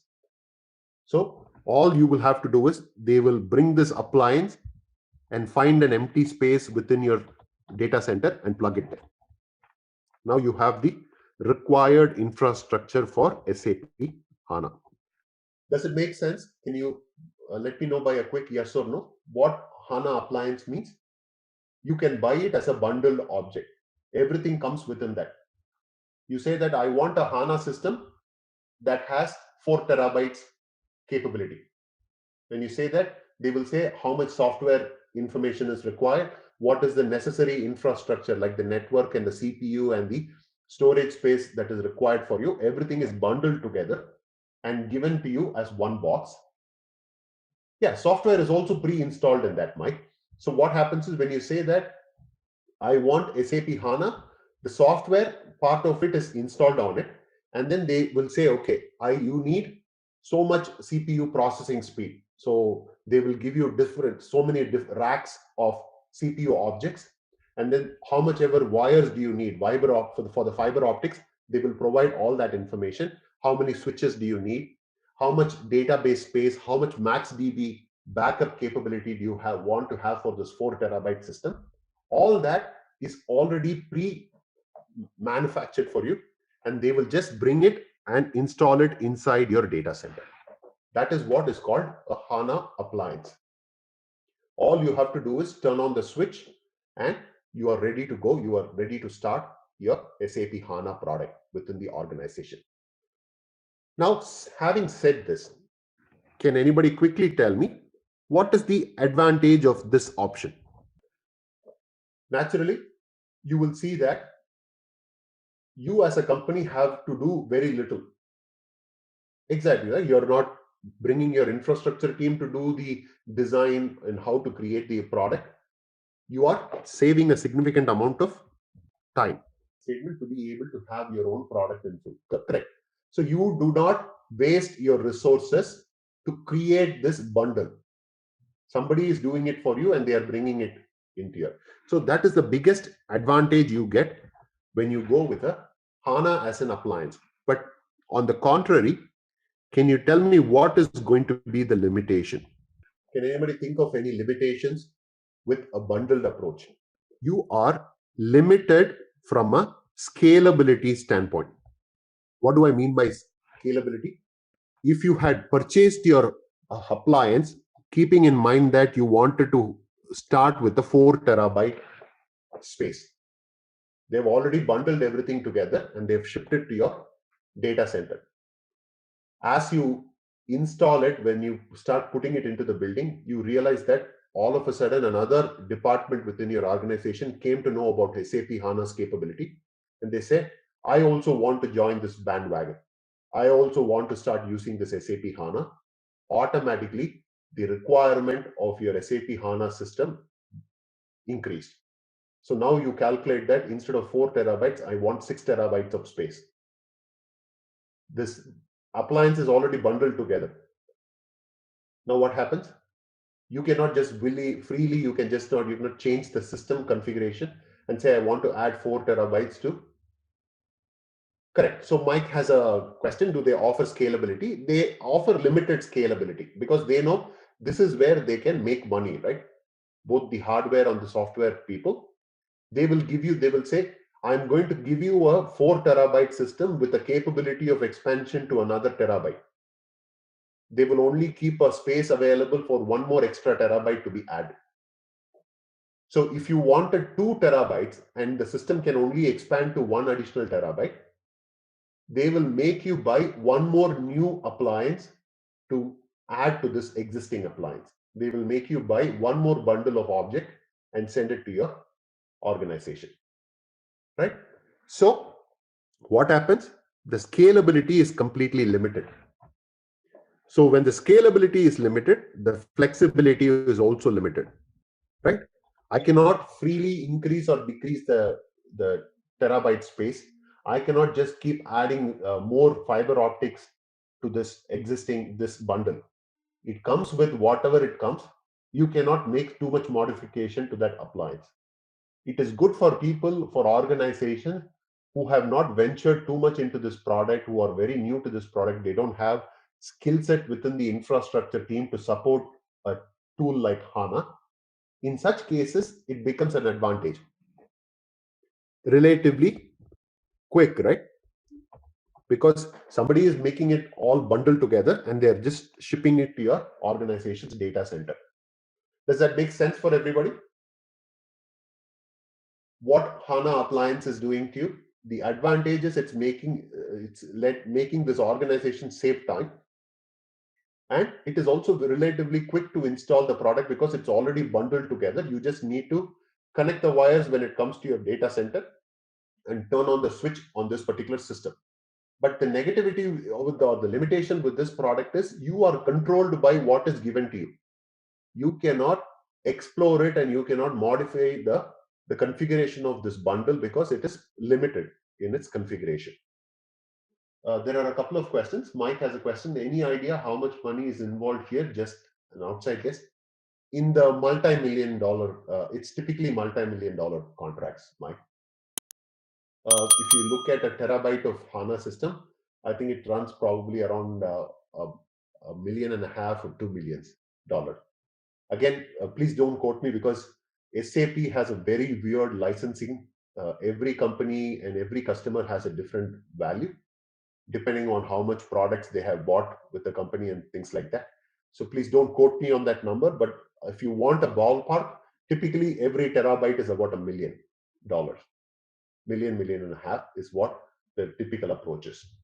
Support is part of the limitation because support actually is a limitation if you think about it, right? Because right now I don't have the infrastructure team in place to support it. I have to scale up my infrastructure. I have to now hire resources who are now capable of working with this infrastructure if something goes wrong. So that's, I don't know if you want to call it as a limitation or it's probably an opportunity in this case where the company has to step up its game in understanding how this technology, because otherwise what is going to happen? You are going to rely on the vendor to provide you the support, in which case the expense is going to be even more higher, right? But I think that's a good thought process. So this is one approach. If you look at 2010 to 2012, in this time frame, the only way that you can, as an organization, purchase a SAP HANA was as an appliance. They did not even have any other choices. So what happens? You order the appliance, you tell what kind of a terabyte you want, and the bundle will appear in 4 or 5 weeks after you have submitted the purchase order and you've made the payment. It will come in typically within 4 to 8 weeks time, and they will come and install it in your data center. But this works out fine for companies which are newly investing in SAP product, right? If I am an organization, I've never used SAP as a product, it makes sense that I buy it as an appliance and get going with it. But if you take big companies like, let's say, GE, Pepsi, and all these big companies, right? The top 500 companies, they are invariably using some form of systems, SAP system. They might be running SAP system. They might be running Oracle systems. They might be running SQL Server systems. So they might have big presence of all these different applications, which means that they have a humongous data center and they have existing storage, existing CPUs, existing network, existing databases that is supporting SAP systems. Though it could be either supporting a HANA database or it could be supported by an Oracle database or SQL. But the company has infrastructure already in place. They have switches, they have fiber optics, they have network capabilities, they have CPU processing speed capabilities. All that is already available for supporting SAP systems, Oracle system, and let's say SQL Server system. They already have a lot of CPU space freely available sitting within the data center. They have a lot of networking fiber optics cables that are already available in their system that can be leveraged. And they have a lot of database capability that is available in the system. Let's assume that they had originally bought some HANA system. They also have some HANA database space available in the system. Now, companies like this, if they are constrained and they say that SAP says that you can only buy SAP HANA as an appliance, which means that you have to buy everything from us as a bundle. The companies like GE or Pepsi, they started complaining. They said, I have already invested so much money in my data center, and I already have a lot of free infrastructure that is freely available. I would rather use whatever is freely available in my data center and only buy that is extra that is needed. Of course, I would have to buy the software for the SAP HANA system, right? The license I have to buy, the software. But the underlying infrastructure is something that I could leverage what I already have freely available sitting in my data center. And only for the remaining things which I don't have, I can buy that from the vendors. So all these companies, big companies, which already had some form of SAP presence in their data center, they started complaining. So what happened is around 2012 timeframe, SAP said, we understand that many our companies are now seeing the presence of SAP big time.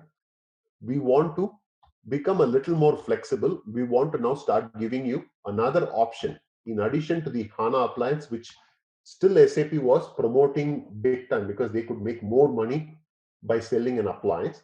They said, we will give you this tailored data center integration ability. What it means is, if you have the infrastructure capable of supporting the SAP HANA system, whatever is needed to support the underlying HANA infrastructure, if you have it, you can tailor whatever is available within your data center and integrate it with the SAP HANA software. You can buy the software license from SAP and you integrate it with whatever CPU, whatever network, whatever switches you already have available in your data center. You can tailor integrate the software with the available infrastructure. But the one caveat they provided, SAP provided, was the infrastructure you use to support your SAP HANA software has to be from a certified vendor, which means that if you already have CPU and all this coming from an Intel or a Cisco or a Dell or HP or Fujitsu type of company, their hardware has been certified by SAP, right? Because if you remember, SAP HANA's biggest selling point is its performance.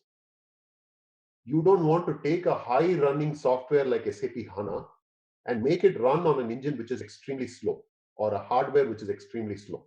So SAP put down their foot and said that I will allow you to do this tailored integration to leverage your infrastructure, provided you tell me, you guarantee that you will only use approved vendor to approved vendor's hardware product to combine it with the SAP HANA. Mike has a question. Older version of hardware, if I have any. Correct. So it can be an older version of your hardware, Mike, provided it is still within the compatible range and it is still approved by SAP, which means that it came from a certified vendor. If your hardware came from Intel, now Intel has to say certified. They have to come and inspect it and say, okay, even though it is an older version, it is still compatible to work with SAP HANA software, making sure there is no performance degradation. Got it? So somebody from the vendor company has to come and certify it. And they are the ones, only the certified people can make this installation happen. You cannot, in your organization, let's assume that 2 people in your infrastructure team are very excited about HANA coming into your organization. They go read a couple of books about how to integrate the hardware and they want to do the integration. SAP will not allow it. SAP will need an SAP certified infrastructure person, either coming from the SAP company or from the certified vendor, to come and do this work. Only if they approve it, you can do it. Your team can help, but the final approval and the confirmation has to be certified by the certified vendors or the SAP installers. Okay. So, but you can see that there is a big jump from going to an HANA appliance to a tailored data center integration. What could you think is an advantage? Can you see that cost savings is an advantage here? Perfect. Cost savings is one clear advantage, right? Because I'm leveraging some of my existing infrastructure. More flexibility. I have my own routers and my switches and my CPU. So tomorrow, if I have to scale up to a higher demand, I can scale it up. Or if I have to scale it down, I have the ability to do that. What are the limitations? Time taken. Would you think that the time taken to do the installation and integration is going to increase? Because now you have to individually piece things together. You're not given a bundle. You have to do everything on your own. Absolutely. The risk is high. Things can go wrong, and that can probably push the timeline of your project significantly. Felix is saying takes more space. To an extent, it could take more space, right? More space because it's not bundled together. You're now piecemealing everything. It's not going to be more efficient. That way, yes, it's going to take more space. Absolutely. But is that clear now? Is everybody understanding? If I decided to go with a on-premise scenario, I either get a HANA appliance or a tailored data center integration capability. Is everybody understanding what is the advantages and limitation on either side? Because these are the discussions when you go, if you can just imagine, right? When you go to an organization and the organization is deciding on which approach to take. How should we go about buying SAP HANA? You as a contractor, let's say you go as a contractor, you get the opportunity to have this discussion with the senior management team. Now you can ask all these questions. You can say, hey, you know what, before you make a decision on whether to go with HANA Appliance or something else, can you tell me what is in your data center? What kind of infrastructure do you have? How much of left behind free infrastructure is still available in your organization? You can ask all these questions. You can provide some thought process. You can say, these are the advantages and disadvantages in going with the HANA appliances. You will come to a point where scalability will become an issue.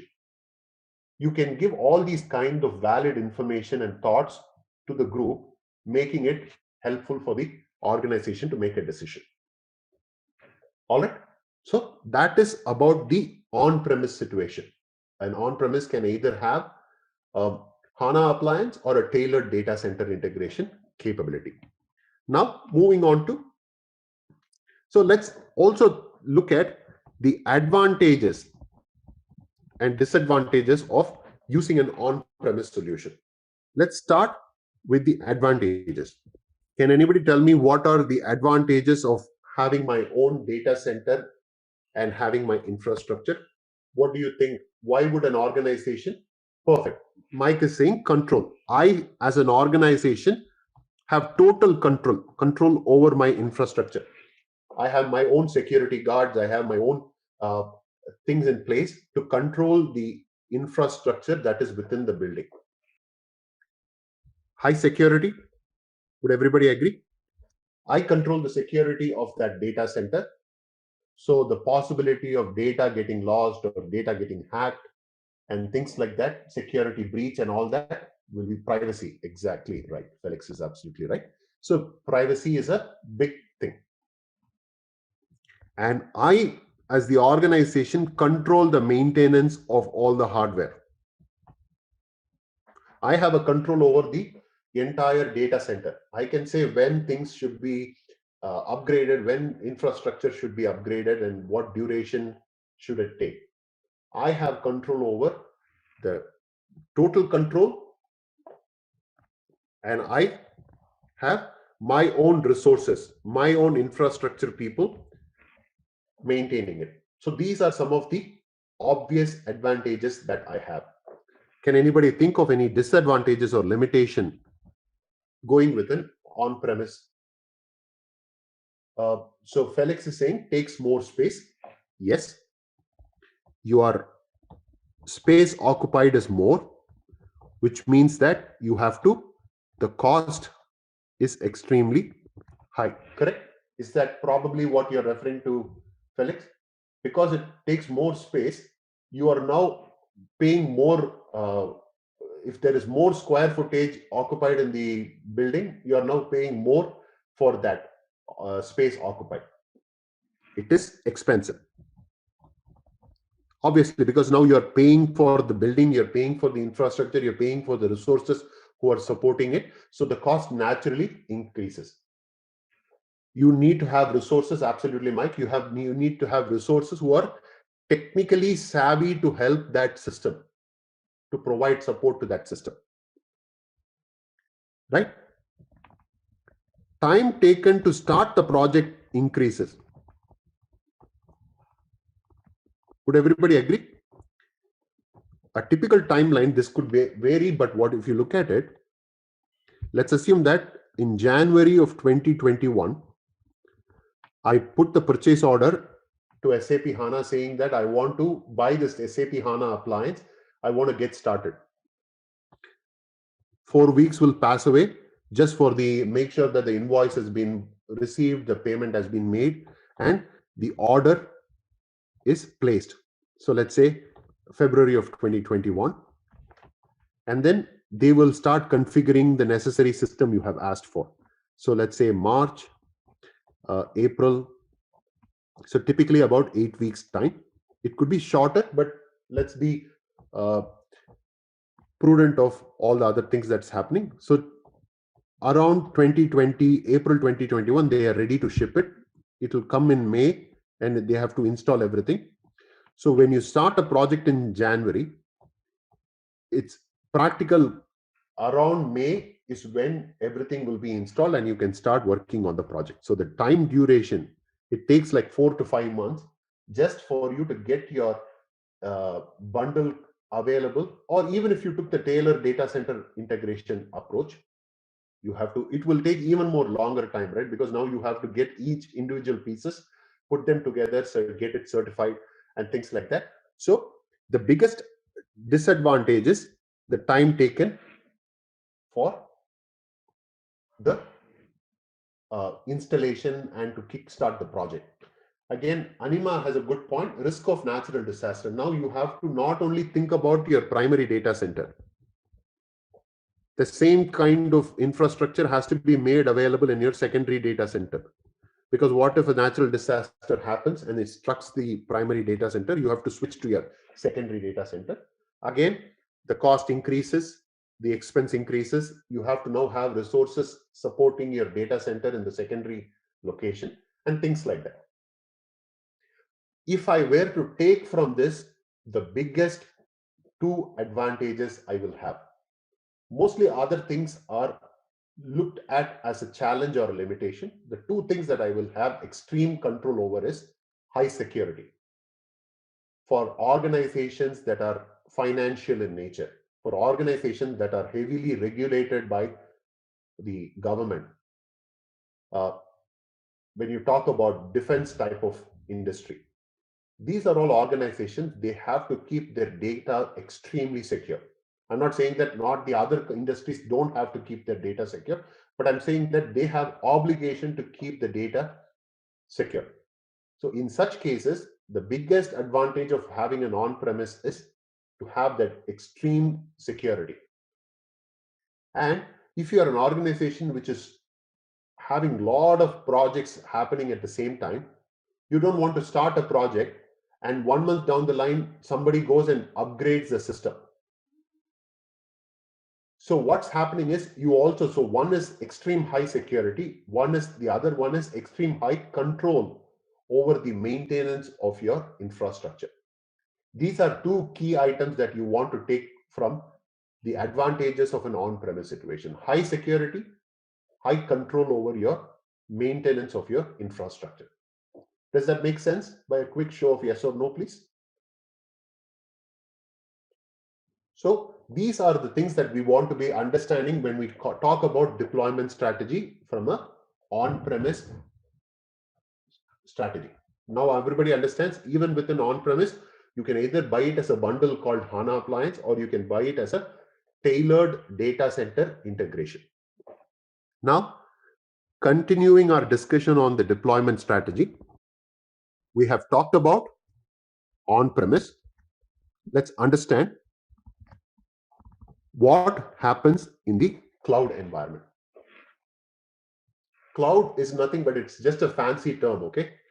In an on-premise, your company XYZ owns or rents its own data center building. It can either own or it can rent. It can pay rent to a building and have control over that building. And here is where all your infrastructure is going to be maintained, right? So that is, this data center building is a location that is either close to your organization or you know where exactly that location is, and you can drive to that place or maybe take a flight or go to that data center and do it. So you have control of that building completely. Cloud is nothing but it is also a building. When they say cloud, for people who are not familiar, I'm not trying to play it very simply, right? I'm not just trying. When they say cloud environment, it is not something that's living up in the sky. For some people, they still probably think that cloud means it's something that's living up in the sky. That's not the case. This is also a building. This is also a building which houses the infrastructure, the necessary hardware, components like storage, network, and CPU, and all that. But this building is controlled by some other organization. To name a few that you know, like companies like Amazon, companies like Microsoft, companies like Google. They will have humongous buildings. They will have humongous buildings across this world. Let's say across this globe, they might probably have data center buildings in like 200 different locations. They could have 10 in China. They could have 20 in India.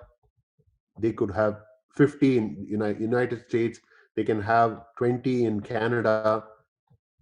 They can have some in the Middle East and things like that. So they would have data center building available across the globe in many places in the world. So the term cloud means that you are using an infrastructure that is owned by some other company and they have their own data center. You don't have any ownership on this building. So, and you have no control on this building. You only, if you say, I have rented these two infrastructure objects, you have only control, XYZ company has only control over these two infrastructure objects. You own the data, absolutely. You own whatever is happening in this infrastructure object that is provided to you. That is all what you have control over.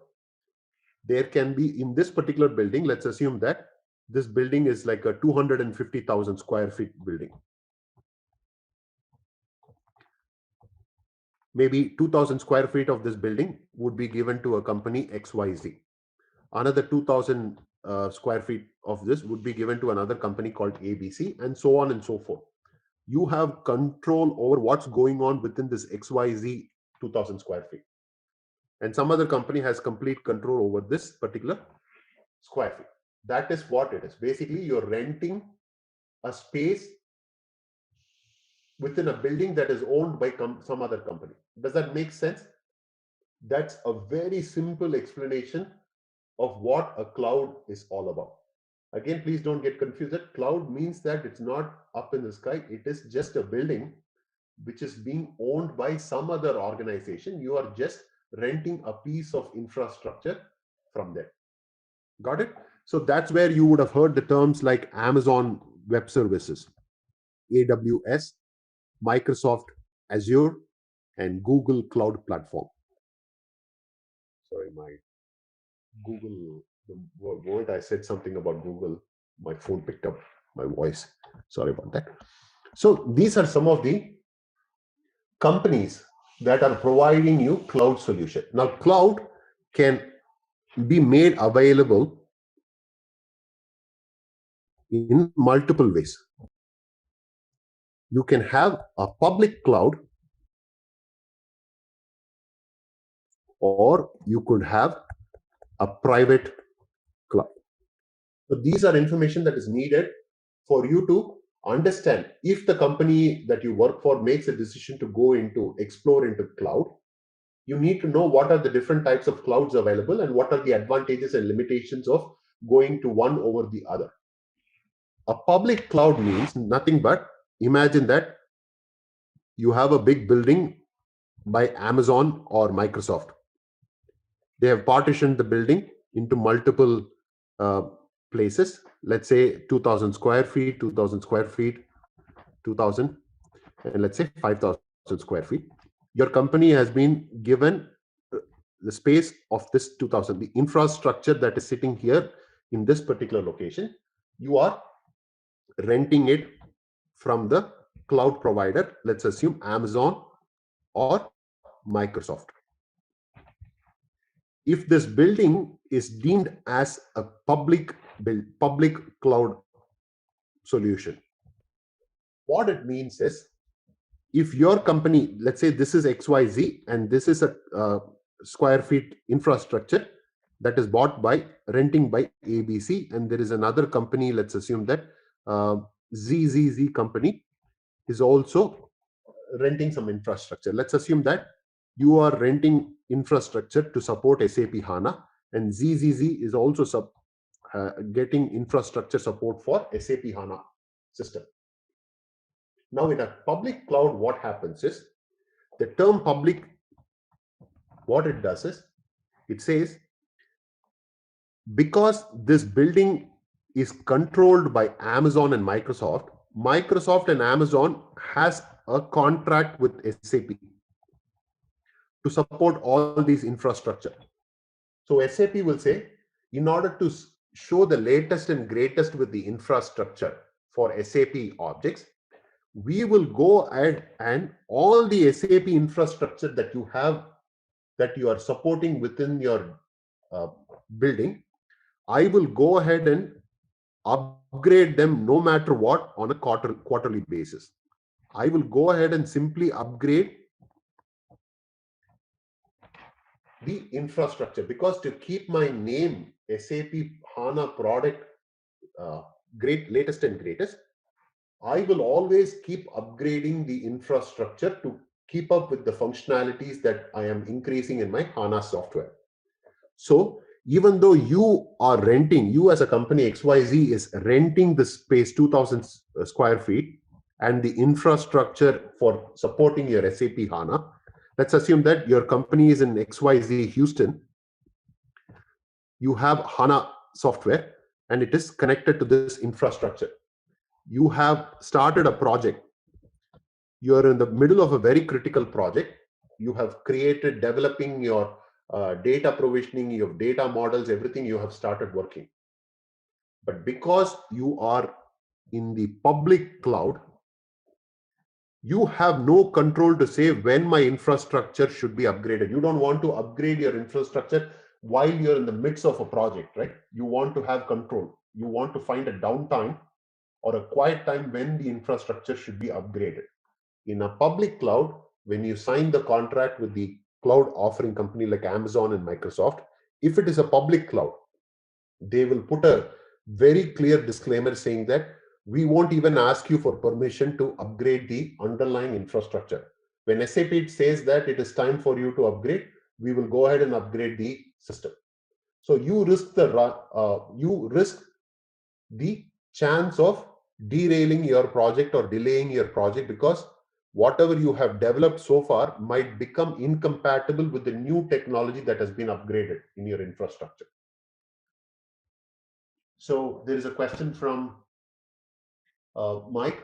Can you share resources? Yes, if in a public cloud, you can also share resources. So what you can say is, if I am, let's say I am a utility company, XYZ is a utility company, and ABC is a retail company, like selling shoes and things like that.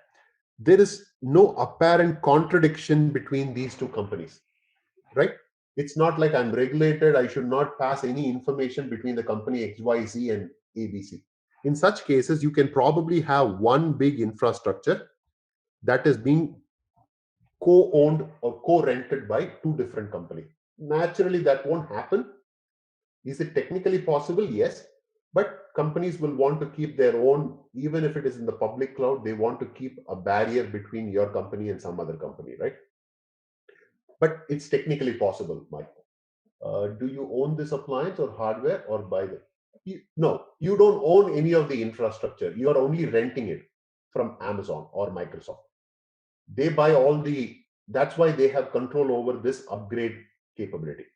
You're only renting it. You do not have any ownership authority over the infrastructure that is being supported by this public cloud. Okay, Kofi has a question. Is this at a cost to XYZ, ZZZ, or is it is on SAP? No. So what happens is, to rent this infrastructure, you might be paying, let's say, $5,000 per month. Just like you rent an apartment or a building, right? You pay for the rental agreement, how much ever you want. Sorry, pen was not writing. That's the amount you pay. And ZZZ company, depending on how much square footage they have rented and how much infrastructure they are using, they will be charged as per the amount of utilization they are doing. Okay, that's what is happening. So when you look at a public cloud, obvious advantage that we see is cost savings. Would everybody agree? Because I'm going, again, there are different types of cloud offering, Mike. So the general approach of a cloud option is pay per use. Yes, based on subscription model, right? How much ever you use, you pay for that.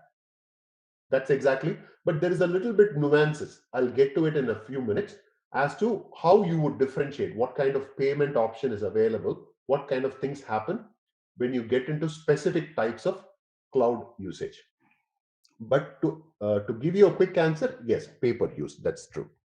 So does everybody agree that the advantage is obviously cost saving? Because I'm going into a public cloud, it's like I'm just, instead of creating my own home theater system in my house and spending like $10,000 or $20,000 to get the best projector, to get the best projection screen, to get the best ergonomic seats and all that, that's going to be heavy cost, right? If I just go to a movie theater and go get a ticket and see the movie, I'm only spending like $10 or $20, and then I'm done with my usage. So that is how, if I could give an analogy, a public cloud is a cheaper form of cloud offering. There is huge cost savings. Again, as Mike mentioned, you just pay them, let's say, $1,000. I pay $1,000 monthly to just use the facilities. That's all. If I had bought all these products, infrastructure, and installed it, I would have probably paid like several $100,000. In this case, I'm just paying a monthly fee to keep my work happening. But what are the limitations with my public cloud? Security concerns. Would everybody agree?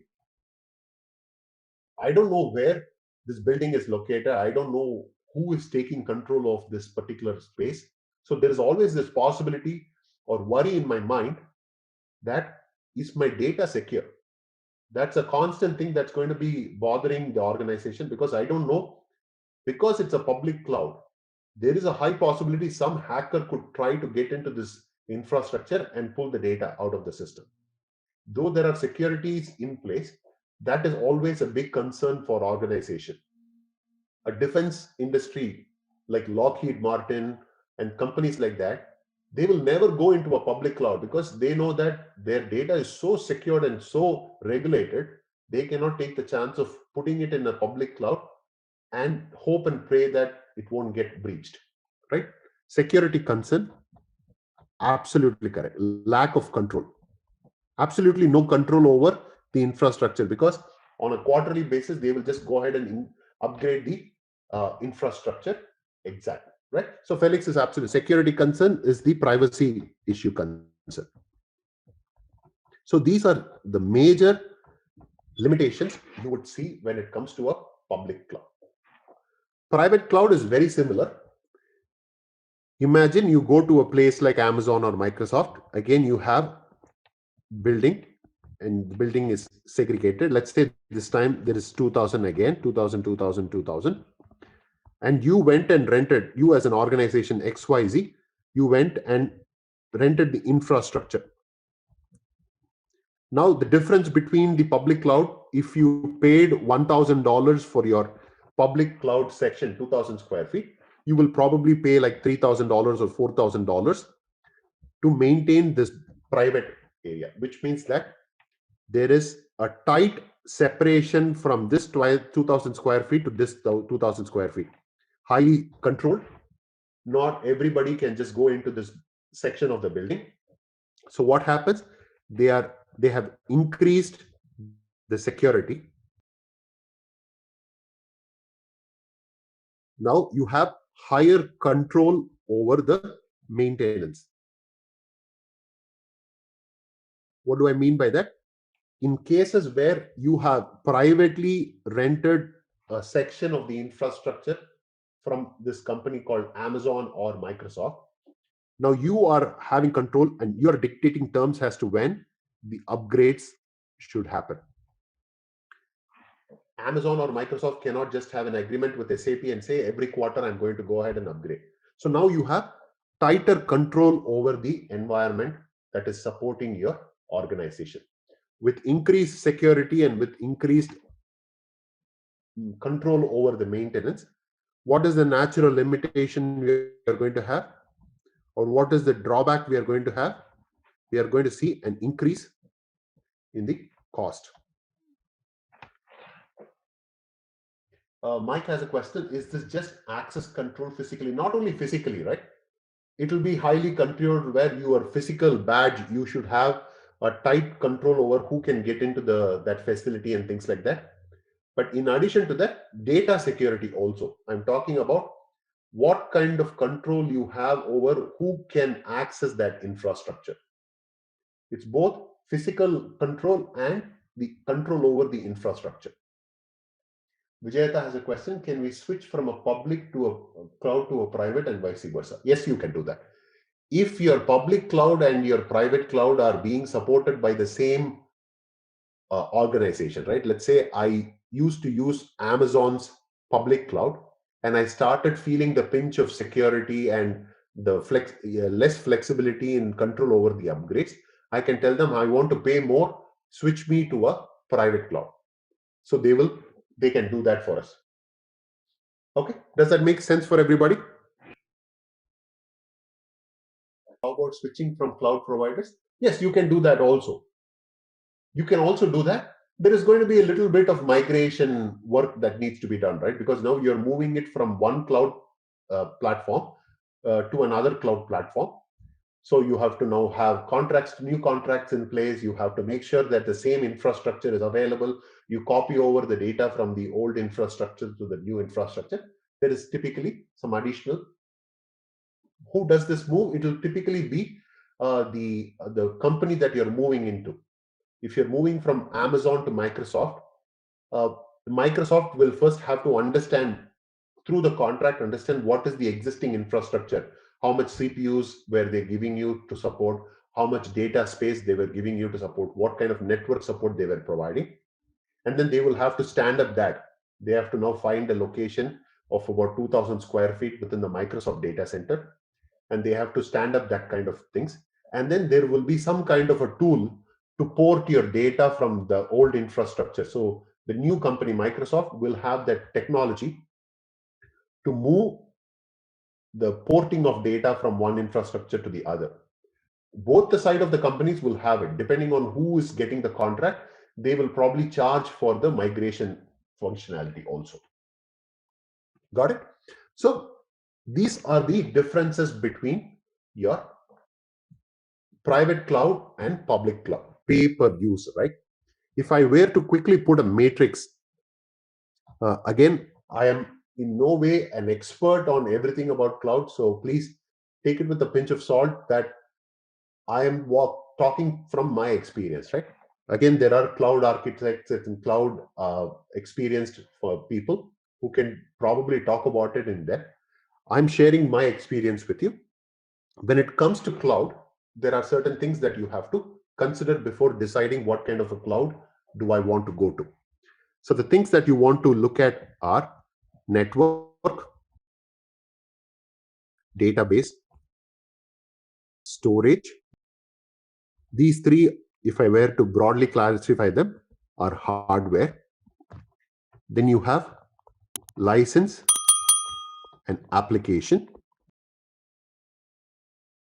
And then this is software. And then I have uh, software maintenance and hardware maintenance. If I were to classify this, I'll classify them as maintenance. So if I were to put a matrix around this, let me draw a real quick.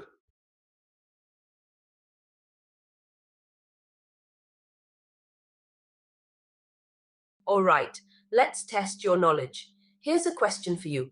Which programming language is primarily used for developing applications on SAP HANA 2.0? Option A, Java. Option B, Python. Option C, SQL. Option D, ABAP. Take a moment to think, and when you're ready, choose the correct option. Remember, each choice holds a key to unlocking the answer. Good luck!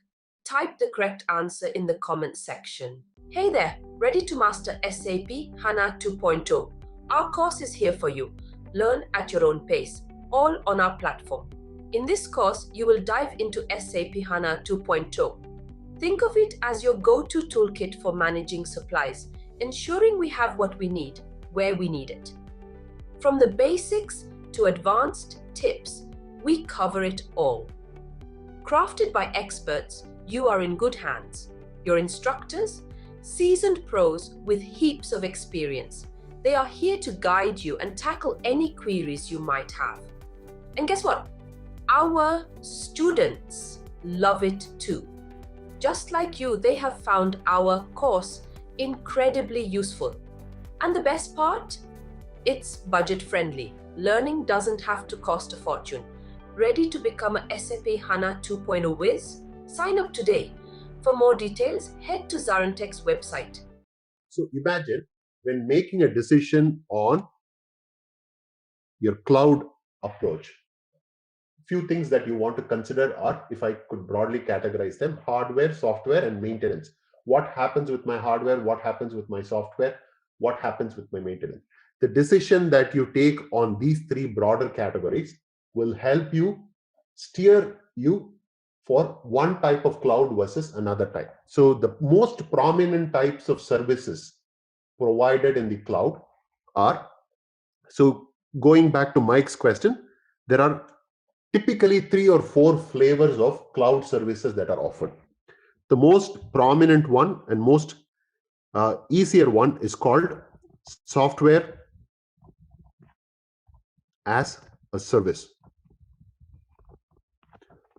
popularly known as SaaS. Has anybody heard this term, software as a service? By a quick show of yes or no, has anybody heard the term SaaS cloud? So that is one approach. There is infrastructure as a service, IaaS,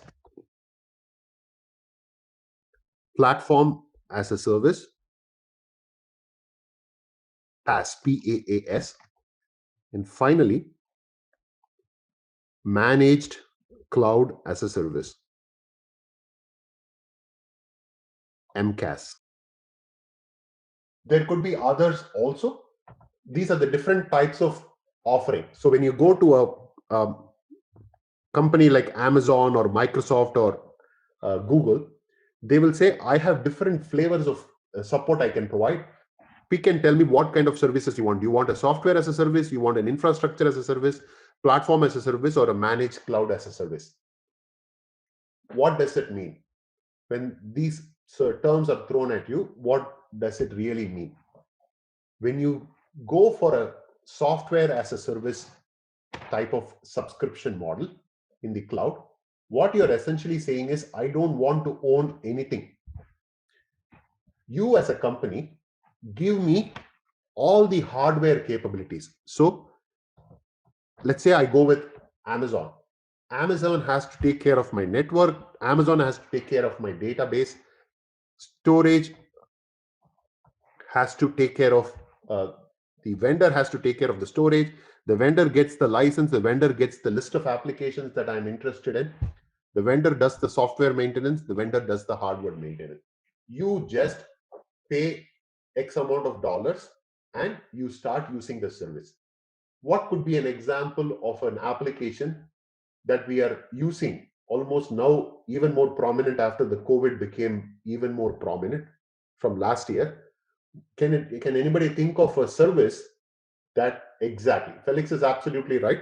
If you look at companies like Zoom or WebEx,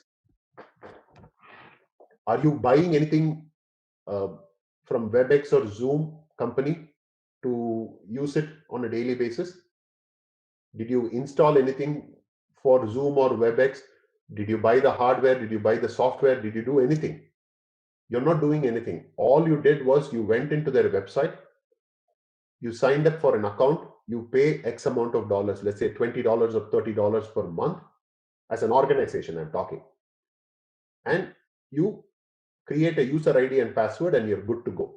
There is no other work that needs to be done. You don't have to worry about the network. You don't have to worry about the software. You don't have to worry about the maintenance of that software. Does that make sense? That is the easiest approach to a cloud. If you don't want to invest anything at all you want is a pure subscription model. So Mike, to answer your question, pay per use is exactly what you're referring to as software as a service model. All I care about is paying for, if I have 10 users, how much do you charge me for 10 users? That's all. I don't need to worry about any other information. But you are an organization, you have some kind of capability, but you want to leverage, you want to push some of the mundane work to the vendor like Amazon or Microsoft. You want to make them work. So what happens is, when you say infrastructure as a service, the name itself has the terminology. The vendor will be responsible to work on the hardware. They will bring the network, they will bring the database, they will bring the storage to help support your SAP HANA system. The vendor will not be responsible for getting the license and application. You have to, as the organization XYZ, you have to talk to SAP and buy the license and the list of application. If you're going to support SAP ERP on HANA, SAP BW on HANA, all the different applications and the respective licensing has to be purchased by you. The vendor will not get involved in the software discussion. So similarly, what will happen? Once you have bought this, the infrastructure will say, I am also not responsible for your software maintenance. I am only going to, because I'm dealing with hardware capability, I will maintain your hardware.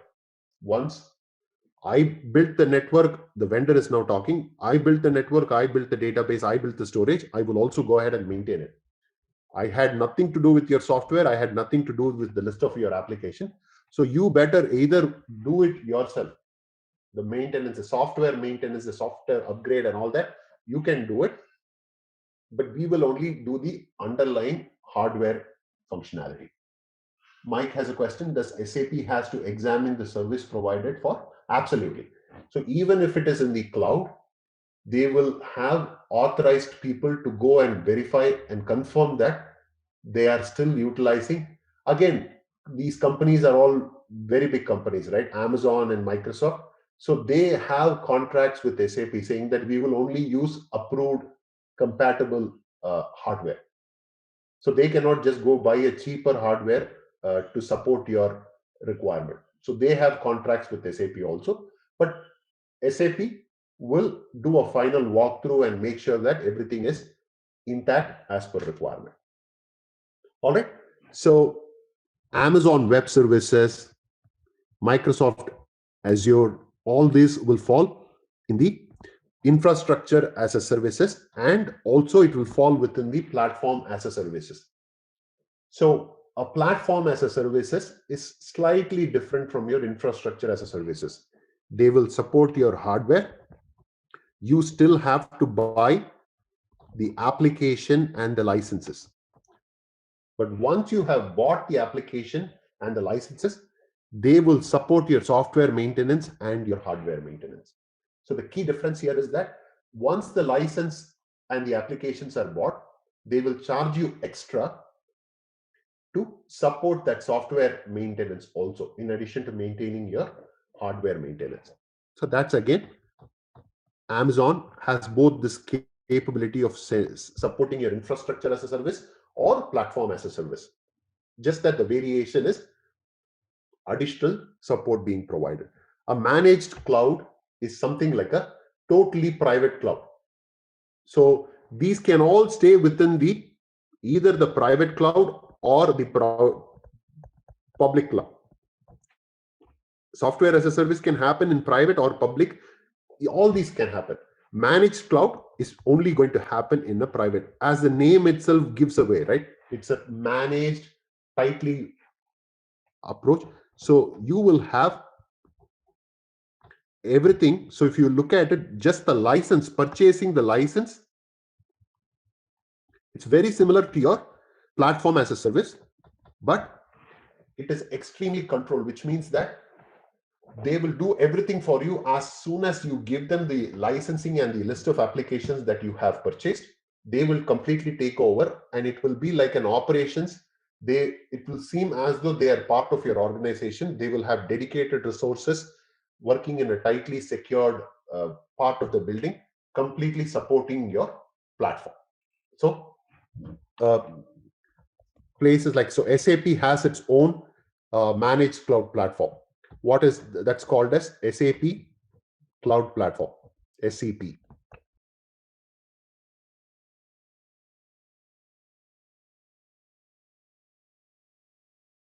Cloud Platform is an example. Also, Amazon and Microsoft Azure and Google Platform, all of these have also managed. But as you go from the top to the bottom, you will naturally see that the cost is increasing. Would everybody agree? Software as a service typically happens for smaller products like your Microsoft, like your Zoom and your WebEx.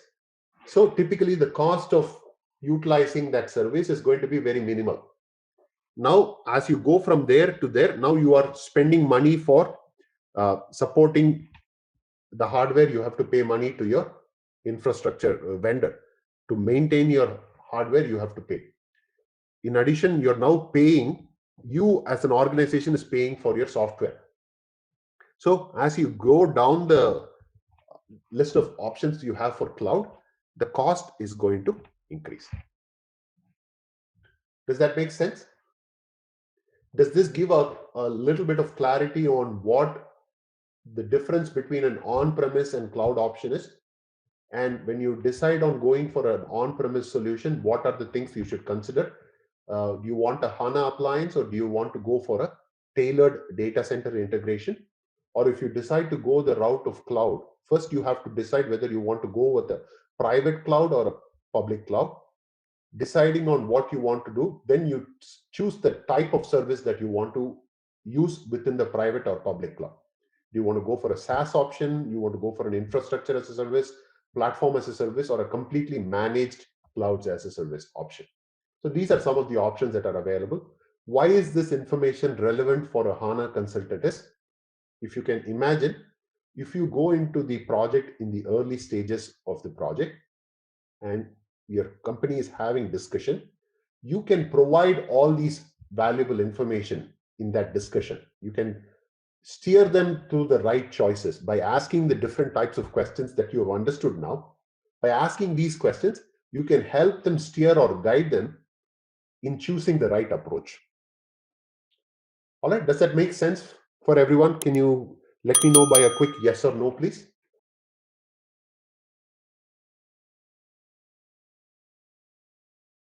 All right, so this is what I want to cover for today's session. In our next session, what we are going to do is, we are going to, now that you've heard me talk a lot, hopefully it was all informational, because these are things that you need to understand from a soft skills perspective, from a foundation perspective.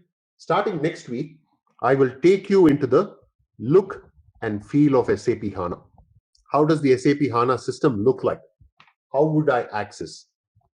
You would access SAP HANA through a HANA Studio client, and you can also access HANA through a web integrated development environment. I'll show you both ways to access. When I access this, to jog your memory, I will create, just to give you a flavor of how the system works, I will create a simple HANA table, nothing fancy.